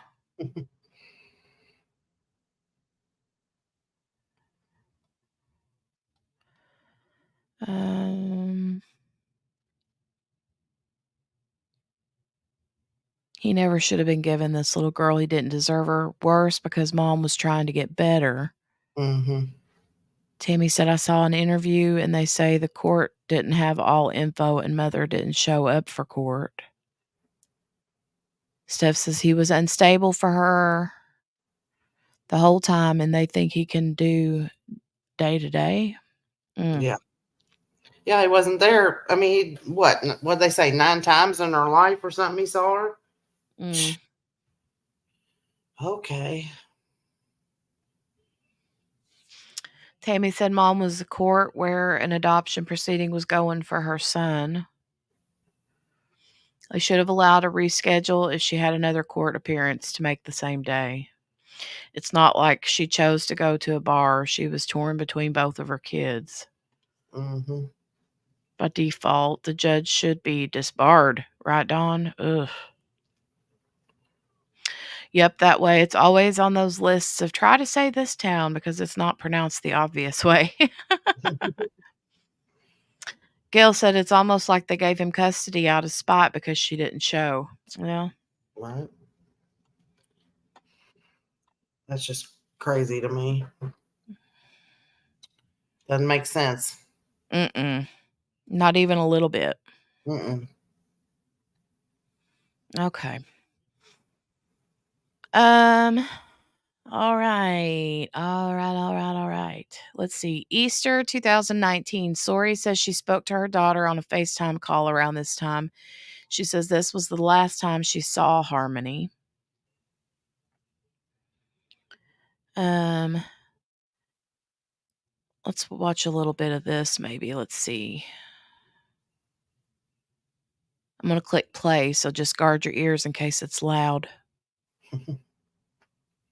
Well, Harmony's mother, along with her family, gathered here at this park in Manchester tonight. Everyone coming together, vowing to bring Harmony home. Crystal Sori holds hands with her family as they gather for a vigil and pray for the safe return of her daughter, Harmony Montgomery. The 7-year-old girl has not been seen since October of 2019. Crystal last saw Harmony in April of that year. Last time I saw her was Easter. I had a FaceTime with her. I showed her basket. I said, next time we see you, you're going to have this basket I got you. But Crystal says after that call, Harmony's father and legal custodian, Adam Montgomery, cut all ties with her and her family. Everyone, family, me, like even my sister reached out, others, nothing. Worried about her daughter, Crystal says for months she called DCYF, law enforcement, anyone who could help her track down Harmony. Anybody I could, I reached out to all my family, listen, we need to come forward, something's happening. But it wasn't until 2 years later, New Year's Eve 2021, when Manchester police announced a missing persons investigation for Harmony after officials say they became aware of her disappearance just days earlier. Since then, police have set up a hotline, established a $94,000 reward for information, and conducted numerous searches. Thought they said 40,000 a while ago. Did they bump it up or did I mishear that to begin with? I thought a while ago it was 40, but maybe it got, they got more donations or whatever. Yeah, maybe. But supposedly that uncle was having a GoFundMe page. Mm-hmm. And he supposedly said it was going to donations, but now he was a little, I saw him in an interview with a news lady, and he was really vague about everything too. So he was acting really weird. You know what I mean? Like he didn't want to answer her questions. I'm like, why are you on this? If you're not going to answer questions about what you saw, and it was weird. Weird interview. Crazy, right? Yeah. Searches for Harmony. On Saturday, investigators were at her last known address, a home on Guilford Street. And as they continue to follow leads, Crystal says she has made it her mission to bring Harmony home. Never giving up. No, never. We're coming. We're going to bring her home. None of us. We're never going to stop. And now, if you have any information on the whereabouts of Harmony Montgomery, you can contact the Manchester Police Department at 603-203-6060. Reporting in Manchester, I'm Tim Callery, WMUR News 9.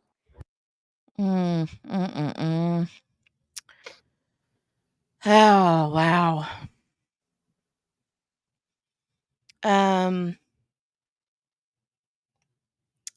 July 29th, 2019, here it says DCYF receives an anonymous call alleging abuse. The caller says Harmony had a black eye when the caller visited her Guilford Street home in Manchester the week before. A child protective service worker visits the home and emails Manchester police to say no eye injury was observed. Would that have been the friend that they were talking about? Or no, a different one? No, I don't know if that's the uncle or if that's something different, but they said anonymous, so. Well, and it said when the caller visited her Guilford Street home. The caller says Harmony had a black eye when the caller visited her Guilford Street home in Manchester the week before. So it sounds like the caller is a woman, not, an uncle. Yeah. But, I mean, could have been the uncle's wife. I don't know. Does they mean when she visited Harmony's home? The caller says Harmony had a black eye when the caller visited her home. Like, Oh, okay. maybe. But I don't know who it was, but it said anonymous, so. Well, then it probably was the uncle then, because the way I was reading that was like Harmony had visited the anonymous caller's home the week before or whatever. But I think the way you said it sounds like makes more sense. August the 7th, 2019, a Child Protective Service worker visits the home again and interviews Harmony and Adam and Kayla Montgomery. The worker notes a red mark in Harmony's eye and faded bruising under her eyelid. Well, that's just a few days later, so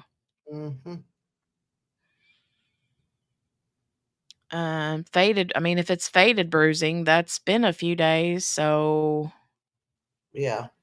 I don't know. This Child Protective Service worker, if the person that called saw that it was a black eye, then the Child Protective Service worker would have seen it if it was still noticeable here on the 7th of August. Yeah. A Child Protective Service worker visits the home again and interviews Harmony and Adam and Kayla. The worker notes a red mark in Harmony's eye and faded bruising under her eyelid. Adam Montgomery says the mark was caused when she was struck by a toy while playing with a sibling. The caseworker also speaks to Sori, who tells the agency she lost custody of Harmony to Adam Montgomery. A couple months later, in October, the final visit from a Child Protective Service worker to the Guilford Street house. Okay. The worker reports the children appeared happy and healthy. The assessment concludes that the report of abuse was unfounded, but the family was at high risk for future child welfare concerns. Okay, that's like a double negative right there.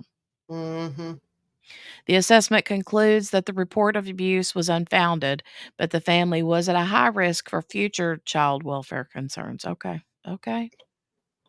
Where'd they get that from? If that was, Yeah. Yeah. I don't Yeah. understand that, but. If the abuse is unfounded, what is it that you're seeing that's saying that there's going to be a high risk for future child welfare concerns?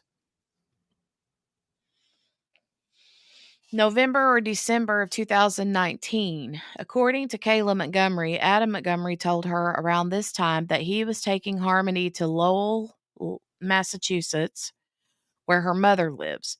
Kayla Montgomery later tells police this is the last time she saw Harmony. When looking to learn more about Harmony Montgomery's disappearance, police narrow the time frame to November 28th to December the 10th. Investigators later reveal they believe Harmony was killed in early December. So they're saying December the 7th. Narrow the time frame to November to December. Investigators later revealed they believe Harmony was killed in early December. Okay. January 8th, 2020, which would have been about a month after she supposedly died, around the December 7th. Right. Says a referral is received by DCYF about the Montgomery household. Adam Montgomery tells a child protective service worker that Harmony is living with her mother in Massachusetts and had been since Thanksgiving of 2019.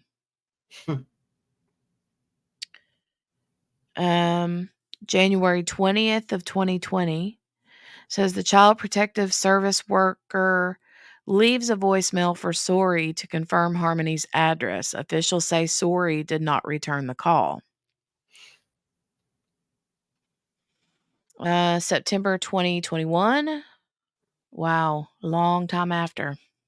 Mm-hmm. We're talking what? January, December, or wait, February, March, April, May, June, July, August, September. 8 plus 12, 20 months later. Yeah. Almost 2 years later. That there's that big of a gap. A person close to Sori contacts DCYF and raises concerns that Sori hasn't seen Harmony since 2019, which would have been that FaceTime visit. Right. Around before Easter. DCYF confirms Harmony has never been registered for school in Manchester. DCYF attempts to locate the Montgomery's family. 2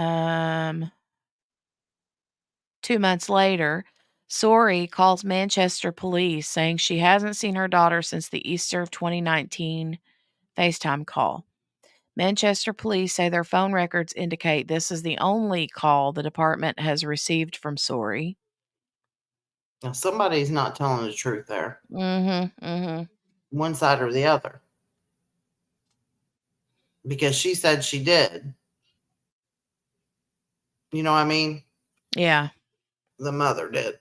Like she'd been calling them to report it, and they weren't doing anything. And then the police are saying that that's the only time she called. So,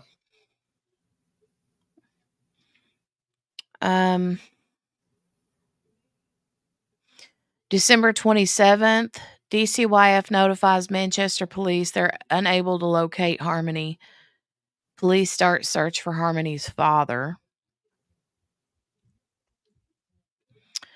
December 29th, Sori sends a letter to Manchester Mayor Joyce Craig begging for help finding her daughter. On the 31st, detectives find Adam Montgomery living in his car with his new girlfriend.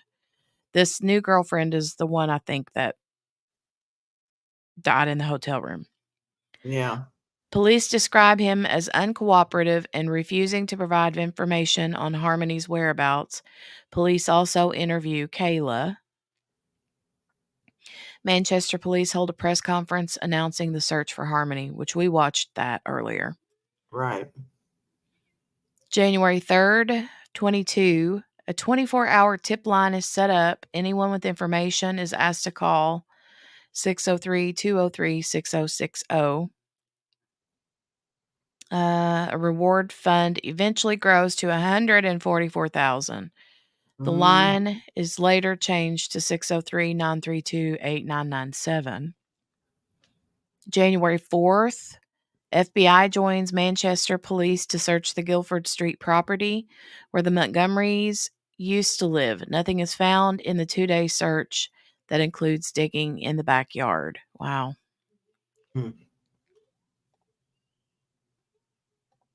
It's not letting me make that any bigger. This right here, you know. Let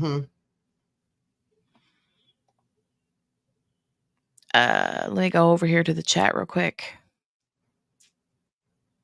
Right, Steph. Bruises heal.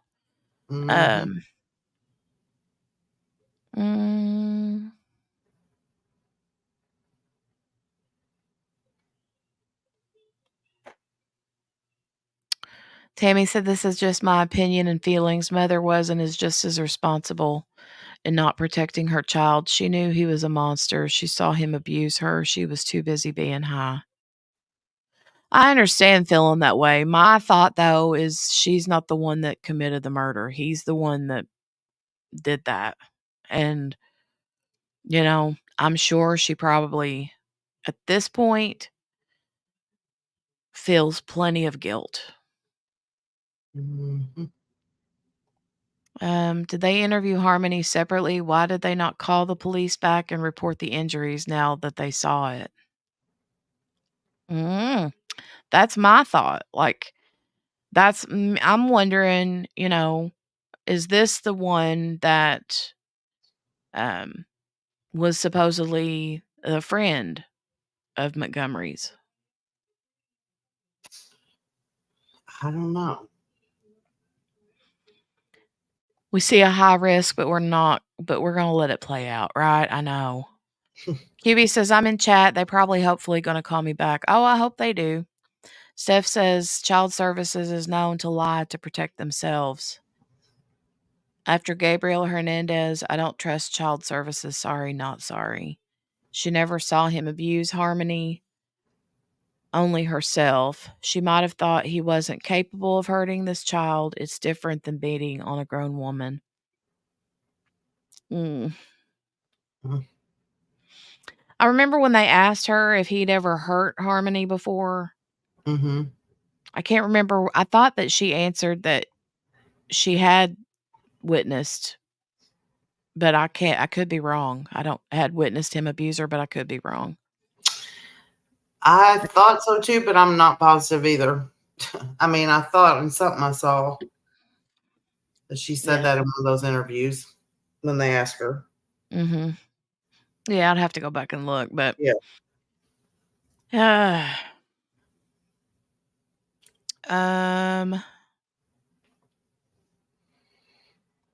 Let me see. I feel like, though, one thing that she said that really made me think was, she'd said something about she was even telling Adam, look how good I'm doing with the rehab and this and that. And like, I think that she thought enough of him to think that he would be like proud of her. You know what I mean? Yeah. Oh, she was pregnant. Okay, maybe was that other kid? I don't remember. I thought that she said that but maybe I'm thinking of something Kayla said. Whenever I try to like binge a lot of detail like this in all at once, Yeah, it's hard to keep up with all of it. I lose track of it. So I kind of have to, what I have to do is when I go through this, like I'll have to go back through and slowly like absorb it. Yeah. But yeah. We'll go a little bit longer, but then I'm going to have to get off here because I got to run and get ready to head to town myself in a little bit. I have to go to the funeral home. Yeah, I saw Mickey put that in there. Yes. So,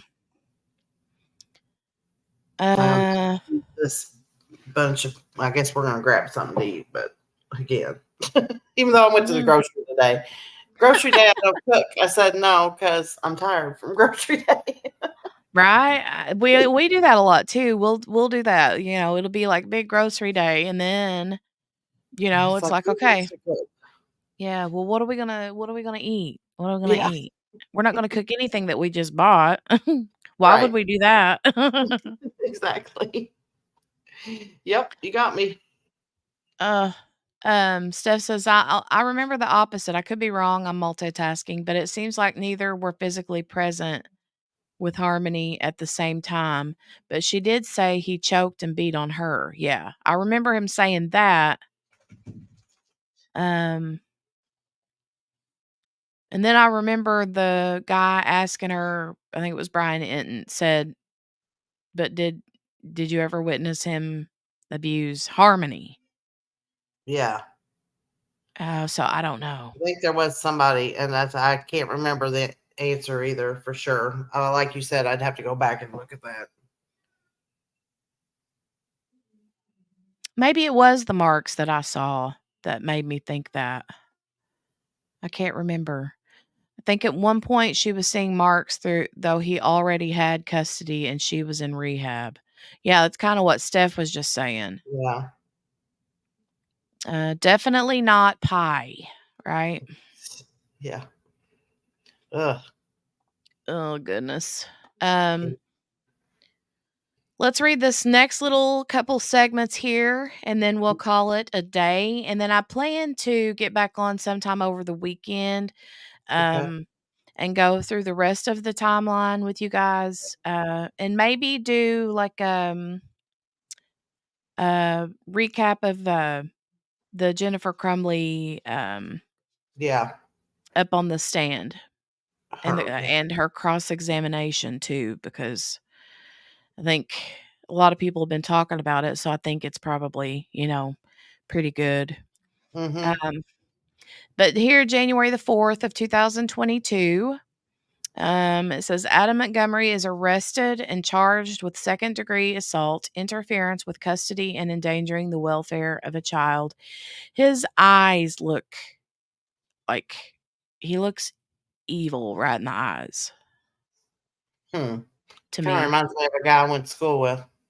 Oh.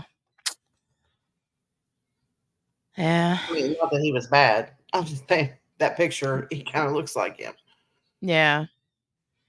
And then January the 6th, Kayla Montgomery is arrested and charged with felony welfare fraud.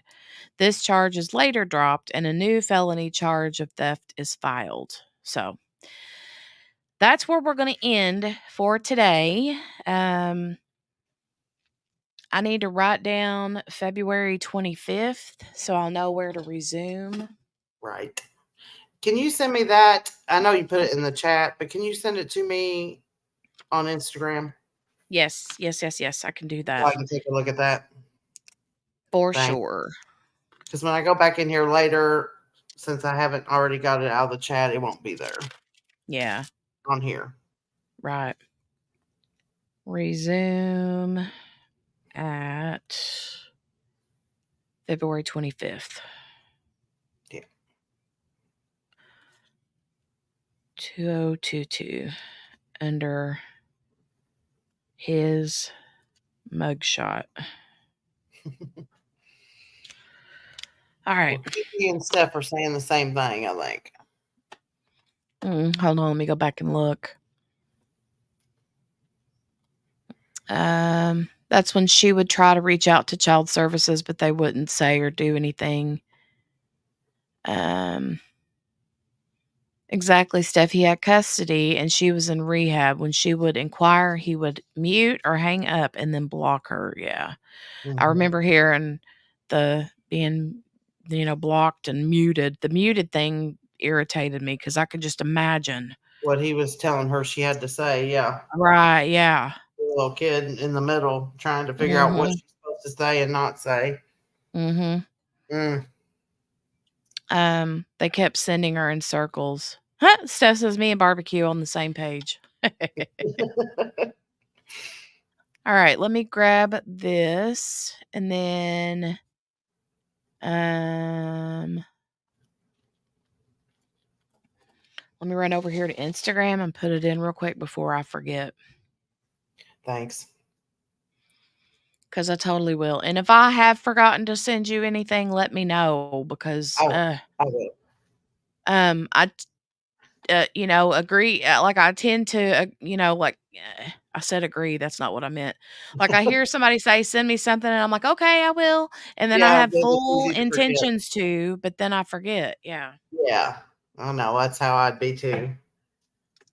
My brain doesn't always work all the time. Mine certainly doesn't. Or it's on slow-mo sometimes. So is mine. Okay, there it is. Right. So I put it in that chat. And I'll put it in the here for you guys too. This that I'm putting in the chat right now is the timeline that we're just going over that's on the screen right now. So if you guys want to look at that over the weekend, but I plan to come back and jump on with you guys tomorrow sometime or Sunday. Yeah. Just depends on what we got going on over the weekend. So, That's good. Just But let us I'll know. try. Yeah, I'll try to give you guys. I'll give you guys notice before I Yeah. do it, so you can, be QB says prepared. Homework. And Steph Steph says is off going to there. UPS. She's going to UPS. She's like, Woo-hoo. I gotta go to UPS. I got stuff that should be in the mail for me today. Stuff I gotta work on, and then I'm gonna diamond paint a little bit. So Yeah, me too. I'm gonna do a little bit of that. I got this painting I'm about done with. I'm trying to finish it. The other night I was trying to finish it though, and there I go, asleep again. Well, you know what? I'm not even gonna lie, as I literally just yawned. Yeah. It's Friday night. I got a little bit before, any of my peoples do live streams tonight, if they do them. So I will be I might take me a little nappy nap. I don't know. We'll see. Yeah. All right. Well, Morgana, thank you for joining. And QB, thank you for joining earlier. I appreciate it. JB, if you're listening, I hope you're having an amazing Friday evening, and I hope everybody has a great weekend. Yes. Everybody have a good weekend. Oh, Steph said your package will be out by Monday. Woo! I'm ready. Woohoo! Woohoo! Can't Don't wait. leave it to me to send things. I've owed Morgana something since August, and she just now got it like 2 weeks ago, if even. So It was fine. It was good. Lord have mercy. Lord. I'm not in a hurry. Neither was I, apparently. I knew it would come sooner or later. Hey, you're lucky All you didn't right. get something jelly bean scented. You know it. Yeah. Oh well. It worked. All right. All right, I'm hopping off, but I'll talk to you later.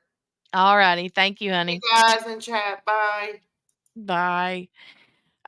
You guys, it's always so good to have you all on with me. So, yes, weekend. We'll plan on something over the weekend.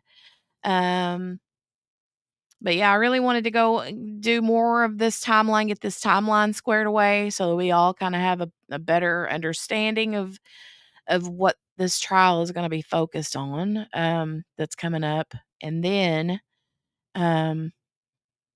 yeah, I will be, I'm really interested in going over the,